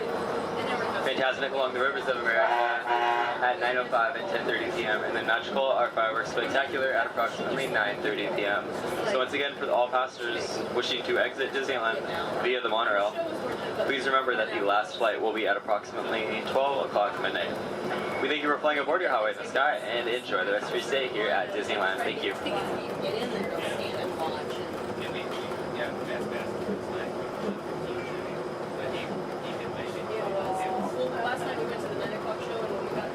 Just ahead and to the right of the train are the sparkling gold spires of one of Disney's most beloved attractions. It's a Small World. Beyond it is the wacky world of Disney's classic cartoon characters, Mickey's Toontown.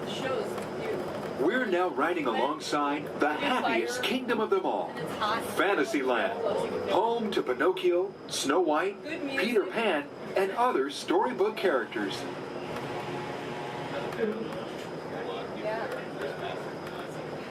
Yeah, it's brand new. Supposedly said it's we're gonna try it, but so many people interested in it and it's so popular, I'm sure they'll be. We're now approaching the Tomorrowland monorail station, our final destination. Please remain seated until the monorail comes to a complete stop. Then, collect your belongings, watch your head, and step carefully from the train. On behalf of all of our crew, thanks for traveling with us, and we hope you'll have a happy and memorable visit here at Disneyland. This is the Tomorrowland Monorail Station.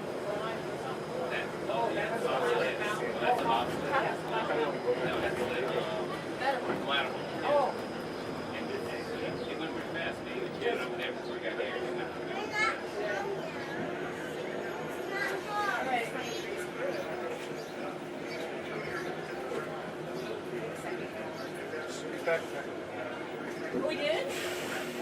Okay.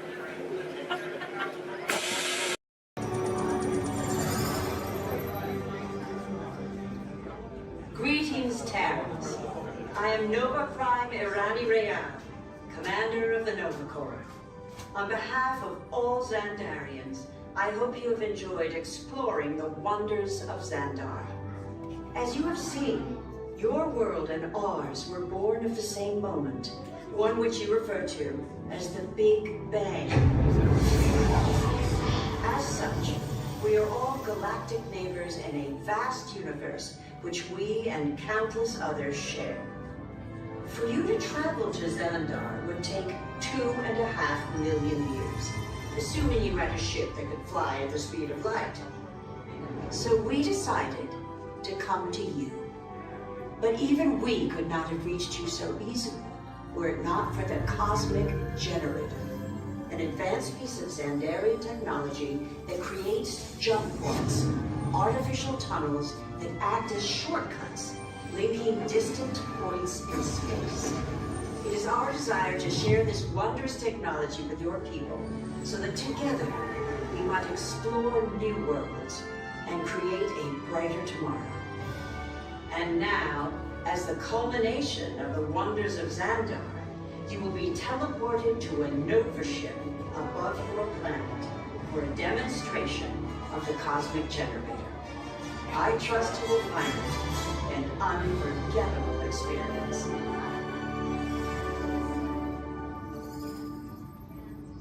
Welcome, people of Epcot, Epcoters, Epcotians, citizens of Epcot. Does anyone know what they call themselves?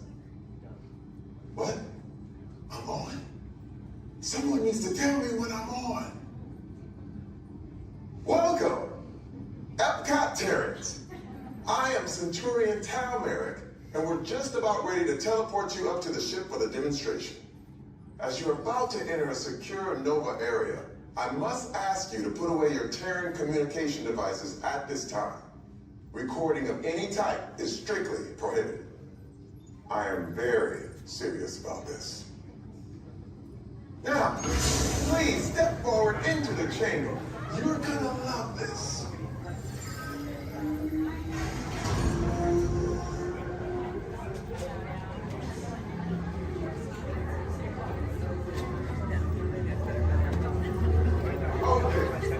Before we begin, I should warn you that we have never teleported Terrans before. But since your molecular structure is very similar to Xandarians, it should work. It'll work.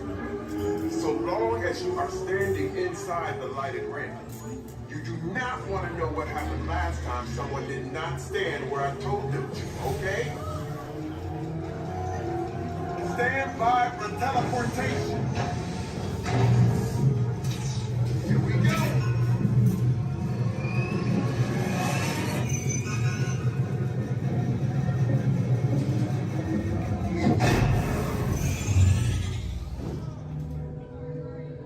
You made it.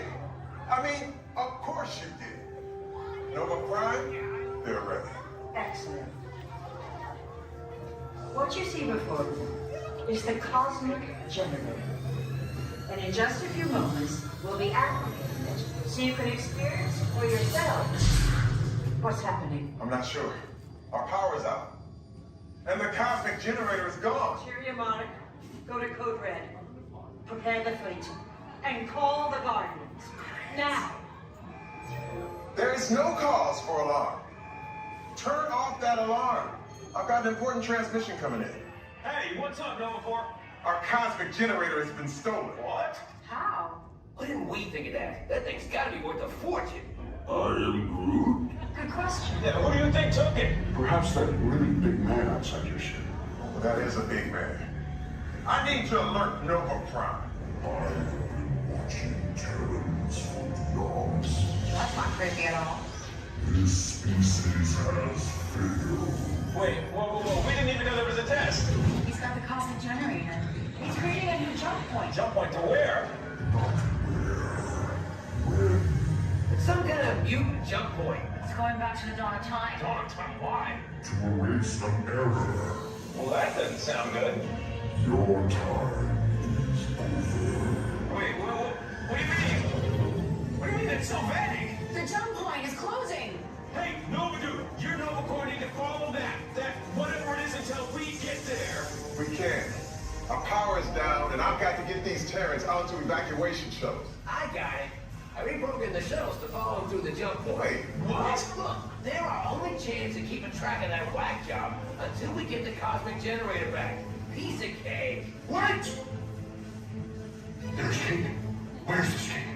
The odds are impossible, Yep. but it's our only shot. Good luck. Are you sure you can control it? Come on, it's me. I got this. We're all toast. First it was cake, now there's toast. This plan is making me so hungry.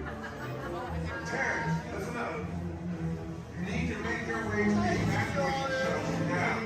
We'll follow the fleet when we get our power back. I mean, when we get our power back. Just a chance.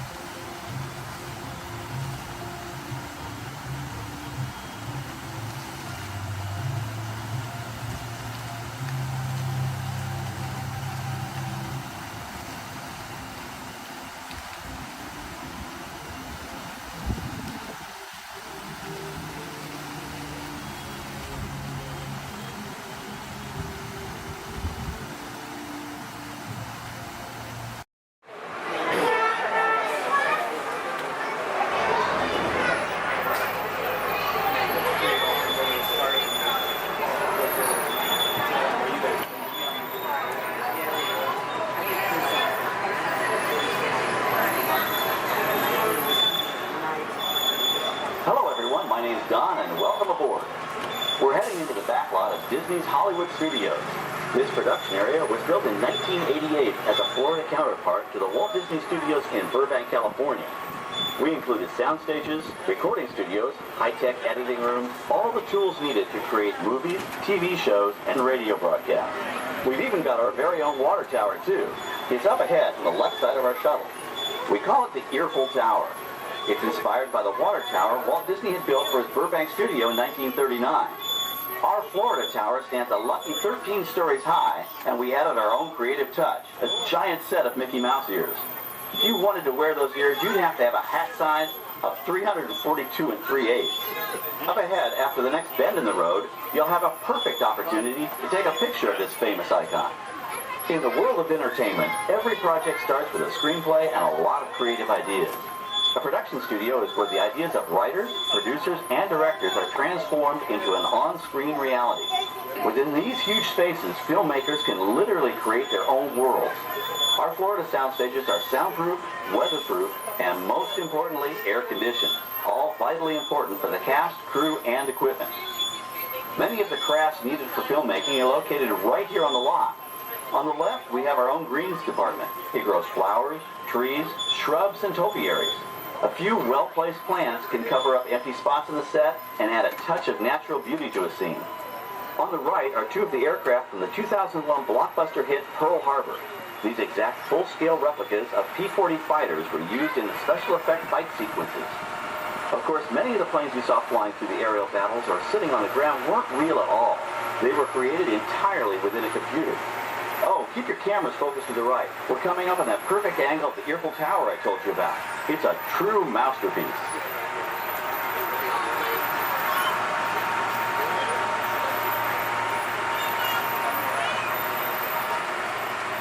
We're entering one of our most glamorous and colorful departments, creative costuming. Every star has to have just the right wardrobe, and it all begins here with a designer's sketch. Our team of designers, seamstresses, and tailors can turn 1.5 million yards of fabric into over 25,000 costumes every year. Many of these costumes will become part of the shows and attractions of the Walt Disney World Resort. In fact, here in Florida, we have the largest working wardrobe department in the world. Why, Mickey Mouse alone has over 175 different outfits to choose from, while Minnie Mouse keeps more than 200 unique costumes in her wardrobe. On the left are costumes worn by the stars in recent studio productions. You'll probably recognize some of those costumes from the big screen. Every story needs a setting, and our design staff can create just about any place a script calls for, from an urban city street to a remote desert canyon. On the left is our scenic shop where large-scale sets and props are built. Our team of set designers, carpenters, artists, and engineers has created caves and caverns, game show sets, even replicas of the U.S. Supreme Court and NASA's Mission Control, all on our sound stages. The shop also provides sets and props for our shows and parades here at Walt Disney World. The same skill and craftsmanship that goes into a movie set can also be used to create magic for our parks. Either way, it's all about making dreams come true.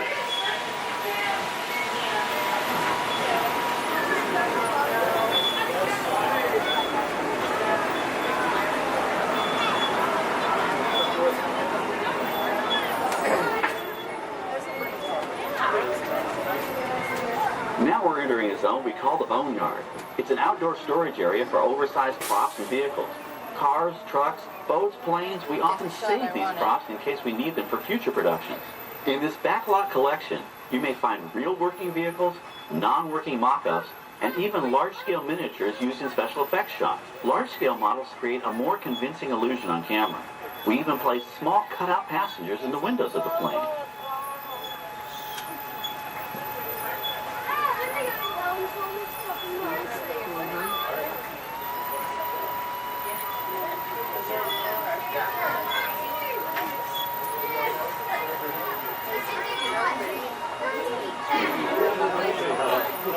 We're now passing by the sets for our Lights, Motors, Action Extreme Stunt Show. On the left, you may catch a glimpse of the Mediterranean fishing village that sets the stage for this thrilling attraction. We'll get a closer look at it soon, but for now, we're approaching one of the largest standing sets on our back lot. It's over on the right. It may not look like much from this angle, but it's pretty spectacular on the other side.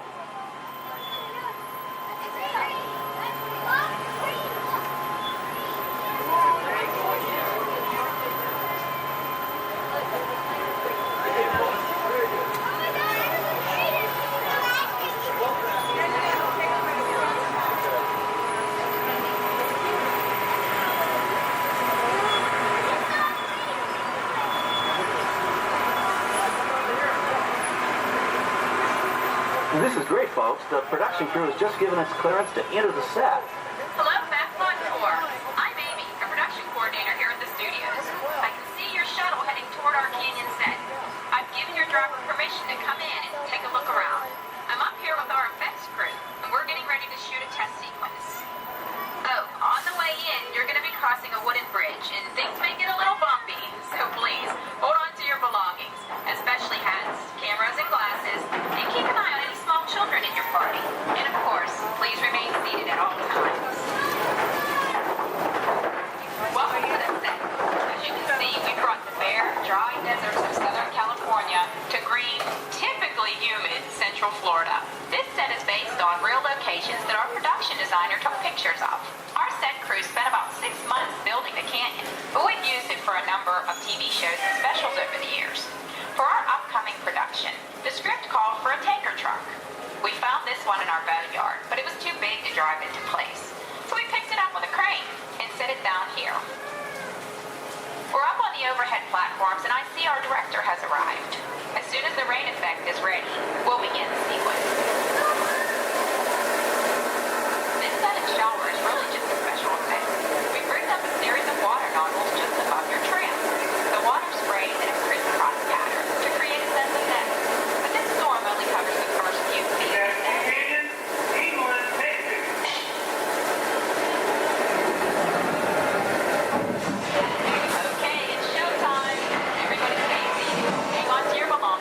watch your children.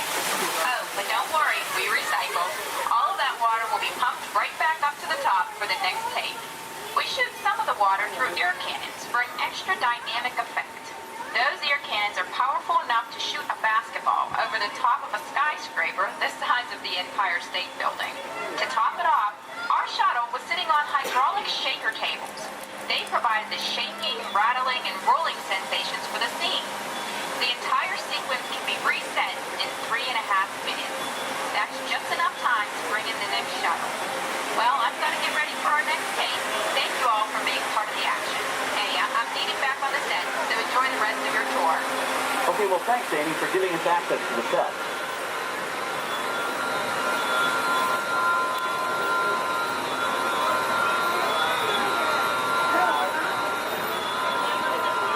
On the right, we have an authentic piece of Disney history. That Gulfstream 1 was known at airports across the country as November 234 Mickey Mouse, but we just call it the Mouse. In 1964, Walt Disney and his hand-picked team used this plane to scout locations for what he called the Florida Project. Soon, they secretly began purchasing thousands of acres of land, which became the Walt Disney World Resort in 1971. During the creation of the resort and later Epcot, the Mouse shuttled studio executives and Imagineers between Burbank and Orlando, making it the most used executive aircraft in the country. Appropriately, the Mouse retired here in 1992. As Walt used to say, it was all started by a mouse. In this case, the 234 Mickey Mouse. On our right, we once again sweep past the magnificent Mediterranean village of our lights, motors, action extreme stunt show. This high-octane attraction is based on the hit show from the Walt Disney Studios Park in France. In this action-packed production, you'll feel like you're right there on the set during the filming of a spy thriller, complete with custom-built cars, motorcycles, even jet skis. You'll experience the split-second timing, coordinated driving, and fiery special effects that make action movies a real blast.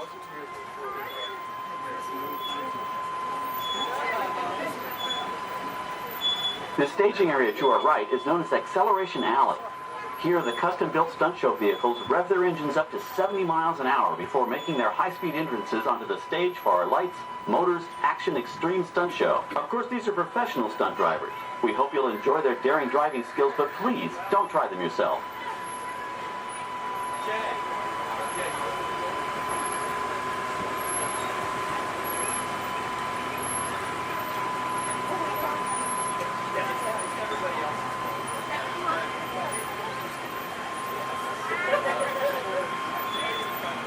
On the left, we've reached our second boneyard with more historic props and vehicles. When we reuse older props in a new production, they're often refitted with custom parts and given a whole new color scheme. You might not even recognize them the next time you see them on screen. For instance, coming up is our friend Herbie the Love Bug. He went through a special demolition derby makeover. Those dents and dings were added on purpose, but he can be polished up as good as new for his next starring role.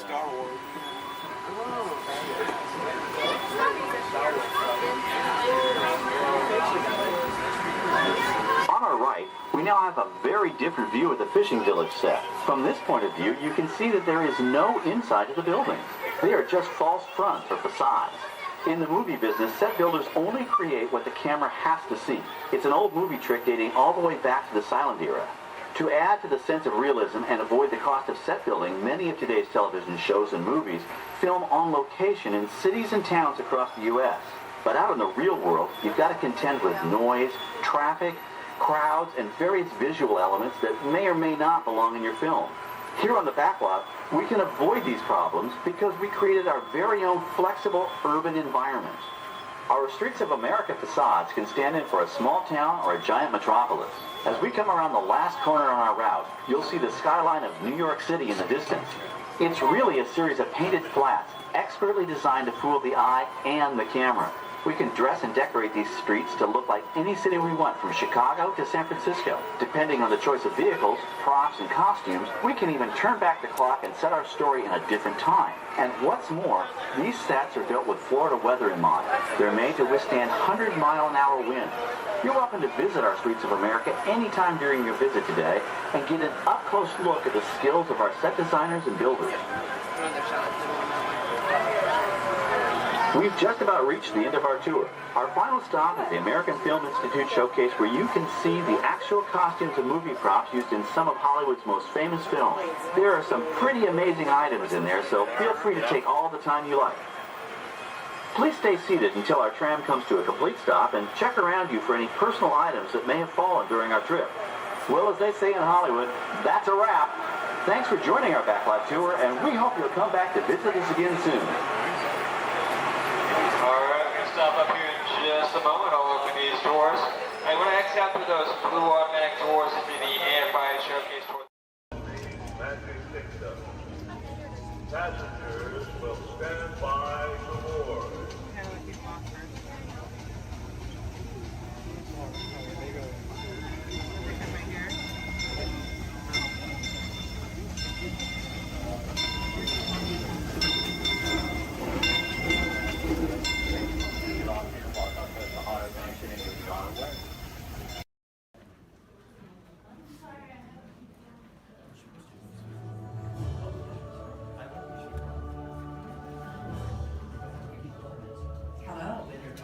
I'm Dr. Marsh, director of the Dino Institute, and I hope you enjoyed those quaint exhibits in the old wing. That's how dinosaurs have been presented to the public since the study of fossils began over 150 years ago. Today, that bare bones approach is about to become extinct. In a perfect blending of science and technology, the Dino Institute has created the Time Rover, an amazing vehicle that will literally transport you to the age of the dinosaurs. How? That's proprietary. But the result is a breathtaking journey through a prehistoric world where you will witness the most spectacular creatures to ever walk the earth. In a moment, you'll be going live to our control center for a comprehensive safety briefing, and then it's on to the tour that will convince you forever that the future is truly in the past.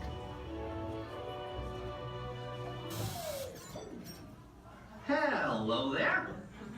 Welcome to our little trans-dimensional joyride, folks. I'm Dr. Seeker, your friendly controller, and a heck of a paleontologist, if I do say so myself. But let's not talk about me. Let's talk about you, and how you can help me make history today with the Time Rover. It's like this. If I can bring you back from the Cretaceous period, it stands to reason that I can bring back a live dinosaur with you. And not just any dinosaur. Take a look at this guy. He's an iguanodon, and I'm certain that he is the key to understanding these magnificent creatures. I tagged him with a locator during an unauthorized field trip. Otherwise, I'd be traveling with you. Right now, our dino should be about here, at the very end of the Cretaceous period. That's where you're going today. I've arrived, it seems, just in time to correct a little misstatement. Dr. Marsh. That is impossibly close to the giant asteroid impact that destroyed most life forms on Earth. Our tools are designed to take you to the early Cretaceous period. And I can assure you that all time rovers have been securely locked on those coordinates. That's right. See? Securely locked. Access denied. Continue. Of course. We were just talking about seatbelts. Plug them in, use them. It can get kind of choppy out there, so keep your hands and arms inside the vehicle at all times. Flash photography? I wouldn't. It alters the homing signal, and that's not good. Oh, and one more thing. Those locked coordinates? We're in. Now, here's the drill. You follow the homing signal to the iguanodon. Then I'll enlarge the transport field, and boom, you're back with one additional passenger extra large. And don't worry about that asteroid. You'll be in and out of there before it even breaks the atmosphere. Trust me, what could go wrong?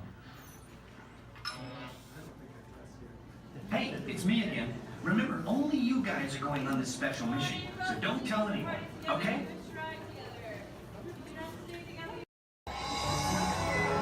Oh gosh, it's great to have so many friends here. Now we can all dance together.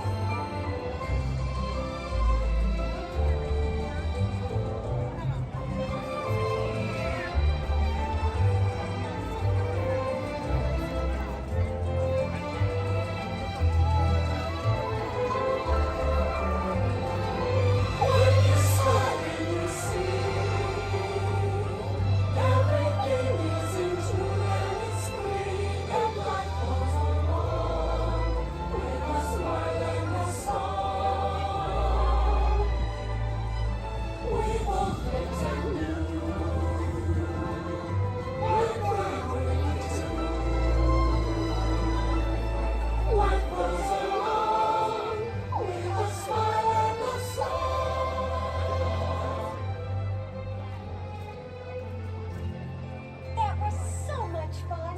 Yeah. Thank you for the dance. Oh, Nikki, this really has been the best day ever. Discovering new dreams. That's an adventure for sure. Uh-huh. Trying something new. And having a swinging good time. You bet. Finding the confidence to be true to yourself. That's right. Here's to all of us, old friends and new. Warm hugs for everyone. Oh, this is what I love about the Friendship Fair. Wherever you are and wherever you're from, we're so glad you're here. The best is yet to come. To really make us happy with our friends, family. We've just begun. Once in a lifetime, a chance to explore. The future is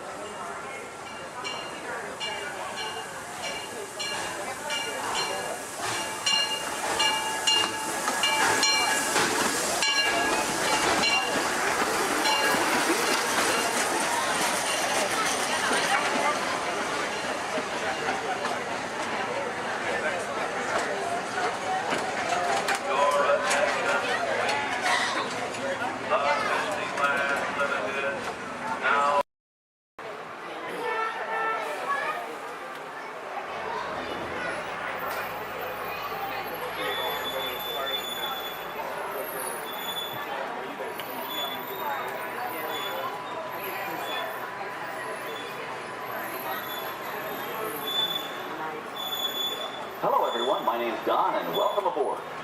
We're heading into the back lot of Disney's Hollywood Studios. This production area was built in 1988 as a Florida counterpart to the Walt Disney Studios in Burbank, California. We included sound stages, recording studios, high-tech editing rooms, all the tools needed to create movies, TV shows, and radio broadcasts. We've even got our very own water tower, too.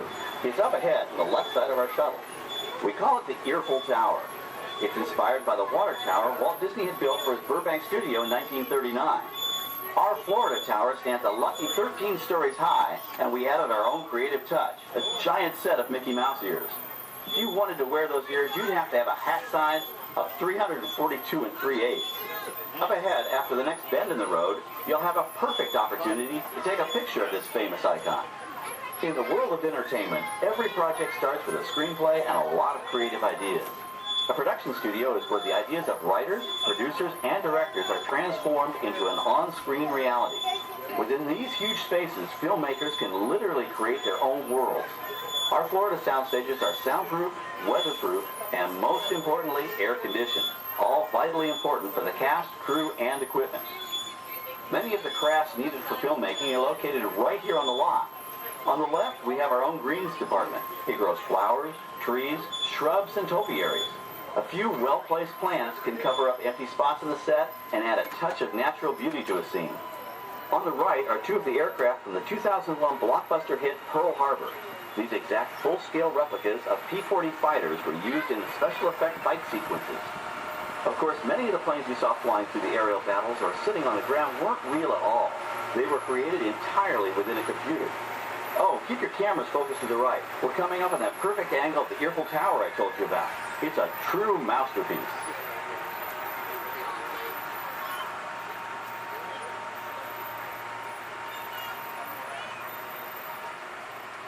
We're entering one of our most glamorous and colorful departments, creative costuming. Every star has to have just the right wardrobe, and it all begins here with a designer's sketch.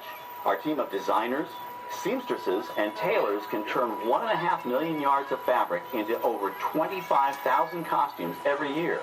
Many of these costumes will become part of the shows and attractions of the Walt Disney World Resort. In fact, here in Florida, we have the largest working wardrobe department in the world.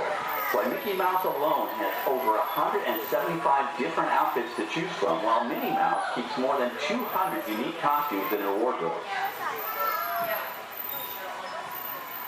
On the left are costumes worn by the stars in recent studio productions. You'll probably recognize some of those costumes from the big screen. Every story needs a setting, and our design staff can create just about any place a script calls for, from an urban city street to a remote desert canyon. On the left is our scenic shop where large-scale sets and props are built. Our team of set designers, carpenters, artists, and engineers has created caves and caverns, game show sets, even replicas of the U.S. Supreme Court and NASA's Mission Control, all on our sound stages. The shop also provides sets and props for our shows and parades here at Walt Disney World. The same skill and craftsmanship that goes into a movie set can also be used to create magic for our parks. Either way, it's all about making dreams come true.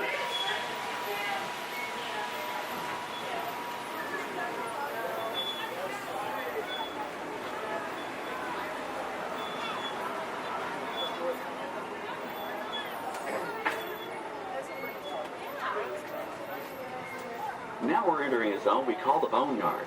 It's an outdoor storage area for oversized props and vehicles. Cars, trucks, boats, planes, we often save these props in case we need them for future productions. In this backlot collection, you may find real working vehicles, non-working mock-ups, and even large-scale miniatures used in special effects shots. Large-scale models create a more convincing illusion on camera. We even place small cutout passengers in the windows of the plane.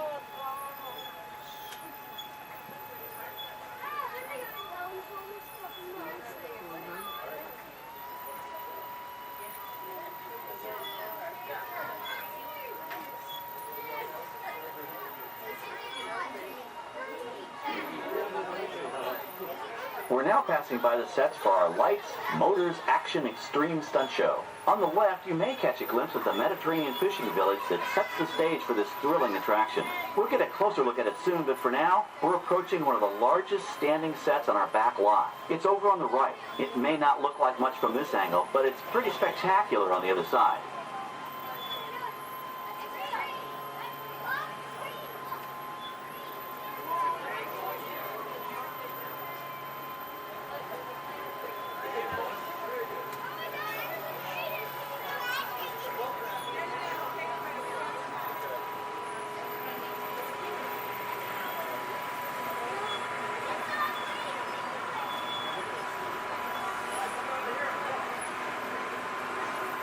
This is great, folks. The production crew has just given us clearance to enter the set.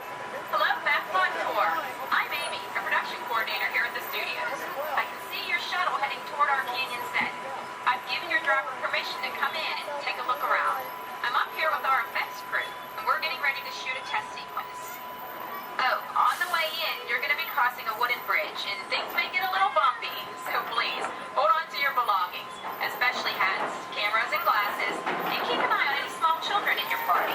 And of course, please remain seated at all times.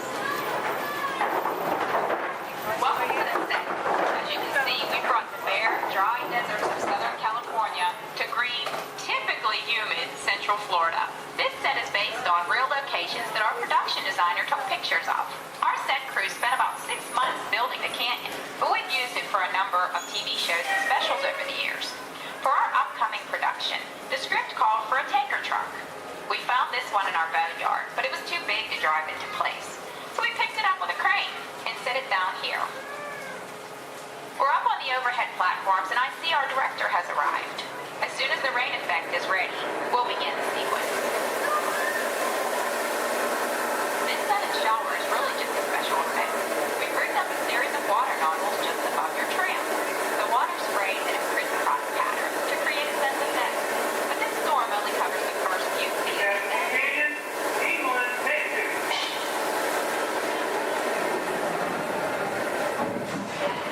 Okay, it's showtime. Everybody stay seated. Hang on to your belongings and watch your children.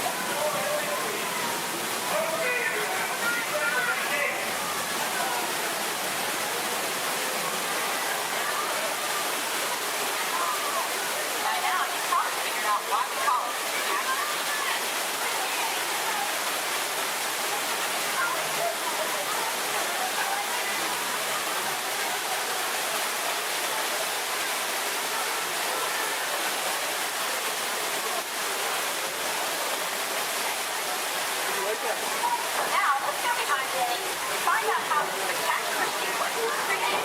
The canyon itself is a facade, a steel structure covered with wire mesh and layers of concrete, sculpted and painted to look like natural rock formations. Narrow yellow pipes carry propane gas to fuel explosions and fire equipment.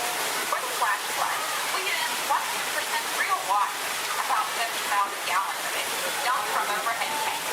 Oh, but don't worry, we recycle. All of that water will be pumped right back up to the top for the next take. We shoot some of the water through air cannons for an extra dynamic effect. Those air cannons are powerful enough to shoot a basketball over the top of a skyscraper the size of the Empire State Building. To top it off, our shuttle was sitting on hydraulic shaker tables. They provided the shaking, rattling, and rolling sensations for the scene. The entire sequence can be reset in 3.5 minutes.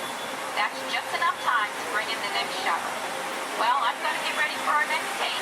Thank you all for being part of the action. Hey, I'm needing back on the set, so enjoy the rest of your tour. Okay, well, thanks, Amy, for giving us access to the set.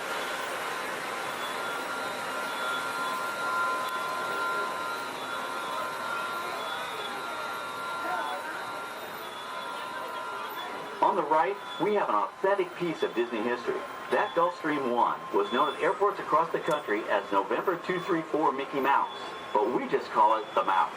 In 1964, Walt Disney and his hand-picked team used this plane to scout locations for what he called the Florida Project.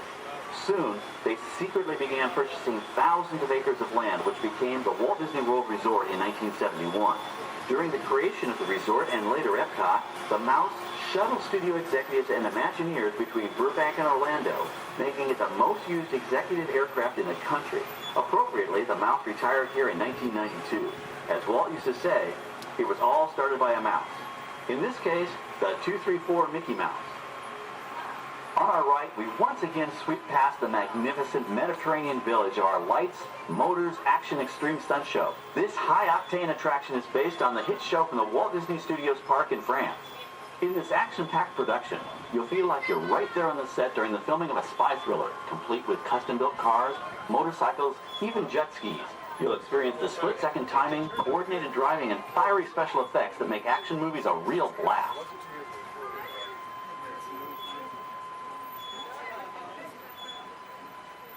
The staging area to our right is known as Acceleration Alley. Here, the custom-built stunt show vehicles rev their engines up to 70 miles an hour before making their high-speed entrances onto the stage for our Lights, Motors, Action Extreme Stunt Show. Of course, these are professional stunt drivers. We hope you'll enjoy their daring driving skills, but please, don't try them yourself.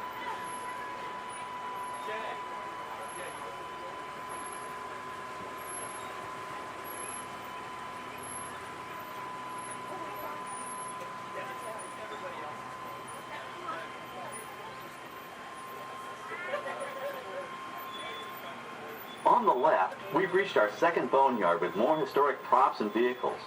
When we reuse older props in a new production, they're often refitted with custom parts and given a whole new color scheme. You might not even recognize them the next time you see them on screen. For instance, coming up is our friend Herbie the Love Bug.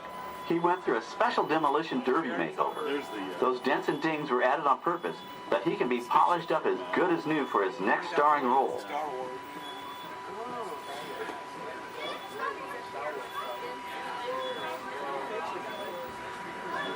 On our right, we now have a very different view of the fishing village set. From this point of view, you can see that there is no inside to the buildings.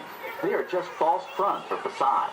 In the movie business, set builders only create what the camera has to see. It's an old movie trick dating all the way back to the silent era. To add to the sense of realism and avoid the cost of set building, many of today's television shows and movies film on location in cities and towns across the U.S. But out in the real world, you've got to contend with noise, traffic, crowds, and various visual elements that may or may not belong in your film. Here on the backlot, we can avoid these problems because we created our very own flexible urban environment. Our Streets of America facades can stand in for a small town or a giant metropolis. As we come around the last corner on our route, you'll see the skyline of New York City in the distance. It's really a series of painted flats, expertly designed to fool the eye and the camera. We can dress and decorate these streets to look like any city we want, from Chicago to San Francisco. Depending on the choice of vehicles, props, and costumes, we can even turn back the clock and set our story in a different time. And what's more, these sets are built with Florida weather in mind. They're made to withstand 100-mile-an-hour winds. You're welcome to visit our Streets of America anytime during your visit today and get an up-close look at the skills of our set designers and builders. We've just about reached the end of our tour. Our final stop is the American Film Institute Showcase, where you can see the actual costumes and movie props used in some of Hollywood's most famous films. There are some pretty amazing items in there, so feel free to take all the time you like. Please stay seated until our tram comes to a complete stop and check around you for any personal items that may have fallen during our trip. Well, as they say in Hollywood, that's a wrap. Thanks for joining our backlot tour, and we hope you'll come back to visit us again soon. Alright, we're going to stop up here in just a moment. I'll open these doors. I'm going to exit out through those blue automatic doors into the AFI showcase toward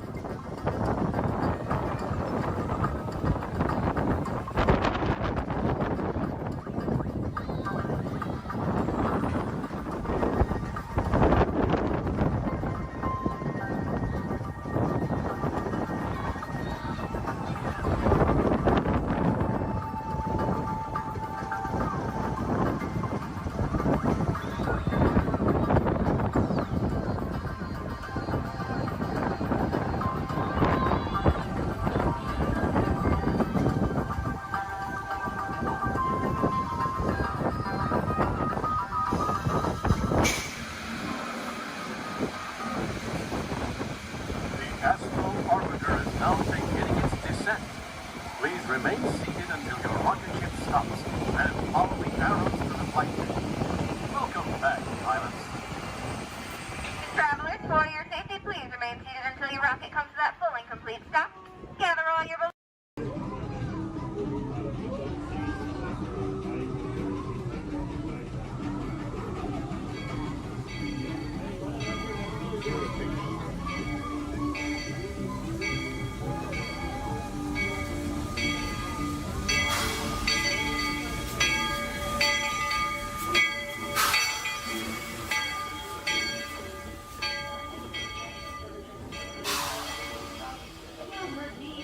Magical words all clear.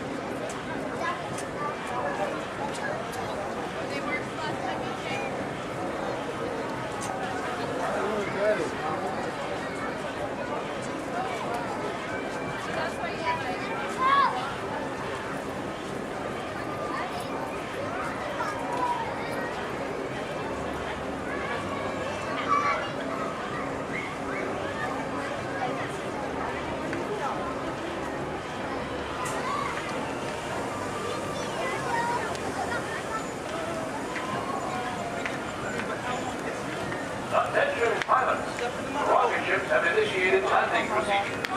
Please remain seated until your rocket ship comes to a complete stop. Then follow the arrows to the flight deck. Happy landing!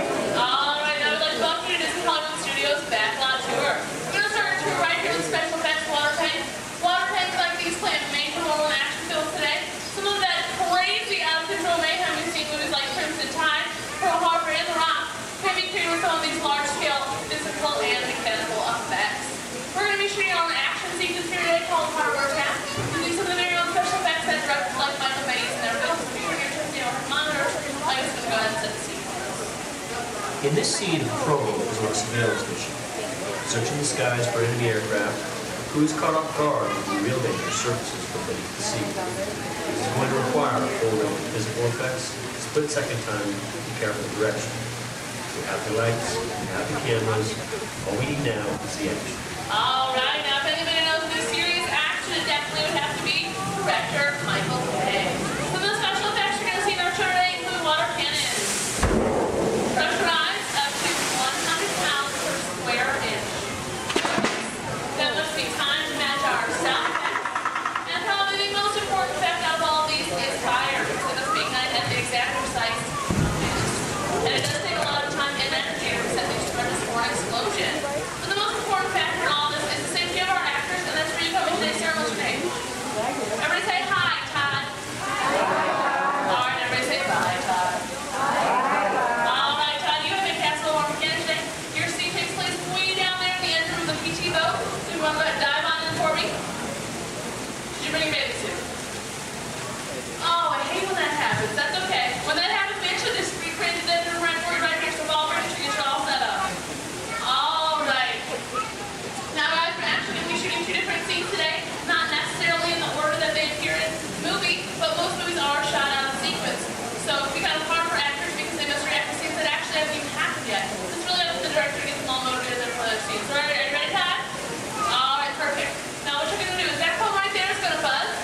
Right there. It's going to buzz just before 800 gallons of water is come pouring out of those tanks, slide down the chute and slam into you like a spray train. Not a big deal, right? Perfect. All right, handle it. Ready? Perfect. All right. The good thing is about 800 gallons. It's more like 1,000. Okay, let's not let them know that because there's a fine line between what we here. Are you ready? Perfect. And roll playback. And action. Go ahead and pick up that phone for me. Call your captain. Let him know you might take on just a little bit of water.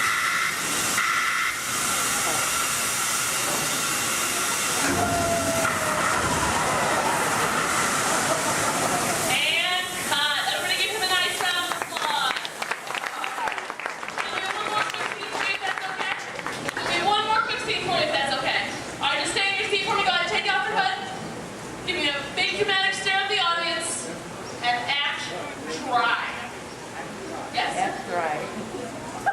How's he doing, guys?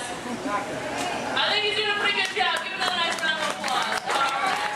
Now we're actually going to turn that scene to our next scene. Our next scene takes place right over here in the deck of our PT boat. It's going to bring in our break for now. Ladies and gentlemen, let's give a nice round of applause for our Captain Ken and Royal and Brave Deckhand Debbie. Pass on set for All right, thank you, Brittany. And roll playback. All right, now remember, crew, you are on a surveillance mission, okay? And action. All right, Captain. Pick up your binoculars. They're right in front of your wheel, Captain. Captain, your binoculars are right in front of your wheel. Captain.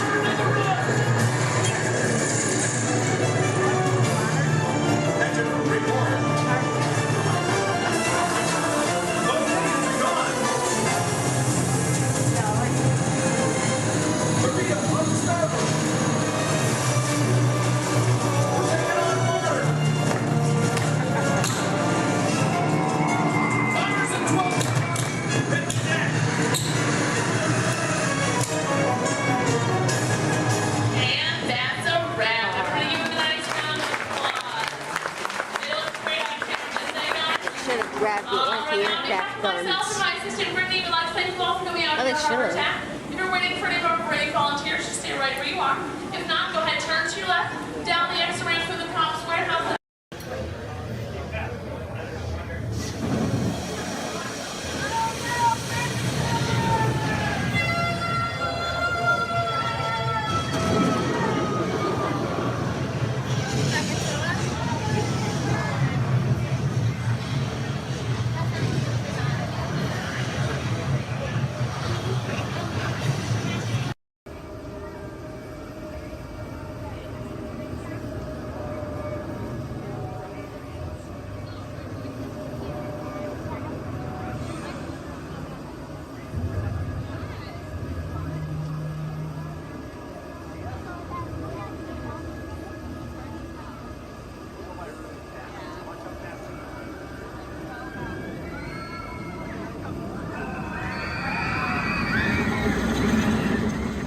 Step into the car.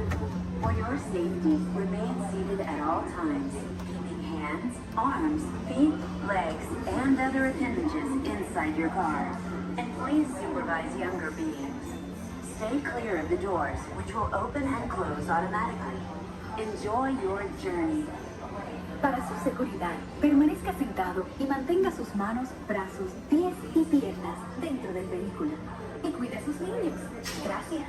Please step carefully onto the moving platform, then step into the car. For your safety, remain seated at all times. This is the TTA Blue Line, non-stop service around Tomorrowland.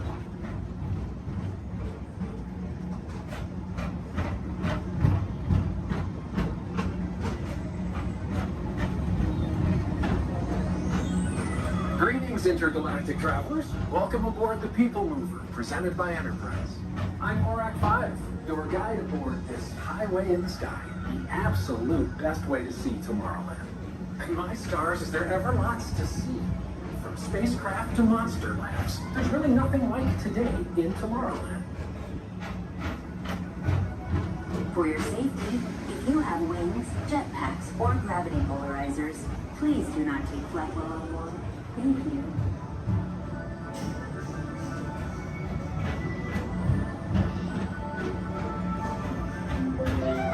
The next station is Tomorrowland Urban Planning and Star Traders. Transfer to green and red lines. Don't worry, your express train keeps on rolling through the future, right by two of my favorite spots.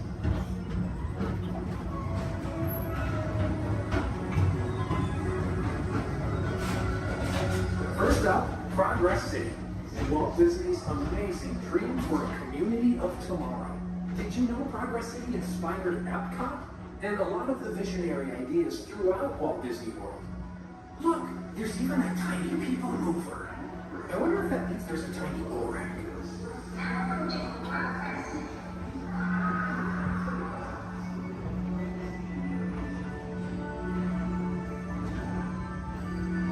On your right is Star Traders, home to the greatest goods in the galaxy. Except actual stars. Those are no longer sweet.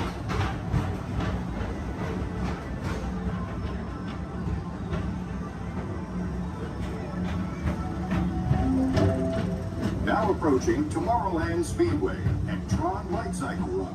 I love a good circuit, and these are two of the best tracks of the cosmos for a bit of light, speedy competition.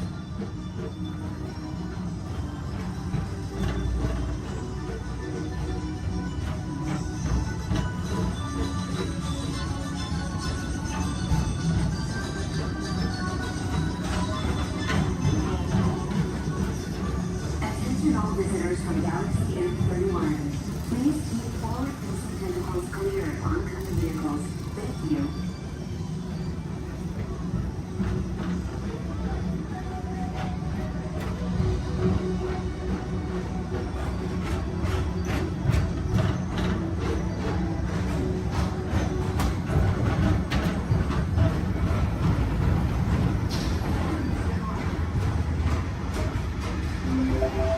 This is Starboard 75. Or as the locals call it, Space Mountain.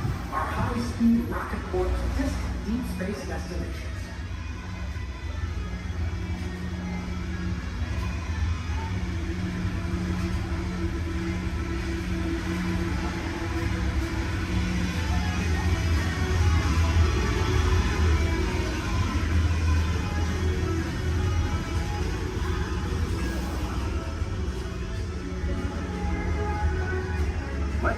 relaxation wash over you at the most refreshing retreat in the galaxy, the Coral Rooms of Pisces 7. You H2O it to yourself. Book today.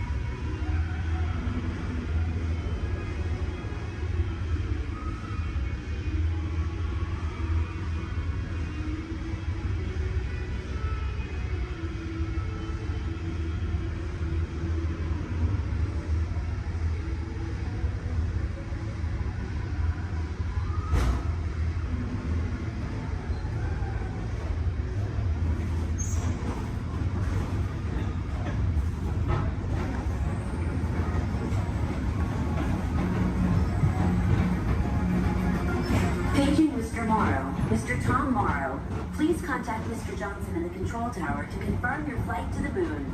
Thank you.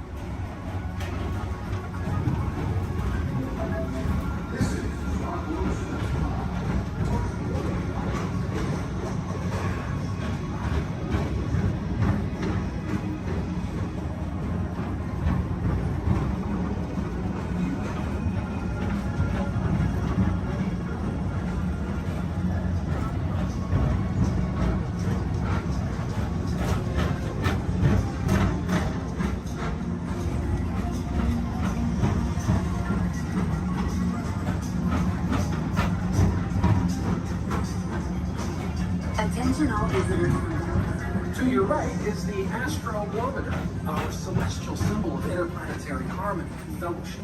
Hop aboard and launch high above Tomorrowland for a spin amongst the planets.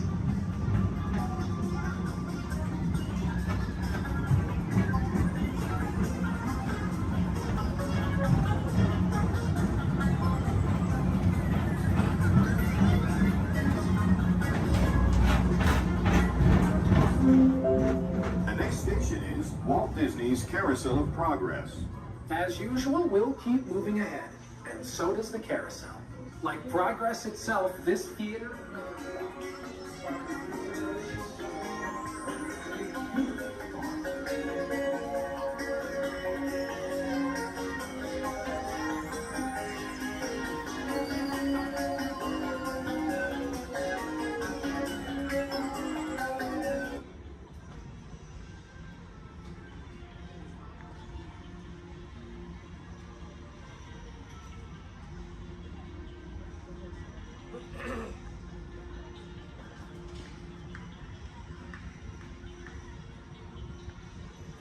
Attention on the people mover, please stay seated.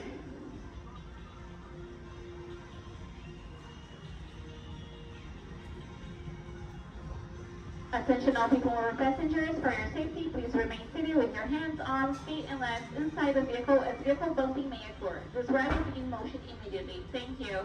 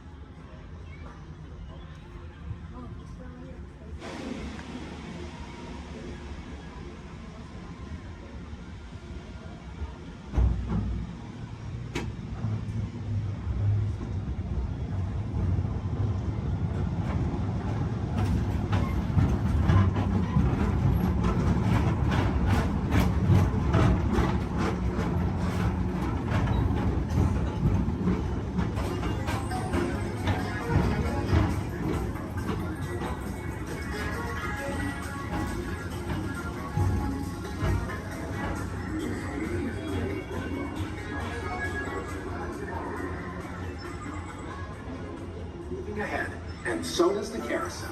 Like progress itself, this theater never stops, inspiring new generations to dream of a great, big, beautiful tomorrow.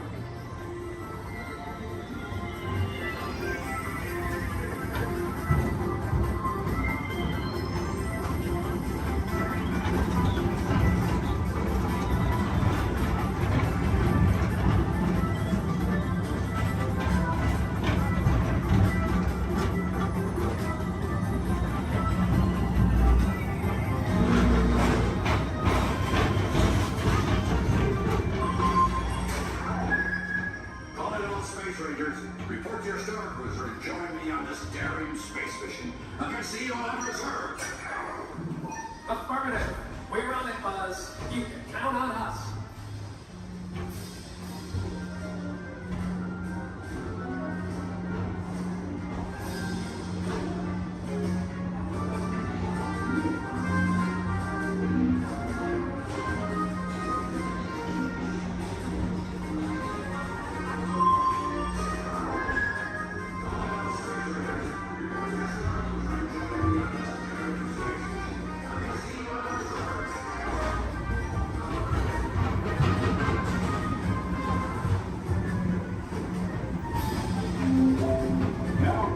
Monsters Incorporated laugh more.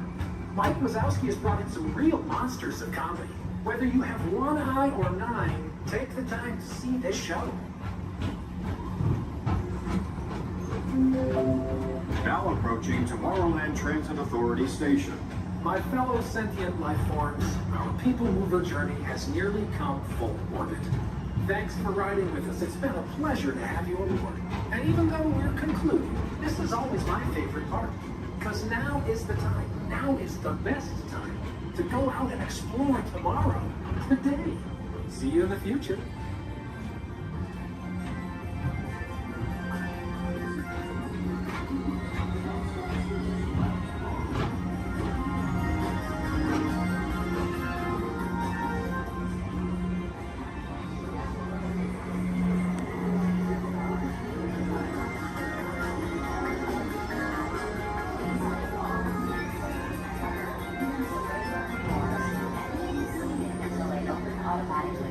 Step onto the moving platform with caution and exit by stepping away from the car. Thank you.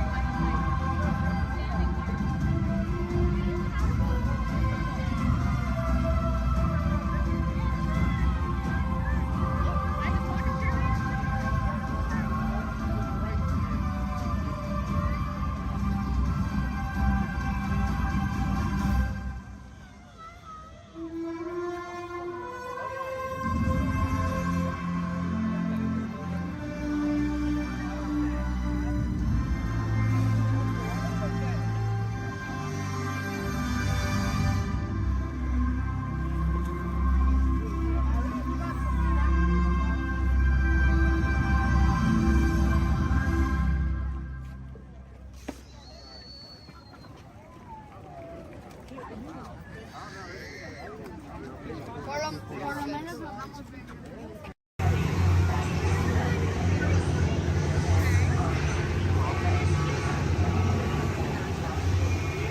travel commencing in T-minus 10 seconds and counting.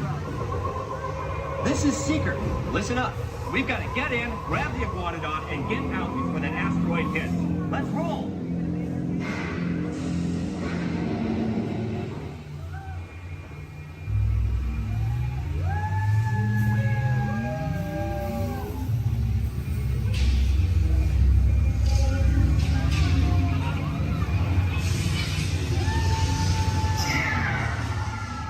Okay, now, let's go get that dino. Computer, what are you tracking? Styracosaurus. Not our dino. Warning, meteor shower in range. Just little one. Oleoramus. Hadrosaur. Raptor. Time to get serious. Locking autopilot on homing signal now! Hang on! I'm tracking a big dino on the scope. Could be ours. Computer, full stop. Identified.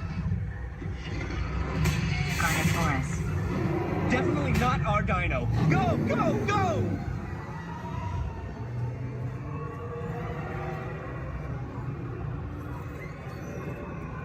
Another big guy coming up. Computer. Slow and identified. Sauropod. Still not our dino, but at least this one's a vegetarian.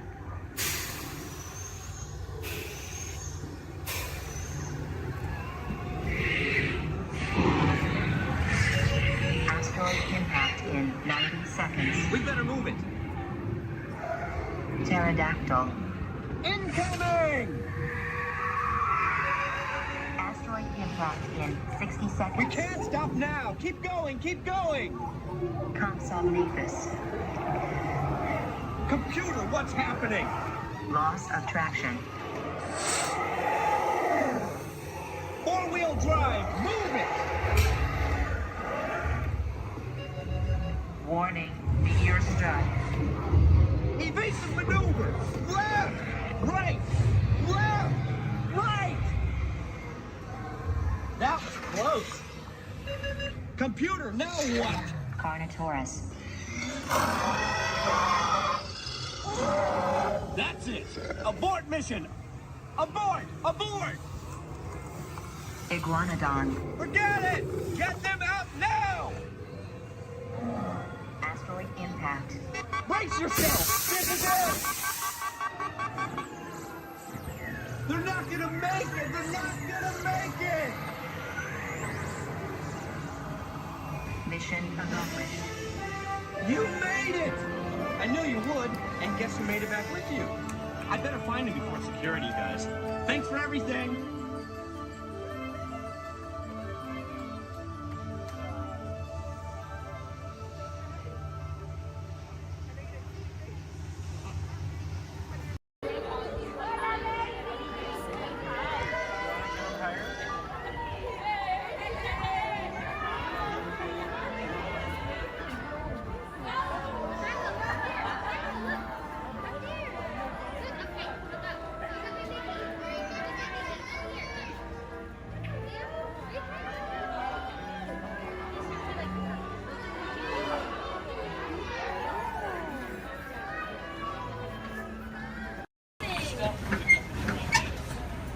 Up above your heads, you'll see an animal identification guide. It's going to help you spot some of the different species we may see on our safari. We won't see all of them, but we usually have pretty good luck. First up, Hey, Twin, we have the unclear twin day. That means let's go. Job over. My name is Derek. I'll be your driver today through the Harambe Wildlife Reserve. Is everyone having a good day so far? Yes. Great, that's good to hear. Hopefully it gets even better from here. If you have any loose articles like phones or cameras, make sure you hold on to them. If you drop them, I can't stop and get them. Also, if you have a camera, I recommend keeping it out and ready. We can't stop for all the animals we see, and if we do stop for them, they don't always stop for us. It's the best way of getting a clear picture of them. During our entire journey, I do ask everyone, please remain seated at all times. Keep your arms and hands inside the vehicle. This includes children. They can sit on your lap, but they can't stand up or anywhere else, just for everyone's safety. Our first stop here today will be the Little Ituri Forest. It's home to some very shy animals. I like to use the vegetation around them as kind of a natural camouflage. When I see animals, I'll point them out and talk about them. If you see any, there's a spotting guide up above you. I'll help you identify what you're looking at. We won't see everything up there, but hopefully we can see most of them. We're going to start on strong out to the right-hand side. There's some animals up on the hill there with striped legs. They kind of look like zebra, but they're not related to zebra at all. Actually, the only living, no relative of giraffe. They're called okapi. They're extremely shy, recluse animals. They're so shy they weren't even discovered by Westerners until 1901. Just like giraffe, they have really long tongues that help them reach their food.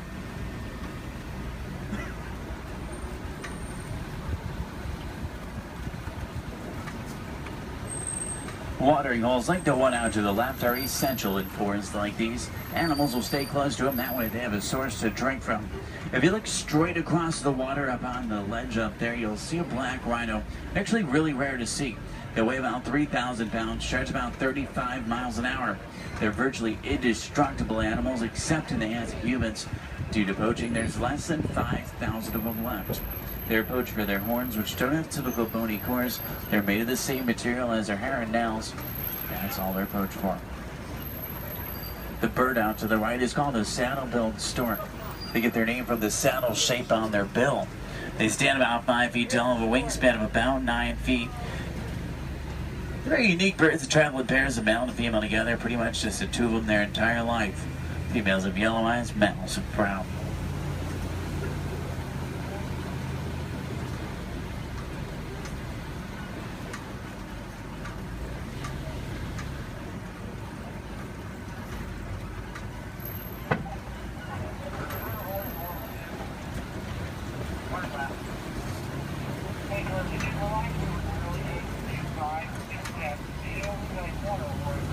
To the left, you'll see some tannish animals. They're called greater kudu.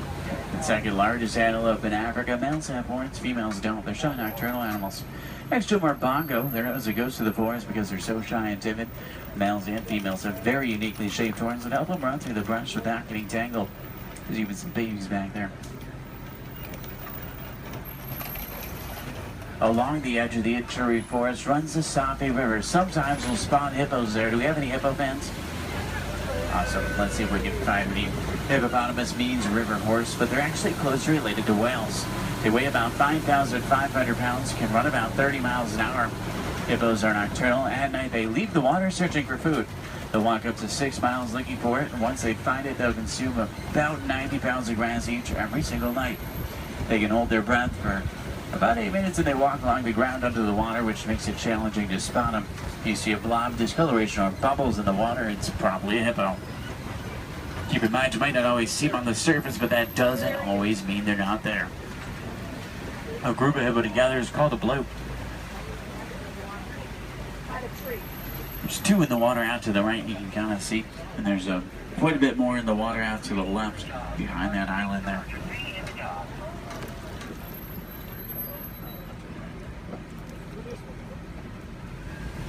On that middle island are pink-backed pelican. They get their name because they turn a pinkish color during mating season. They nest up in trees. Hippos may seem cute, but they're actually one of the most dangerous animals we'll see all day. They're extremely territorial. If you get too close to a hippo or get in the water without realizing they're there, they become very, very aggressive. You don't want to mess with them.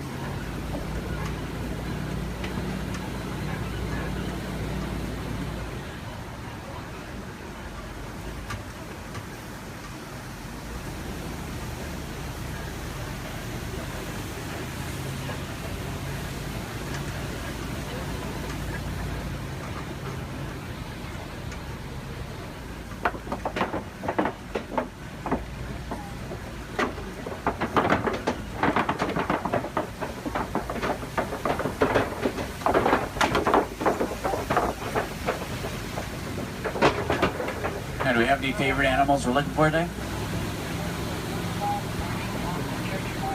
Giraffe fans? Maybe a few. There's babies out in the reserve. What about elephants? elephant fans? Any lion fans?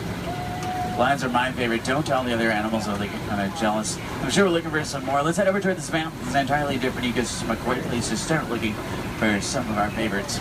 Now, on the right up here, we're going to see a baobab tree. We'll see them all throughout the reserve. They're also known as upside-down trees because they look like they're upside down. They do really well in droughts. They store water in their trunks and go about 9 months of the year without leaves, which helps to conserve water. Because of this, they can live to be thousands of years old. We're entering the African savanna we're all working hard to conserve. Serves as a home to millions of animals. Every year is a roaming grave searching for food. It does work like a big circle here. The elephants, they're the bulldozers. They push down the trees, which helps the grass grow and helps provide food. The giraffe will eat the leaves under the trees, which lets sunlight through to also help the grass grow. The zebra and the antelope will eat the grass, and then smaller animals like warthogs, they do the edge work. Helps create the image we're all looking at today. In a balanced ecosystem, there's food for everyone.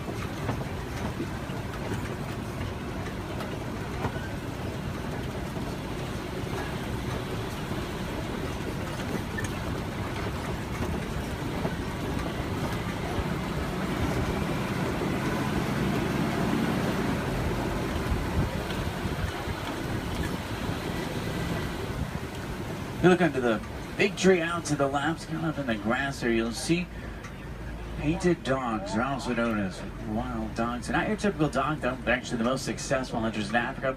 They're more successful at hunting than the big cats, including lions.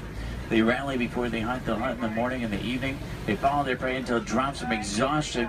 And once they get it, they consume 1/3 of their body weight in just one sitting.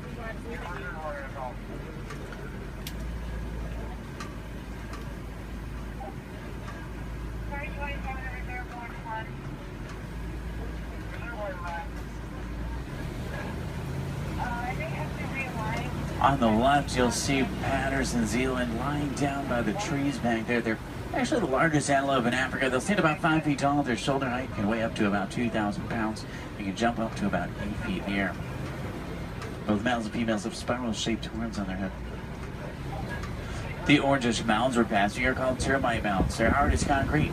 Elephants use them as scratching posts. Once they wear them down a little, antelopes stand on top of them. That way they can see predators like lions approaching.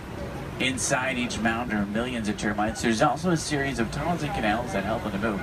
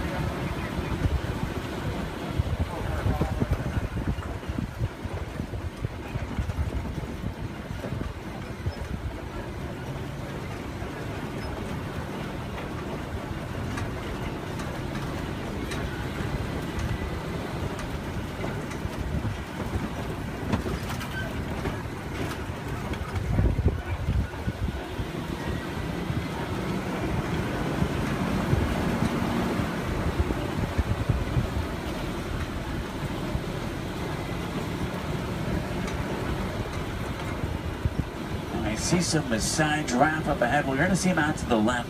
You see them about 20 feet tall. They're tallest. There are some babies on the reserve. They're born about 6 feet tall. In the human world, that's pretty big, but in giraffe, well, it's really not. A giraffe will spend about 18 hours of their day eating, and they sleep very little, sometimes just about 30 minutes a day. When they do sleep, they typically will sleep standing up. They don't really like to lie down. They're too vulnerable to their predators. They have 7 vertebrae in their neck like humans. A giraffe can run about 30 miles an hour, and they have hearts that can reach lengths over 2 feet long. They're known for their irregular patterns. However, every giraffe's pattern is totally different and unique, like a fingerprint.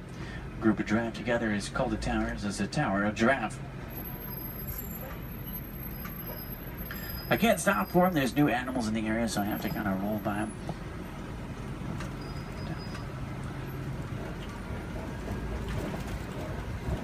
I see a lot of down trees up here as well. That's normally a pretty good sign. There's elephants nearby. Elephants are extremely social creatures as well. Except for adult males, though. Adult males tend to be very solitary. They really like to be alone or with only other males. They weigh about 12,000 pounds. Adult females weigh about 8,000, and each elephant consumes up to 300 pounds of food every single day. When you think about their eating, it's mostly grass and leaves, so that's pretty impressive. Start heading towards elephant country. I know the road that will take us there is a short drive. We should be there pretty quickly. Maybe we can see one along the way. Left and up, you'll see some mandrills. They're the largest, most colorful monkey in Africa. Males weigh about 100 pounds. Females weigh about 30. Males will be much larger, much more colorful. The leader of the group of monkeys, which is called a troop. To the right-hand side is an African elephant. That's a male. He's alone and larger, which is what gives it away. Trying to get a better view of him. Uh-oh. The road I was going to take is closed. I know a different way. There's an old rickety bridge. I haven't been there in a while. What do you say? Should we go for it? Yeah. Let's do it. We're going to see some more elephants, right?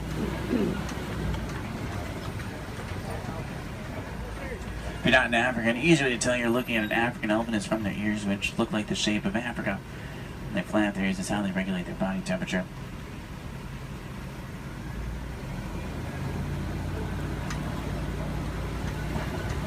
Trying to find some more. I just hope they worked on this bridge. Last time it was pretty bumpy. Almost. Everyone made it. It's a little worse than I remember. The good news is there's still a few parts of it connected. Is anyone on board Scared Heights? If you are, just close your eyes like me. Steady. Oh, they tried to fix it. I see a new patch of duct tape. That stuff really can't fix anything.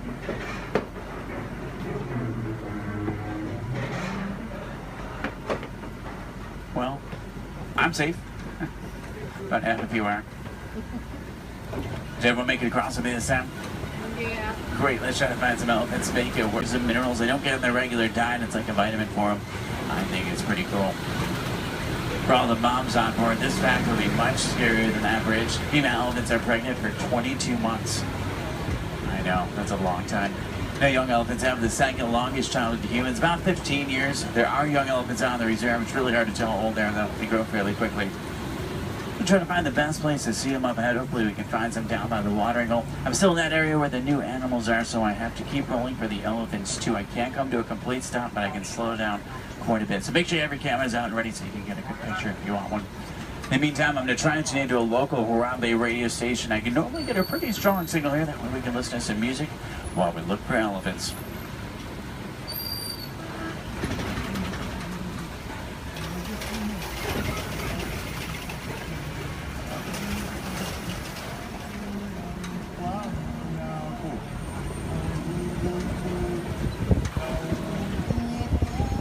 Looks like most of there it is down by the watering hole, which is great news for us. Normally that's a pretty cool view. If you see any elephants throwing dirt on their back or rolling in dirt, they can actually get sunburned, and they'll use dirt like a sunblock. Both male and female African elephants have ivory tusks, which I want their pouch for.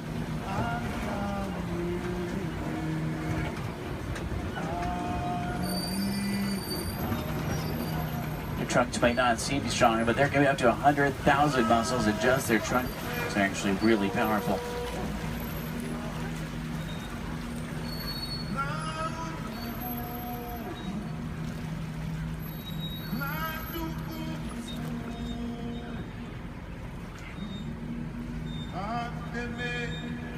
Out to the left are greater flamingo. They're born gray, but after about a year of eating brine shrimp and other seafood, they turn the pinkish color we see right now.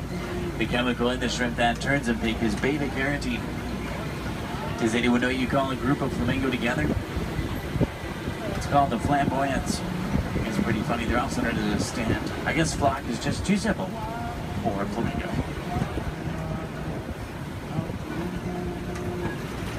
Now, I see white rhino markings up ahead here. White rhinos are bigger than black rhino. They weigh about 5,000 pounds compared to 3,000. They're not named after their color. Both white and black rhinos are both actually gray.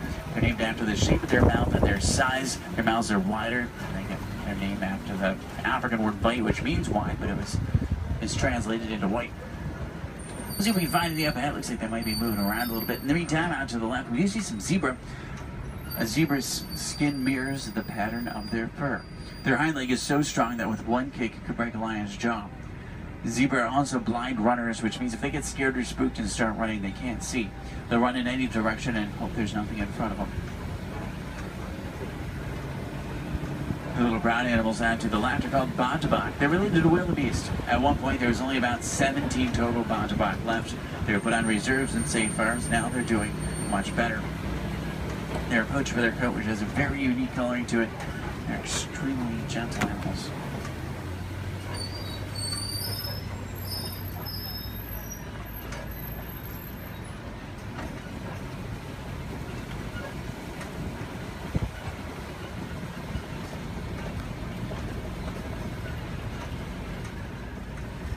See some spots on the side of the hill here. If you look out to the left and backwards, you might be able to see them.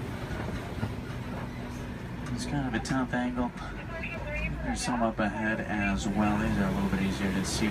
These are Cheetah. Cheetah run an average speed of 60 miles an hour. Their daytime hunters have phenomenal vision. It takes them about 3 seconds to reach that 60-mile-an-hour mark. Once they hit it, they can only run it for a short distance. If you look out to the left, you'll see them lying down. It's really hard to see them. They blend in well with the sun and shade combination. Does anyone see them over there? They're kind of, if you look out to the left and then to the right a little bit, you'll see them out to the bushes. They're in this direction, this way. If you see them, I know they're really hard to see. They're camouflage. They're not powerful animals, they're speedy animals. If they come across an animal that is powerful, like a lion, they'll turn around and run the other way. Speaking of lions, I see a Kobe rock formation up ahead, which is a good place to look for them. Lions are inactive about 20 hours of the day. It doesn't necessarily mean they sleep all day, it just means they really like to lay around a lot. You can hear lions roar for up to 5 miles. Females, they're the hunters. Males typically stay back and protect the pride. At night, a lion's vision is 6 times stronger than a human and helps them hunt. They're rabid hunters, so they hunt what they see moving. If there's something standing still, they may not even notice it. In Swahili, lion is Simba. I know, what a coincidence. If there's any wilderness explorers on board, you're on the Simba 1. That's SIMBA1, page 13 of your handbook, Simba 1. There's a crash of rhinos out to the right. You can get a pretty cool view of them. There's even some babies. The babies stay pretty close to mom. Keep in mind, mom weighs 5,000 pounds, can run 35 miles an hour. So if you thought your mom was scary when she's mad, these are a little scarier. Left it up is a pride of lion. There's a male. Look higher, you'll see a female. She's way up on top of the rocks up there. Extremely graceful animals, but they're also very powerful. Get that sense when you're around them.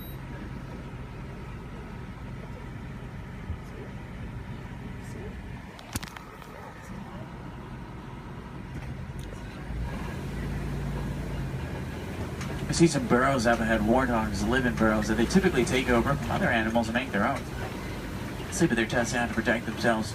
The males do actually have warts in the side of their head, so it's not as literal as it sounds.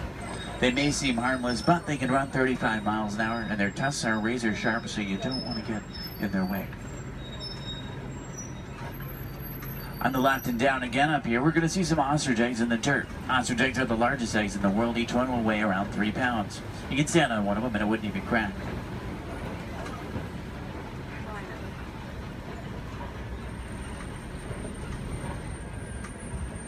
If you're wondering what Disney does or what we can do to protect some of the animals we've seen today, the Disney Conservation Fund has been doing research for a long time.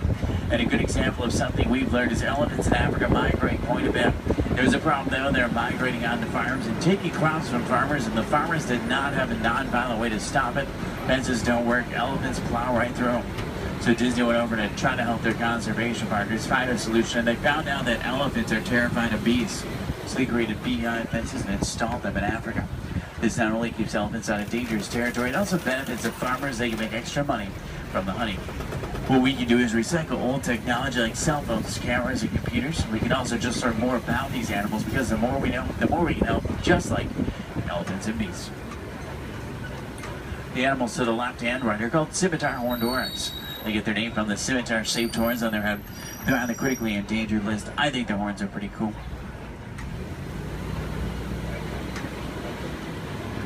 If you have any questions about anything we've seen today or anything I can help you with for the rest of your day, feel free to let me know. I would be more than happy to help. In the meantime, we're going to start to make our way back towards Harambe Village. Once we get back, if you're looking for more fun things to do, I recommend the Pangati Forest Trail. You can see gorillas, baby gorillas, naked mole rats, hissing cockroaches, underwater hippos, meerkats, and more. About a 15-minute hike, but you'll get some great pictures and make some great memories. At the end of Harambe on the right is the Festival of Lion King. It's one of the most popular shows at Disney. By far one of my favorites. It's worth the trip. Make sure you drink plenty of water today, otherwise the heat can sneak up on you. Did everyone enjoy the safari? Yeah. Great, that's good to hear. Now the best thing is no two safaris are ever the same. Whether it be a different driver, different animals, or the same animals closer, it's always unique.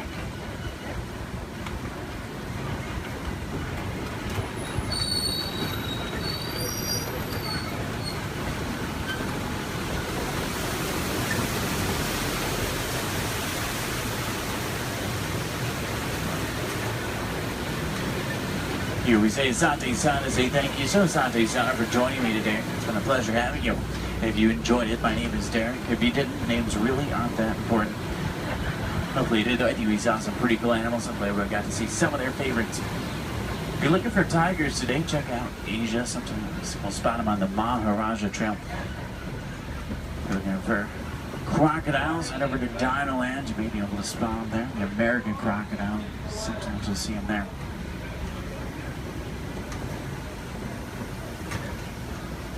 I'm going to take you right back to where I picked you up. It's a short drive back. We should be back in just a few minutes.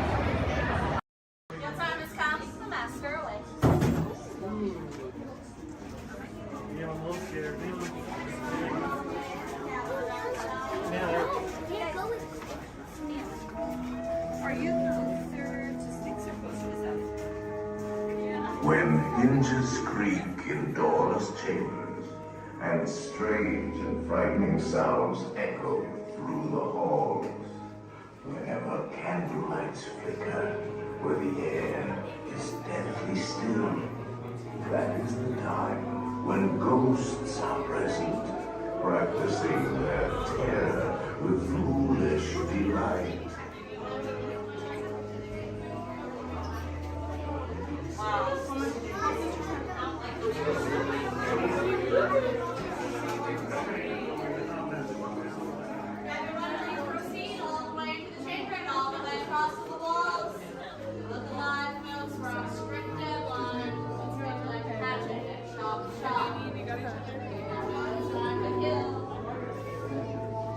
Welcome, foolish mortals, to the haunted mansion. Your host, your ghost host.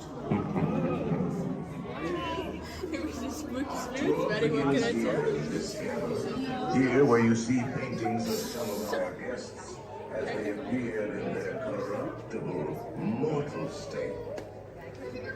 Kindly step all the way in, please, and make room for everyone. There's no turning back now. Now everyone, gather your bodies away from the walls and into the dead center of the room. Your cadaverous pallor betrays an aura of foreboding, almost as though you sense a disquieting metamorphosis.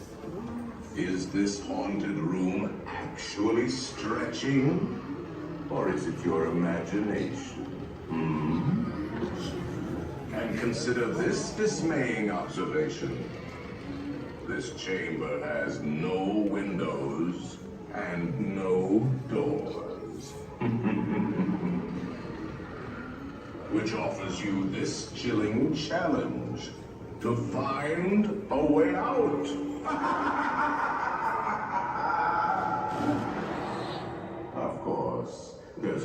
just my way.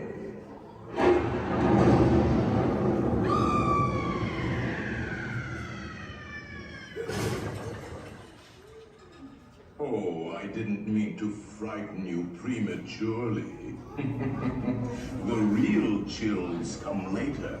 Now, as they say, look alive, and we'll continue on. And let's all stay together, please.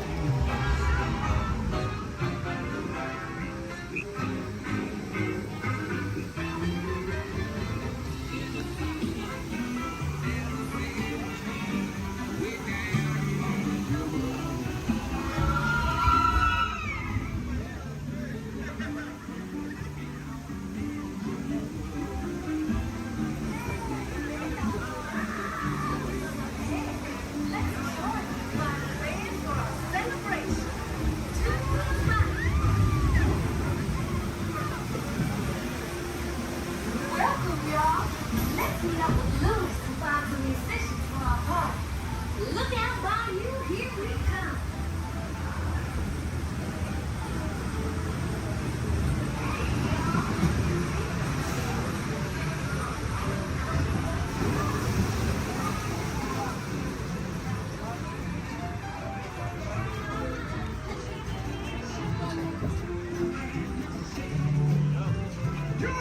And it dance out here. Come out, wherever you are.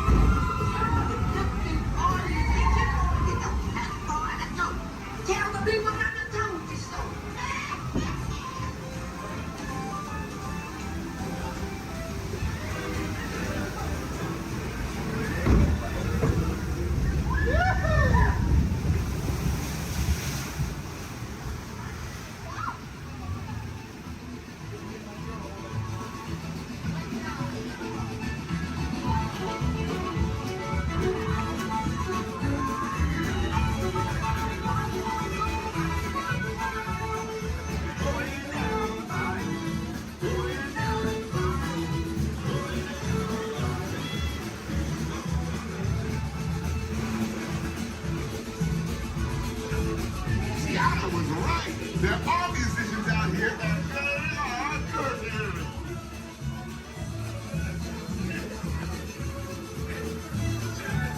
Tiana wasn't cute, y'all. This started over and she found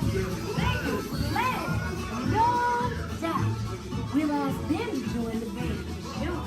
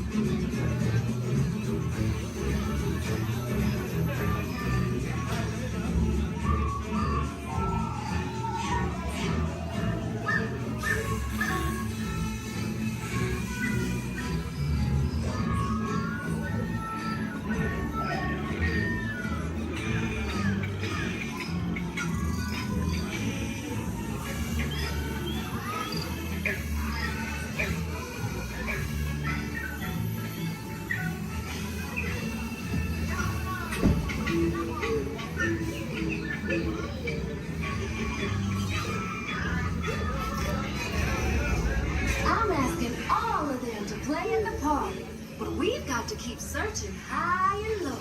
How low can I go?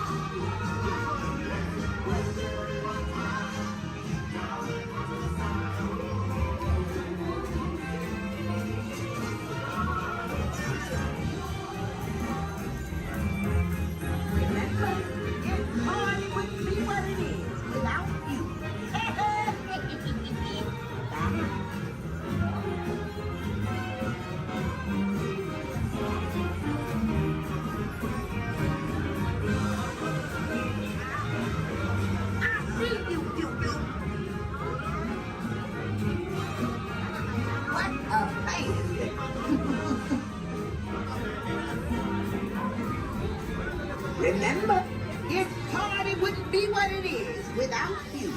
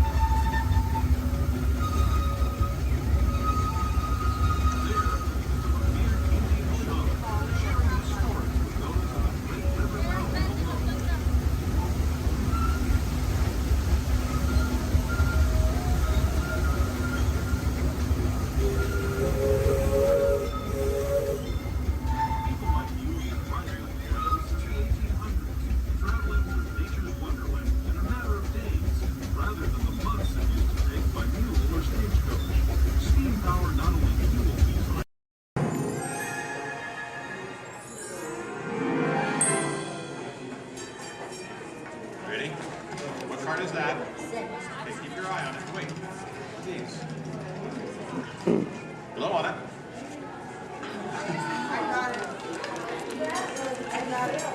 Hello and welcome to Disneyland's 50th anniversary celebration. For this truly historic event, no ordinary host would do. No, the Disney folks wanted someone who's been here from the beginning. They wanted a household name. A name that means family entertainment. Donald, calm down. You're just too animated. I'm referring, of course, to me, Steve Martin. I was Walt's friend, what? Oh, really? Well, I don't remember him calling that show the Donald Duck Club. Now just waddle along. As I was saying, the Disney folks came to me because I began my career right here at the Magic Shop at Disneyland. That's me, Disneyland class of 1960. Magician, prestidigitator, and seller of fake vomit.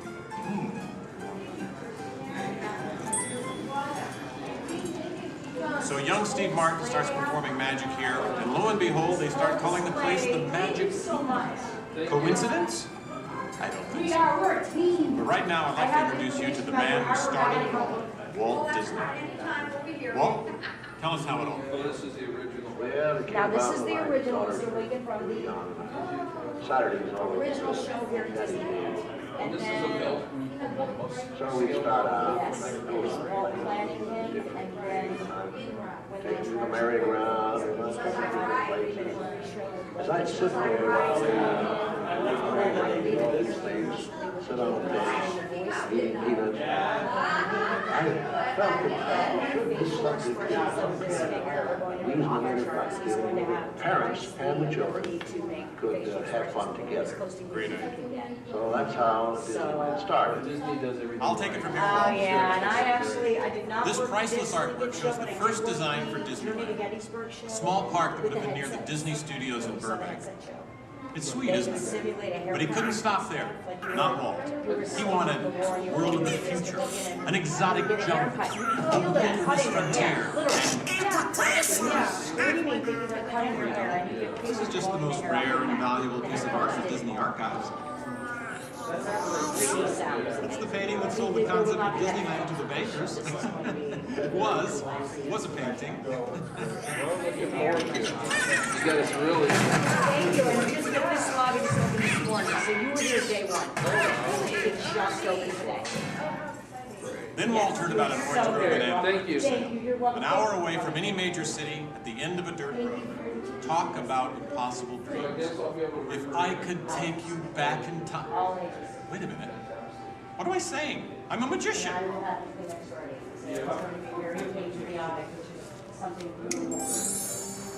Here is the actual orange grove 1 year from opening. And that's actually Walt Disney in the actual orange grove. Let's listen in on his top secret plans. 1, 2, 3. Aha! Some sort of code. I get it. Walt also had a code for all the trees on the property. Red ribbons for the big trees he wanted to save for Disneyland, and green ribbons for the ones he wanted removed. But, as fate would have it, the bulldozer driver was colorblind! Oops. So, Disneyland, less than a year from opening. No one, in their wildest imagination, could ever build an entire theme park here in just 1 year. Yeah, I'll show ya. Watch this, Magic Boy. That kind of sound. Keep going, boys. Faster, faster. That's it, good work. That's it, good work. Opening day. Take it away, Walt. To all who come to this happy place, welcome. Walt's dream had finally come true. And to celebrate, ABC organized the biggest live telecast in history.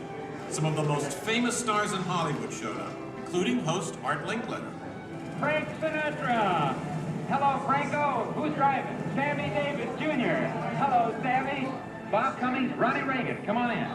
Davy Crockett. Buddy Epson's there, too. But right now, it's my pleasure to introduce the famous star whom Mr. Disney has asked to christen the Mark Twain. Ladies and gentlemen, Mr. Disney. I'll take it from here, Mr.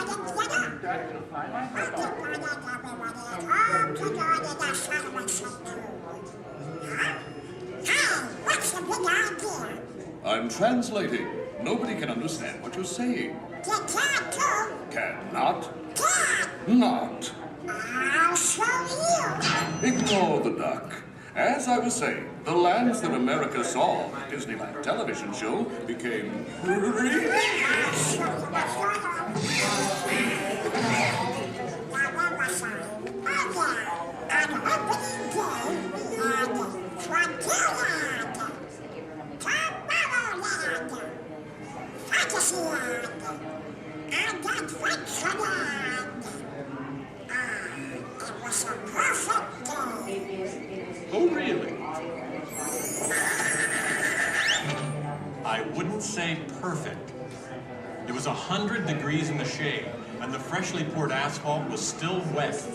11,000 people were invited, but 28,000 showed up. Newspapers predicted the worst for Walt and his park, and only 90 days later, 1 millionth guest walked through the gate. Disneyland not only survived, it thrived.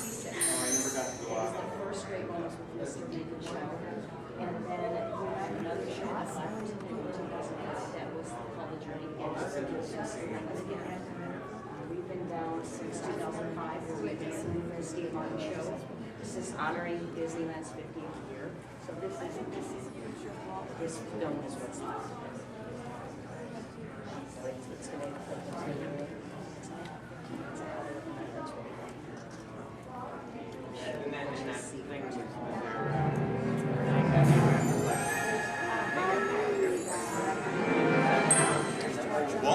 the magic of Disneyland to begin as soon as you walk through the gates. And your first stop is this turn-of-the-century street inspired by the small town where Walt grew up. He felt so at home here. He even had an apartment built for himself above the fire department, and it's still there today. Walt paid tribute to his father in one of the shop windows. In others, you'll find some of Disneyland's most important contributors. Nice try, Donald. Many shops have come and gone here over the last 50 years. Gone is the working pharmacy, and gone but not forgotten, my favorite, Hollywood Maxwell's corset shop, better known as the Wizard of Bras. Yes, Disneyland is filled with nostalgia and memories, but that's only part of the magic. Let's not forget fantasy. Ah, hear that? When you wish upon a star, your dreams come true. For Walt, that was the very essence of Fantasyland. Of all the lands, this was closest to Walt's heart. He even placed the Disney family crest right above the castle gate. Fantasyland was created by the same artist who created Disney's animated films at the studio. And soon those storybook tales came to life in an orange grove in Anaheim. For the first time, we could step into those worlds and become a part of the adventure. In Adventureland in New Orleans Square, surprises happen all the time. In fact, Disneyland is the only place I can think of where you can be attacked by pirates, frightened by ghosts, and nearly crushed by a giant boulder, while keeping your arms, legs, and feet inside the vehicle at all times. And here's the adventure that started them all. Remote rivers through a treacherous jungle. Could something go horribly wrong? Only a punchline. Over the years, the Jungle Cruise has become a showcase for handsome and witty river guides. Oh no! That big elephant is coming up to us and it looks like he's going to squirt us! Everyone in the back, get down! Don't worry, it never happens.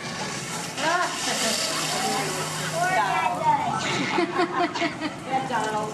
It was the duck, right? The duck? You know, every time I get all dressed up in my cowboy hat and pearl-handled pistols, I think about the heroes of Frontierland. Sorry. You see, Walt believed it was important to pay tribute to the pioneers who blazed a trail across frontier America. And I agree. Especially when it involves saloon girls and blazing six guns. In Frontierland, you could meet popular Disney heroes of the day, like Davy Crockett and Zorro. For a while, there was an authentic American Indian village. And in the little mining town called Rainbow Ridge, you could board a mine train or pack mule to explore nature's wonderland. And then the West got a whole lot wilder. Big Thunder Mountain Railroad was a thrilling addition to Disneyland's growing mountain range. The first peak was the Matterhorn, one of Disneyland's first e-ticket attractions. But the most out-of-this-world mountain of them all is right here in Tomorrowland. When Disneyland first opened, Tomorrowland gave us a preview of the amazing, futuristic world of 1986. Okay, so the 1980s didn't turn out that way. But Tomorrowland is really about imagining the possibilities of the future. So we got to go to the moon before real astronauts did. We got to travel through the mighty microscope on atommobiles, beyond the realm of normal magnification.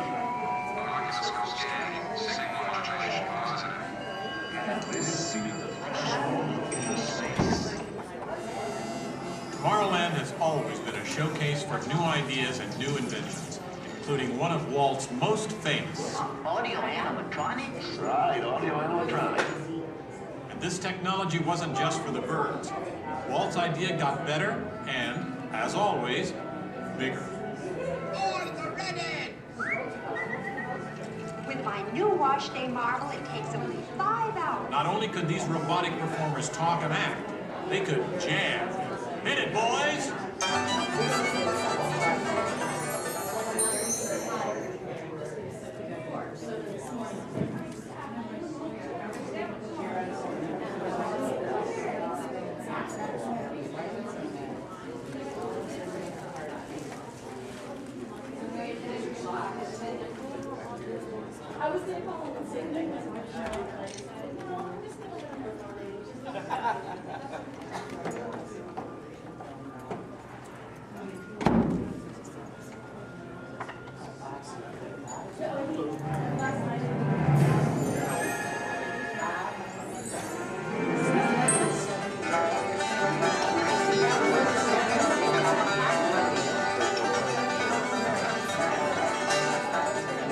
Disneyland has had thousands of great entertainers over the years, and not all of them have had servos and circuit boards.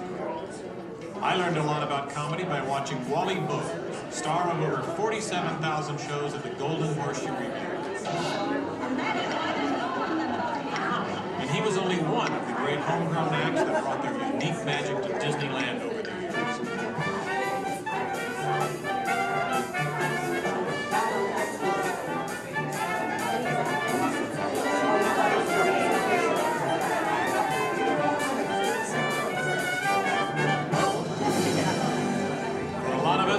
Disneyland's best magic trick happens every day at dusk, when all the lights come on and Magic Kingdom is transformed before our very eyes.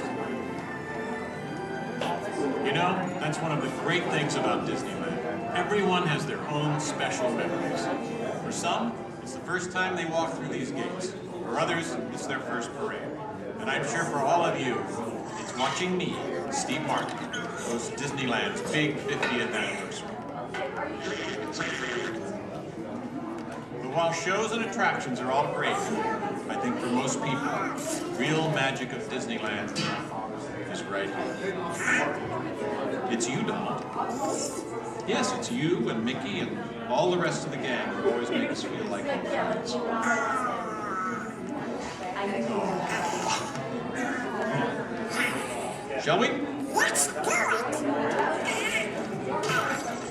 Goodbye, everybody. You know, I have to admit, you would have made a perfect host. Sit up next to me.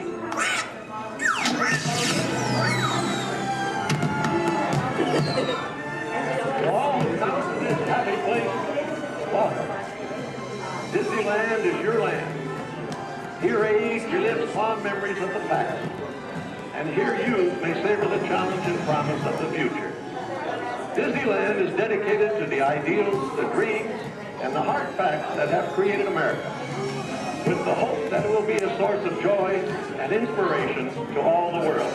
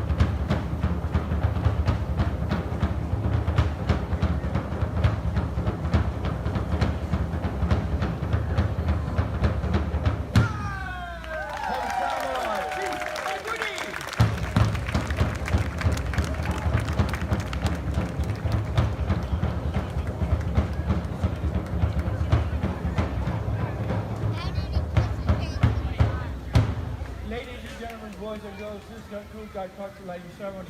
Thank you for attending and please enjoy the rest of the evening. Mahalo and aloha!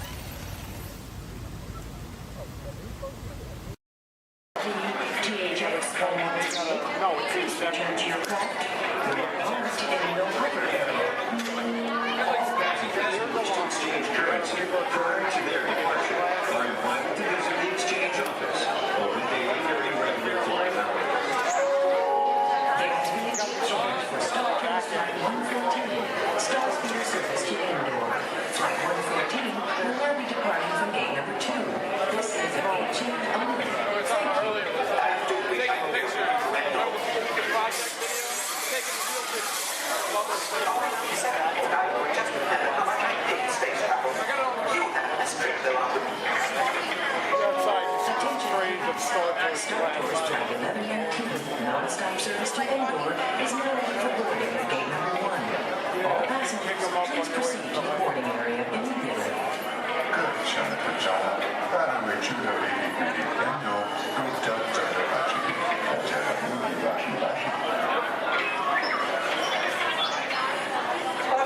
Just walked in.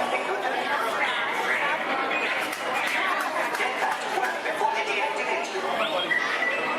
Yes, I really would. And hurry, they'll be needing this console any moment now. There, I think you'll solve it.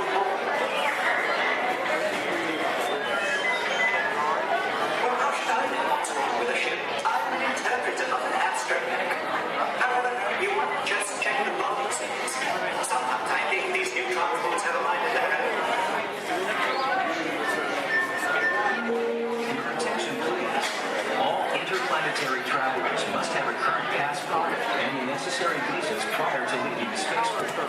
Passengers requiring assistance should visit the nearest information kiosk. Thank you. Star Tours is now offering convenient daily departures to the exotic moon of Endor. Come spend an afternoon or the entire day with the lovely Walt in their charming tribal villages. It's a fun-filled visit that you and your family will remember forever. Just ask for the Endor Express, available only from Star Tours. Non-stop flights leave every few minutes, so don't delay. Visit Endor today. Things have certainly changed.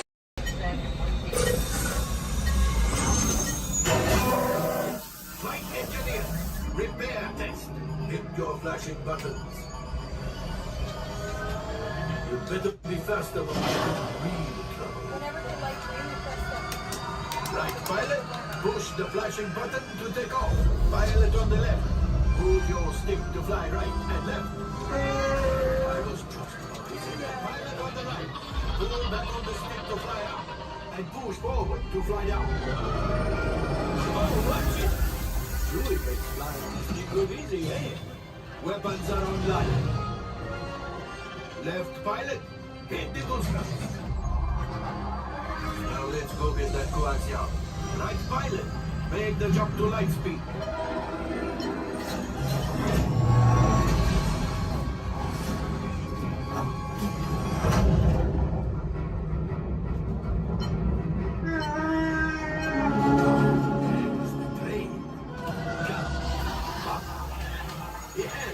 Yes, keep shooting. You knock out to us. Take evasive action.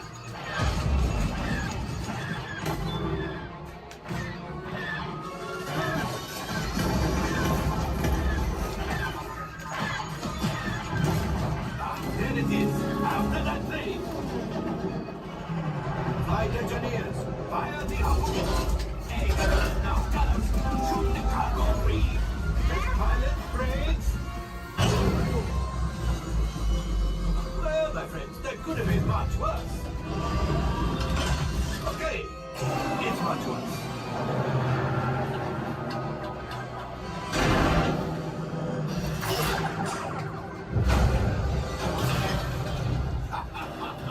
Yes, you got one. Excellent, my friends.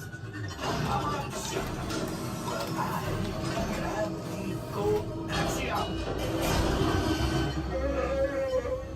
You see, just as I promised, my friend, now that the resistance has ready, maybe it's something for Paldo. Pilot, line up behind the train so we can harpoon that last car. First, shoot the train. Yes, keep mashing those controls.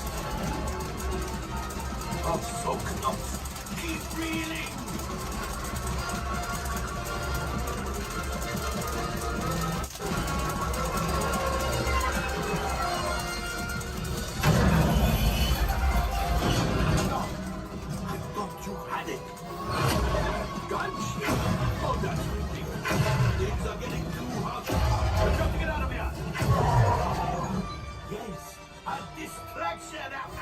Fire the missiles at the train! Hurry!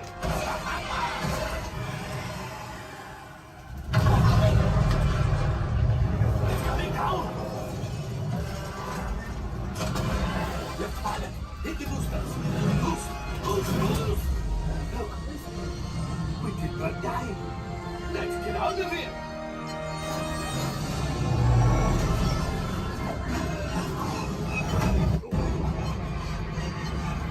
Your hyperdrivers failed. Pilots, evasive maneuvers. We've got company. True is right. If we lead them back, they may find the resistance. Mr. Nash. Finish. Watch out! Oh, that's going to be wrong. Great job, my friends. You retrieved one container of coaxium. This would greatly help the resistance. You heard the First Order and made Chewie proud. Now, after my modest profit, your cut minus what you owe me for damaging the Falcon is, hey, not bad.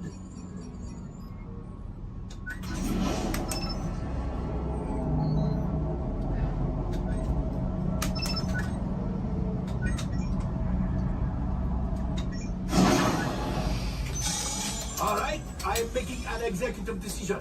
Everybody out. Go on, get out.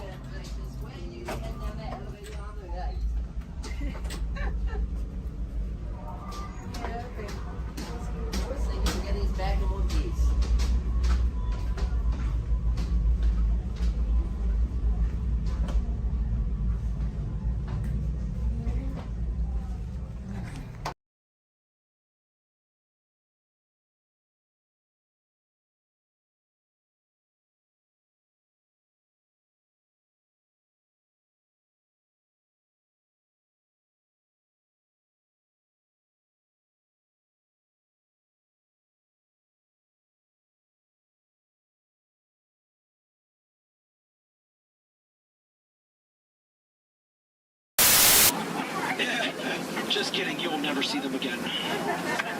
Yeah, but chances are you probably never saw them before, so who cares? Ladies and gentlemen, welcome aboard the world-famous Jungle Cruise. World famous for being world famous. My name is David, and I'll be your skipper, your tour guide, your social director, your dance instructor, and if you don't laugh at my jokes, your swimming instructor for the next 2 weeks. All right, the first river we're entering is the Amazon River, where everything is larger than life. You can tell to the left and to the right of the boats by these butterflies coming up over here. Now, these butterflies, just to let you know, have a wingspan ranging between a mild and tiny 12 inches to a whopping and amazing 1 foot. And over here to the right is Inspiration Falls. Now, people usually ask me in unison, why do you call it Inspiration Falls? How odd of you guys to ask. Well, the longer you stare at it,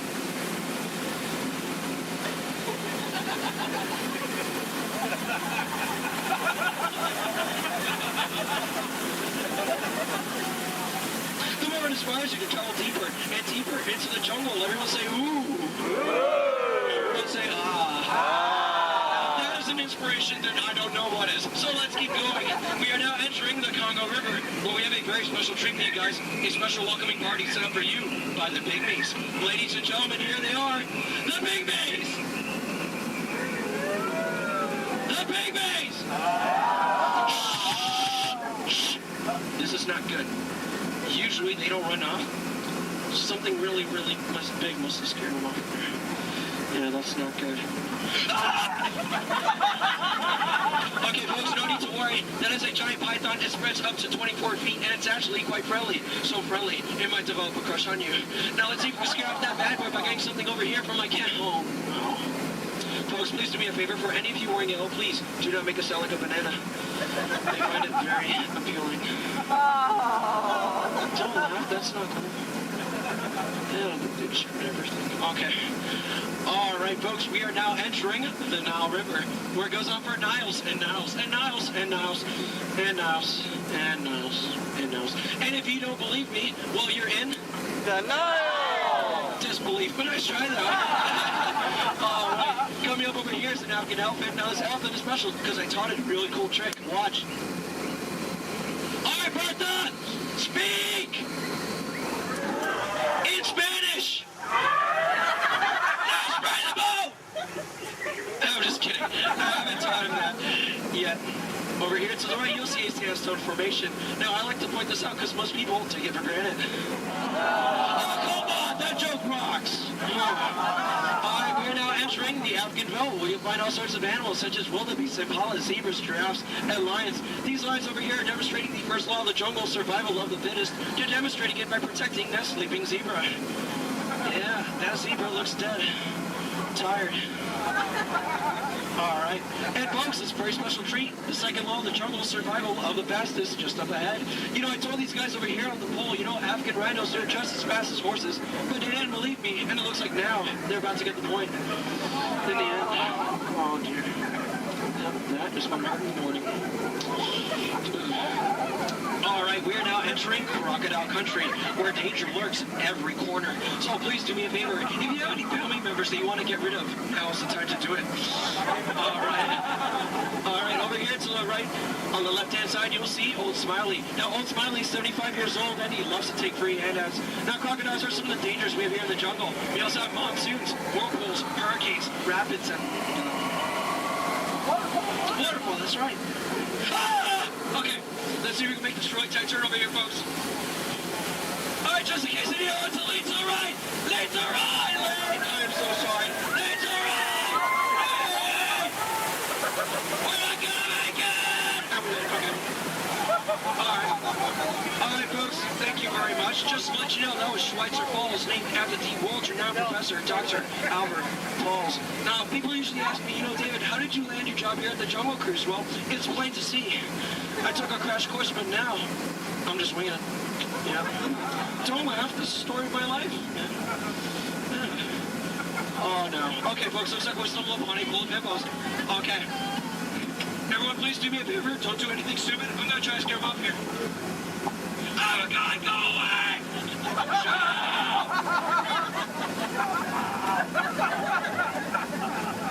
Thank you. All right. Oh, no. Oh, no, folks. Looks like we're now heading into headhunter territory. This is not a good place to be headed. You can ask my last crew over there. Yeah, they were just yelling the entire time. Oh, dear. All right, from my years of experience, I know when the natives are dancing like that, that means they're going to attack the boat. Usually they attack this side, so there's nothing to worry about if you're on this side of the boat. So, you know, keep your eyes peeled and see if we can avoid the attack here. Don't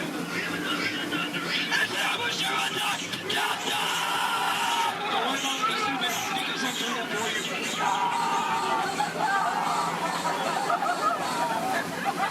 Is the coast clear? All right, good. Ladies and gentlemen, here's something you don't see every day. What you've all been waiting for, the amazing, the stupendous, the colossal, the eighth wonder of the world.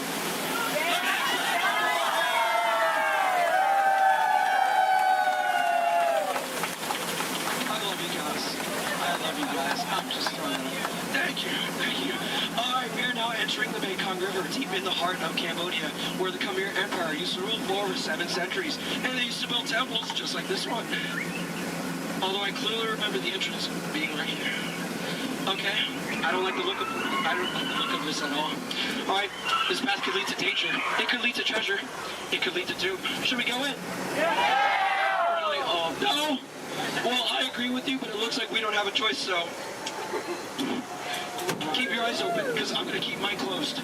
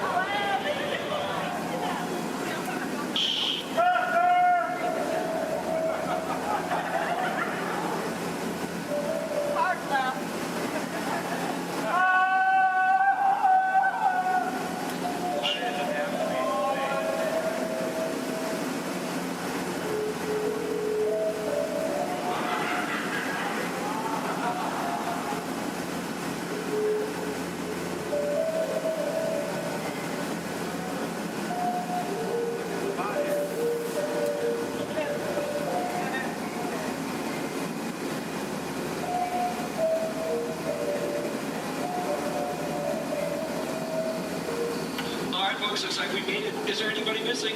Please raise your hand if you're lost. Oh, cool. Me too. Looks like we're on the same boat. Get it? Because we're... Never mind. Okay, folks. Looks like we stumbled upon a sacred Indian elephant bathing pool. It's right to take pictures because it looks like they have their trunks on. You know, people usually wonder, is that water coming out of their nose? Well, it's not. It's not. Hey, guys, look. On a beautiful night, we have a full moon. All right. Wait, what is he doing? What is he doing? No! No, bad boy, no! He's gonna try to squirt the boat, so everyone on this side of the boat, get ready to duck. Duck, duck, duck, duck, duck, duck, duck, duck, duck, duck! Ah! That was close. Hey, my friend, everyone on this side of the boat, duck, duck, duck, duck! I'm just kidding, that's an elephant. All right, ladies and gentlemen, listen up. We're now entering the educational part of the tour, where I love to point out my favorite plant life. Ready? Listen up. Ready?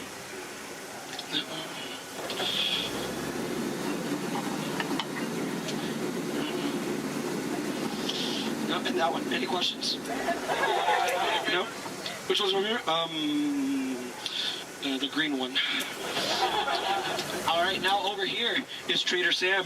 Now, Trader Sam's a close friend of mine, and he has just been promoted to head salesman. Now, lately, his sales have been shrinking, so he has a very special deal for you guys. 2 of his heads for one of yours. Any takers? No? Well, either way you slice it or dice it, you always come out ahead of the deal. All right, folks, now returning to the sad part of our journey, the return to civilization. So, I know, trust me, I feel your pain. All right, you want to go one more? I'm sorry. All right, now please listen up. This is very important. When exiting the boat, please exit the way you entered. Please do not cross these center crates over here. Trust me, it is a tripping hazard. You will trip, you will fall, and that would be 2 bad trips in one boat, and I'm only responsible for the first. And please remain seated at all times. Okay, everyone. Thank you so much for joining me. Now get out.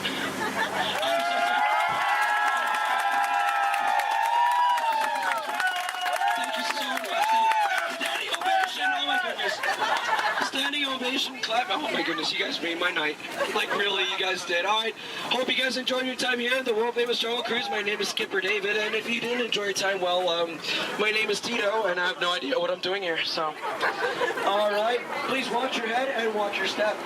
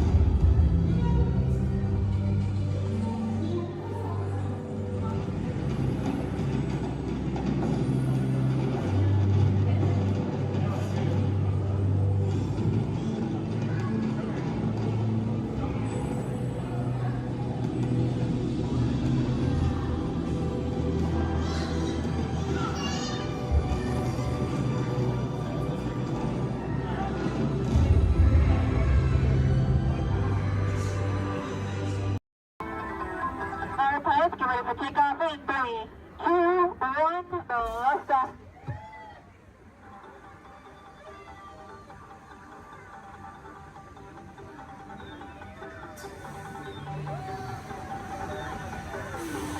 Just as a reminder, pushing and pulling the lever in front of you will control your height.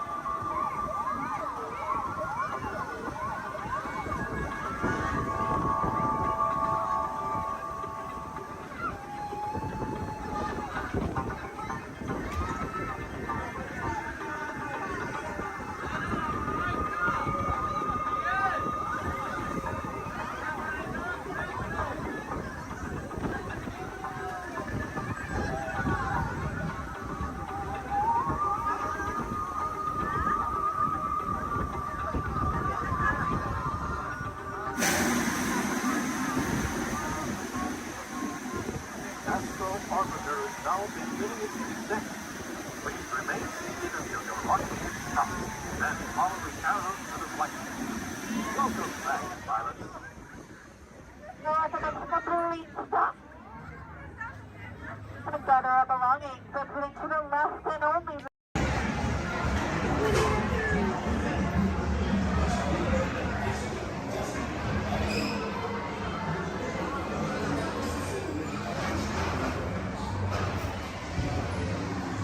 One day, 100-acre wood, the East Wind traded places.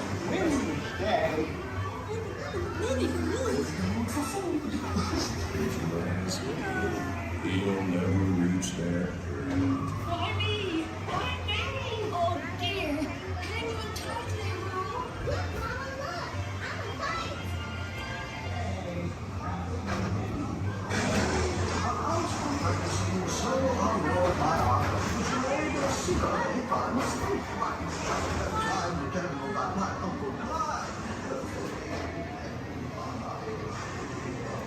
Hunter! Come bounce with me!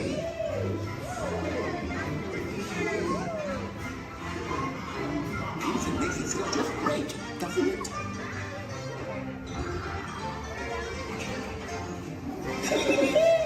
Follow me!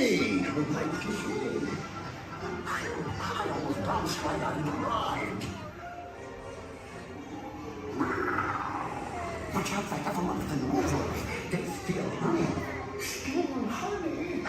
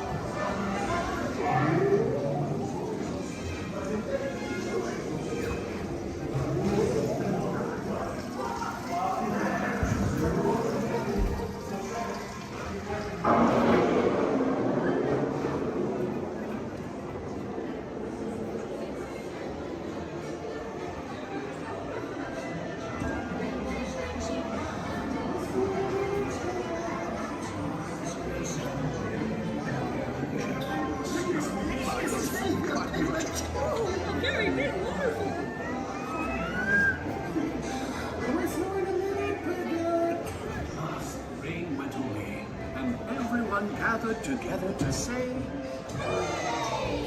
Hooray for Pooh, too! Let's go to the party without me.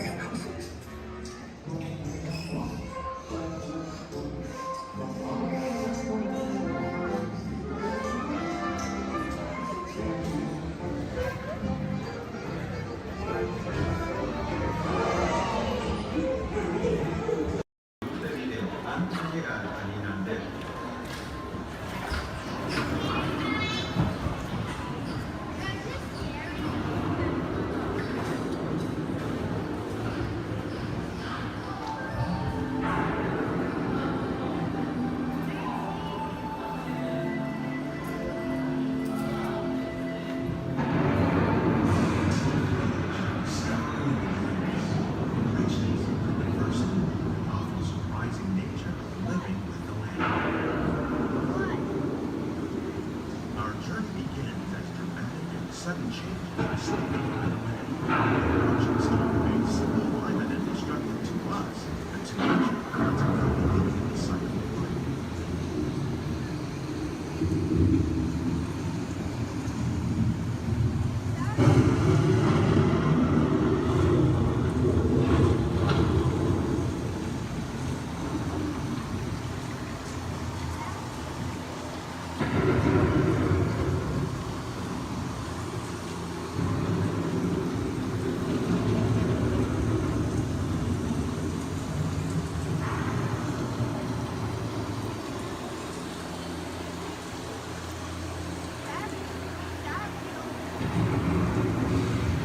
The surface of the lake moves trap water from the flowing mud, extracting precious nutrients and minerals.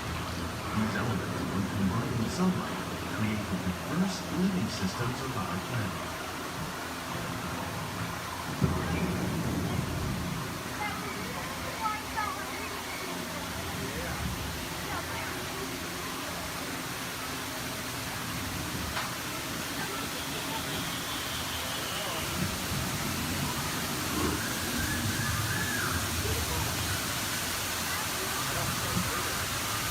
One of those living systems is the rainforest, home to the most amazing concentration of life on our planet.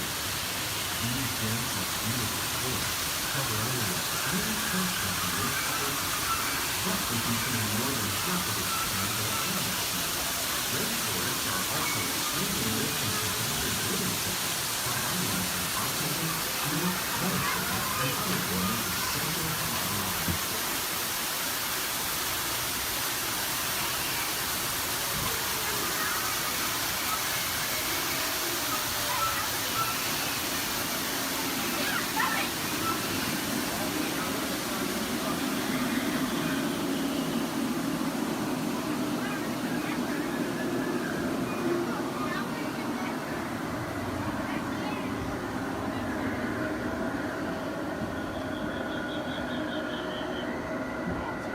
In the desert, nature has created a very different, known as beautiful living system.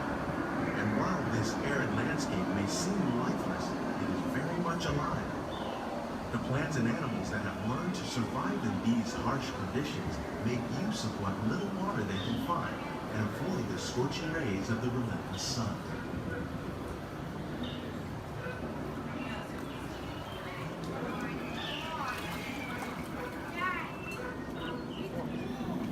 The American prairie once appeared as desolate as the desert, but over time, rainwater and nutrients gradually penetrated the hard surface of this land. Even the hooves of the muddy buffalo helped create the rich soil that one day become home to the American farm.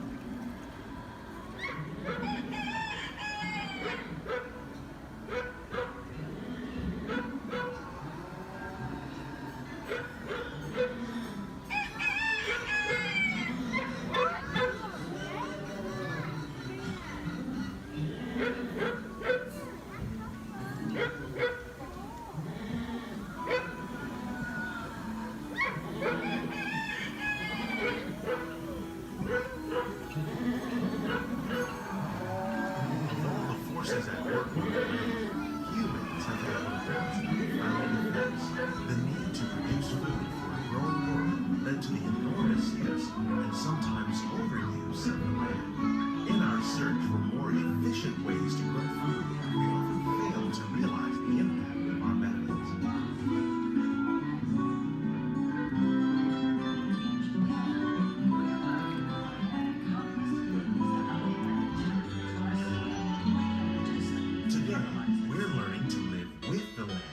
Discovering better ways to grow food that will assure both human and environmental well-being. Fertilizers, we can enrich the soil without the use of chemicals. In Saudi Arabia and Mexico, we're learning to produce food on desert seacoasts by developing and planting crops that thrive on salt water. Here at Epcot, we're learning to reduce the need for pesticides by using natural predators like ladybugs and wasps to control pests. In Japan, we're learning that by adding composted leaves and other plant material to our soil, we can reduce the need for fertilizers. In farmlands across America, we're learning that by plowing under vegetation containing natural fertilizers, we can enrich the soil without the use of chemicals.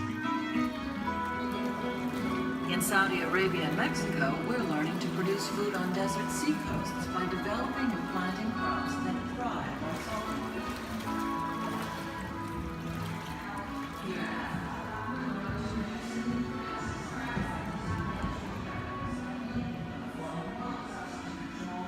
How will we meet tomorrow's growing needs for food production, yet still respect the needs of the land?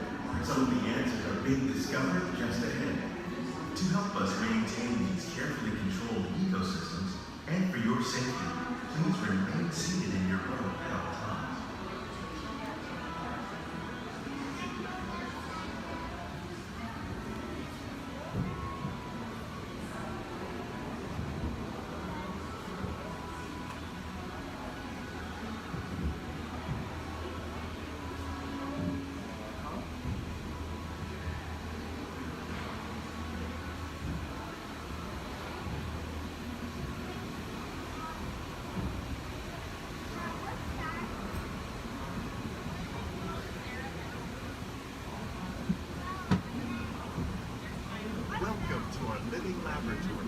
Scientists from EPCOT and the U.S. Department of Agriculture are exploring innovative ways to produce bountiful harvests now and into the future.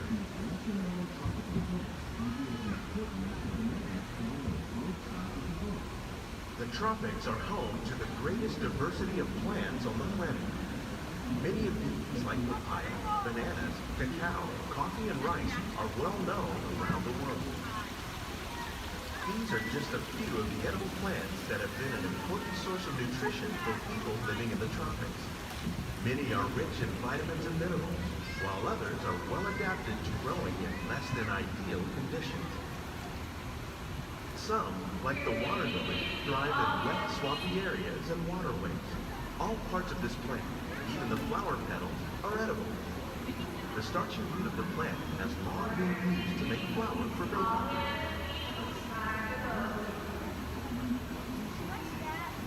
One day, many of these lesser-known tropical plants may be as important as the bananas growing on both sides of the boat.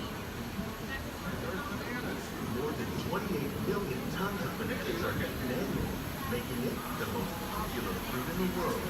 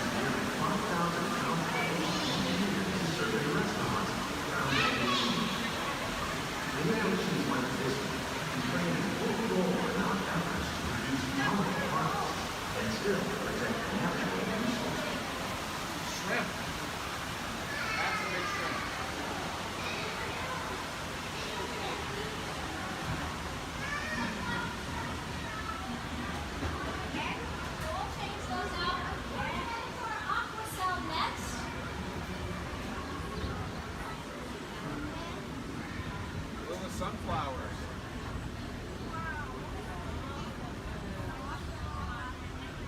While there are more than 50,000 edible plant species in the world, most of us are only familiar with the handful that make up our everyday diet.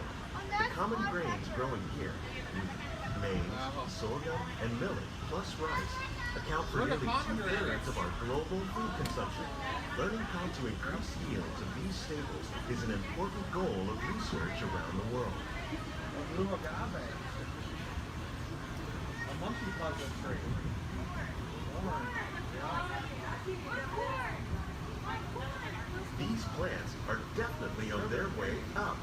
Innovative growing techniques like these increase yields, while more efficiently using resources like water, fertilizer, and pesticides.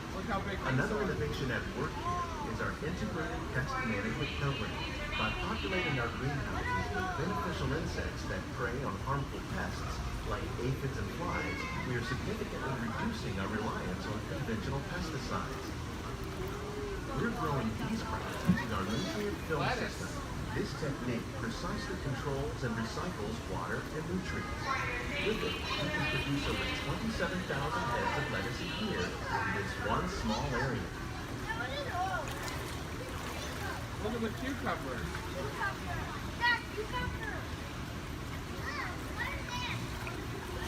Look at the strawberries. Some of our best ideas have been inspired by nature, like these fruit and vegetable trees.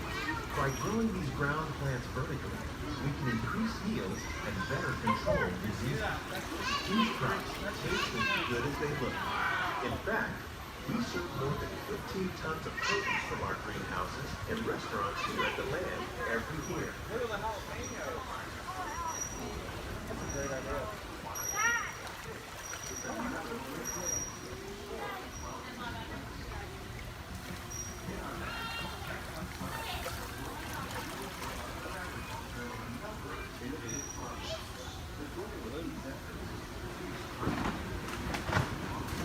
The future of agriculture may include innovative ideas like this vertical growing system. Plants grown in this way use a fraction of the space required by traditional growing methods. That saves water and increases production.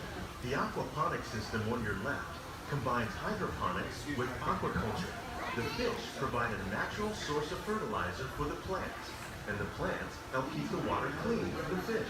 It's another great way to produce more while using less.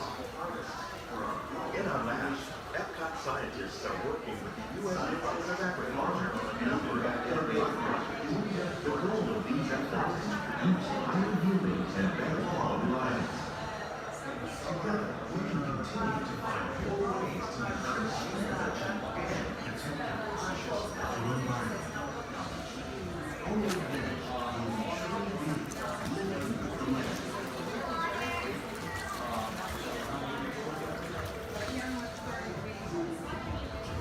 On behalf of Walt Disney's greenhouses represent just a fraction of the work being done worldwide to produce bountiful harvests for our growing populations. Scientists, farmers, and even backyard gardeners are doing their part to improve the quantity and quality of foods that we all rely upon. Together, we can continue to find more ways to increase food production and protect our precious natural environment. Only then will we truly be living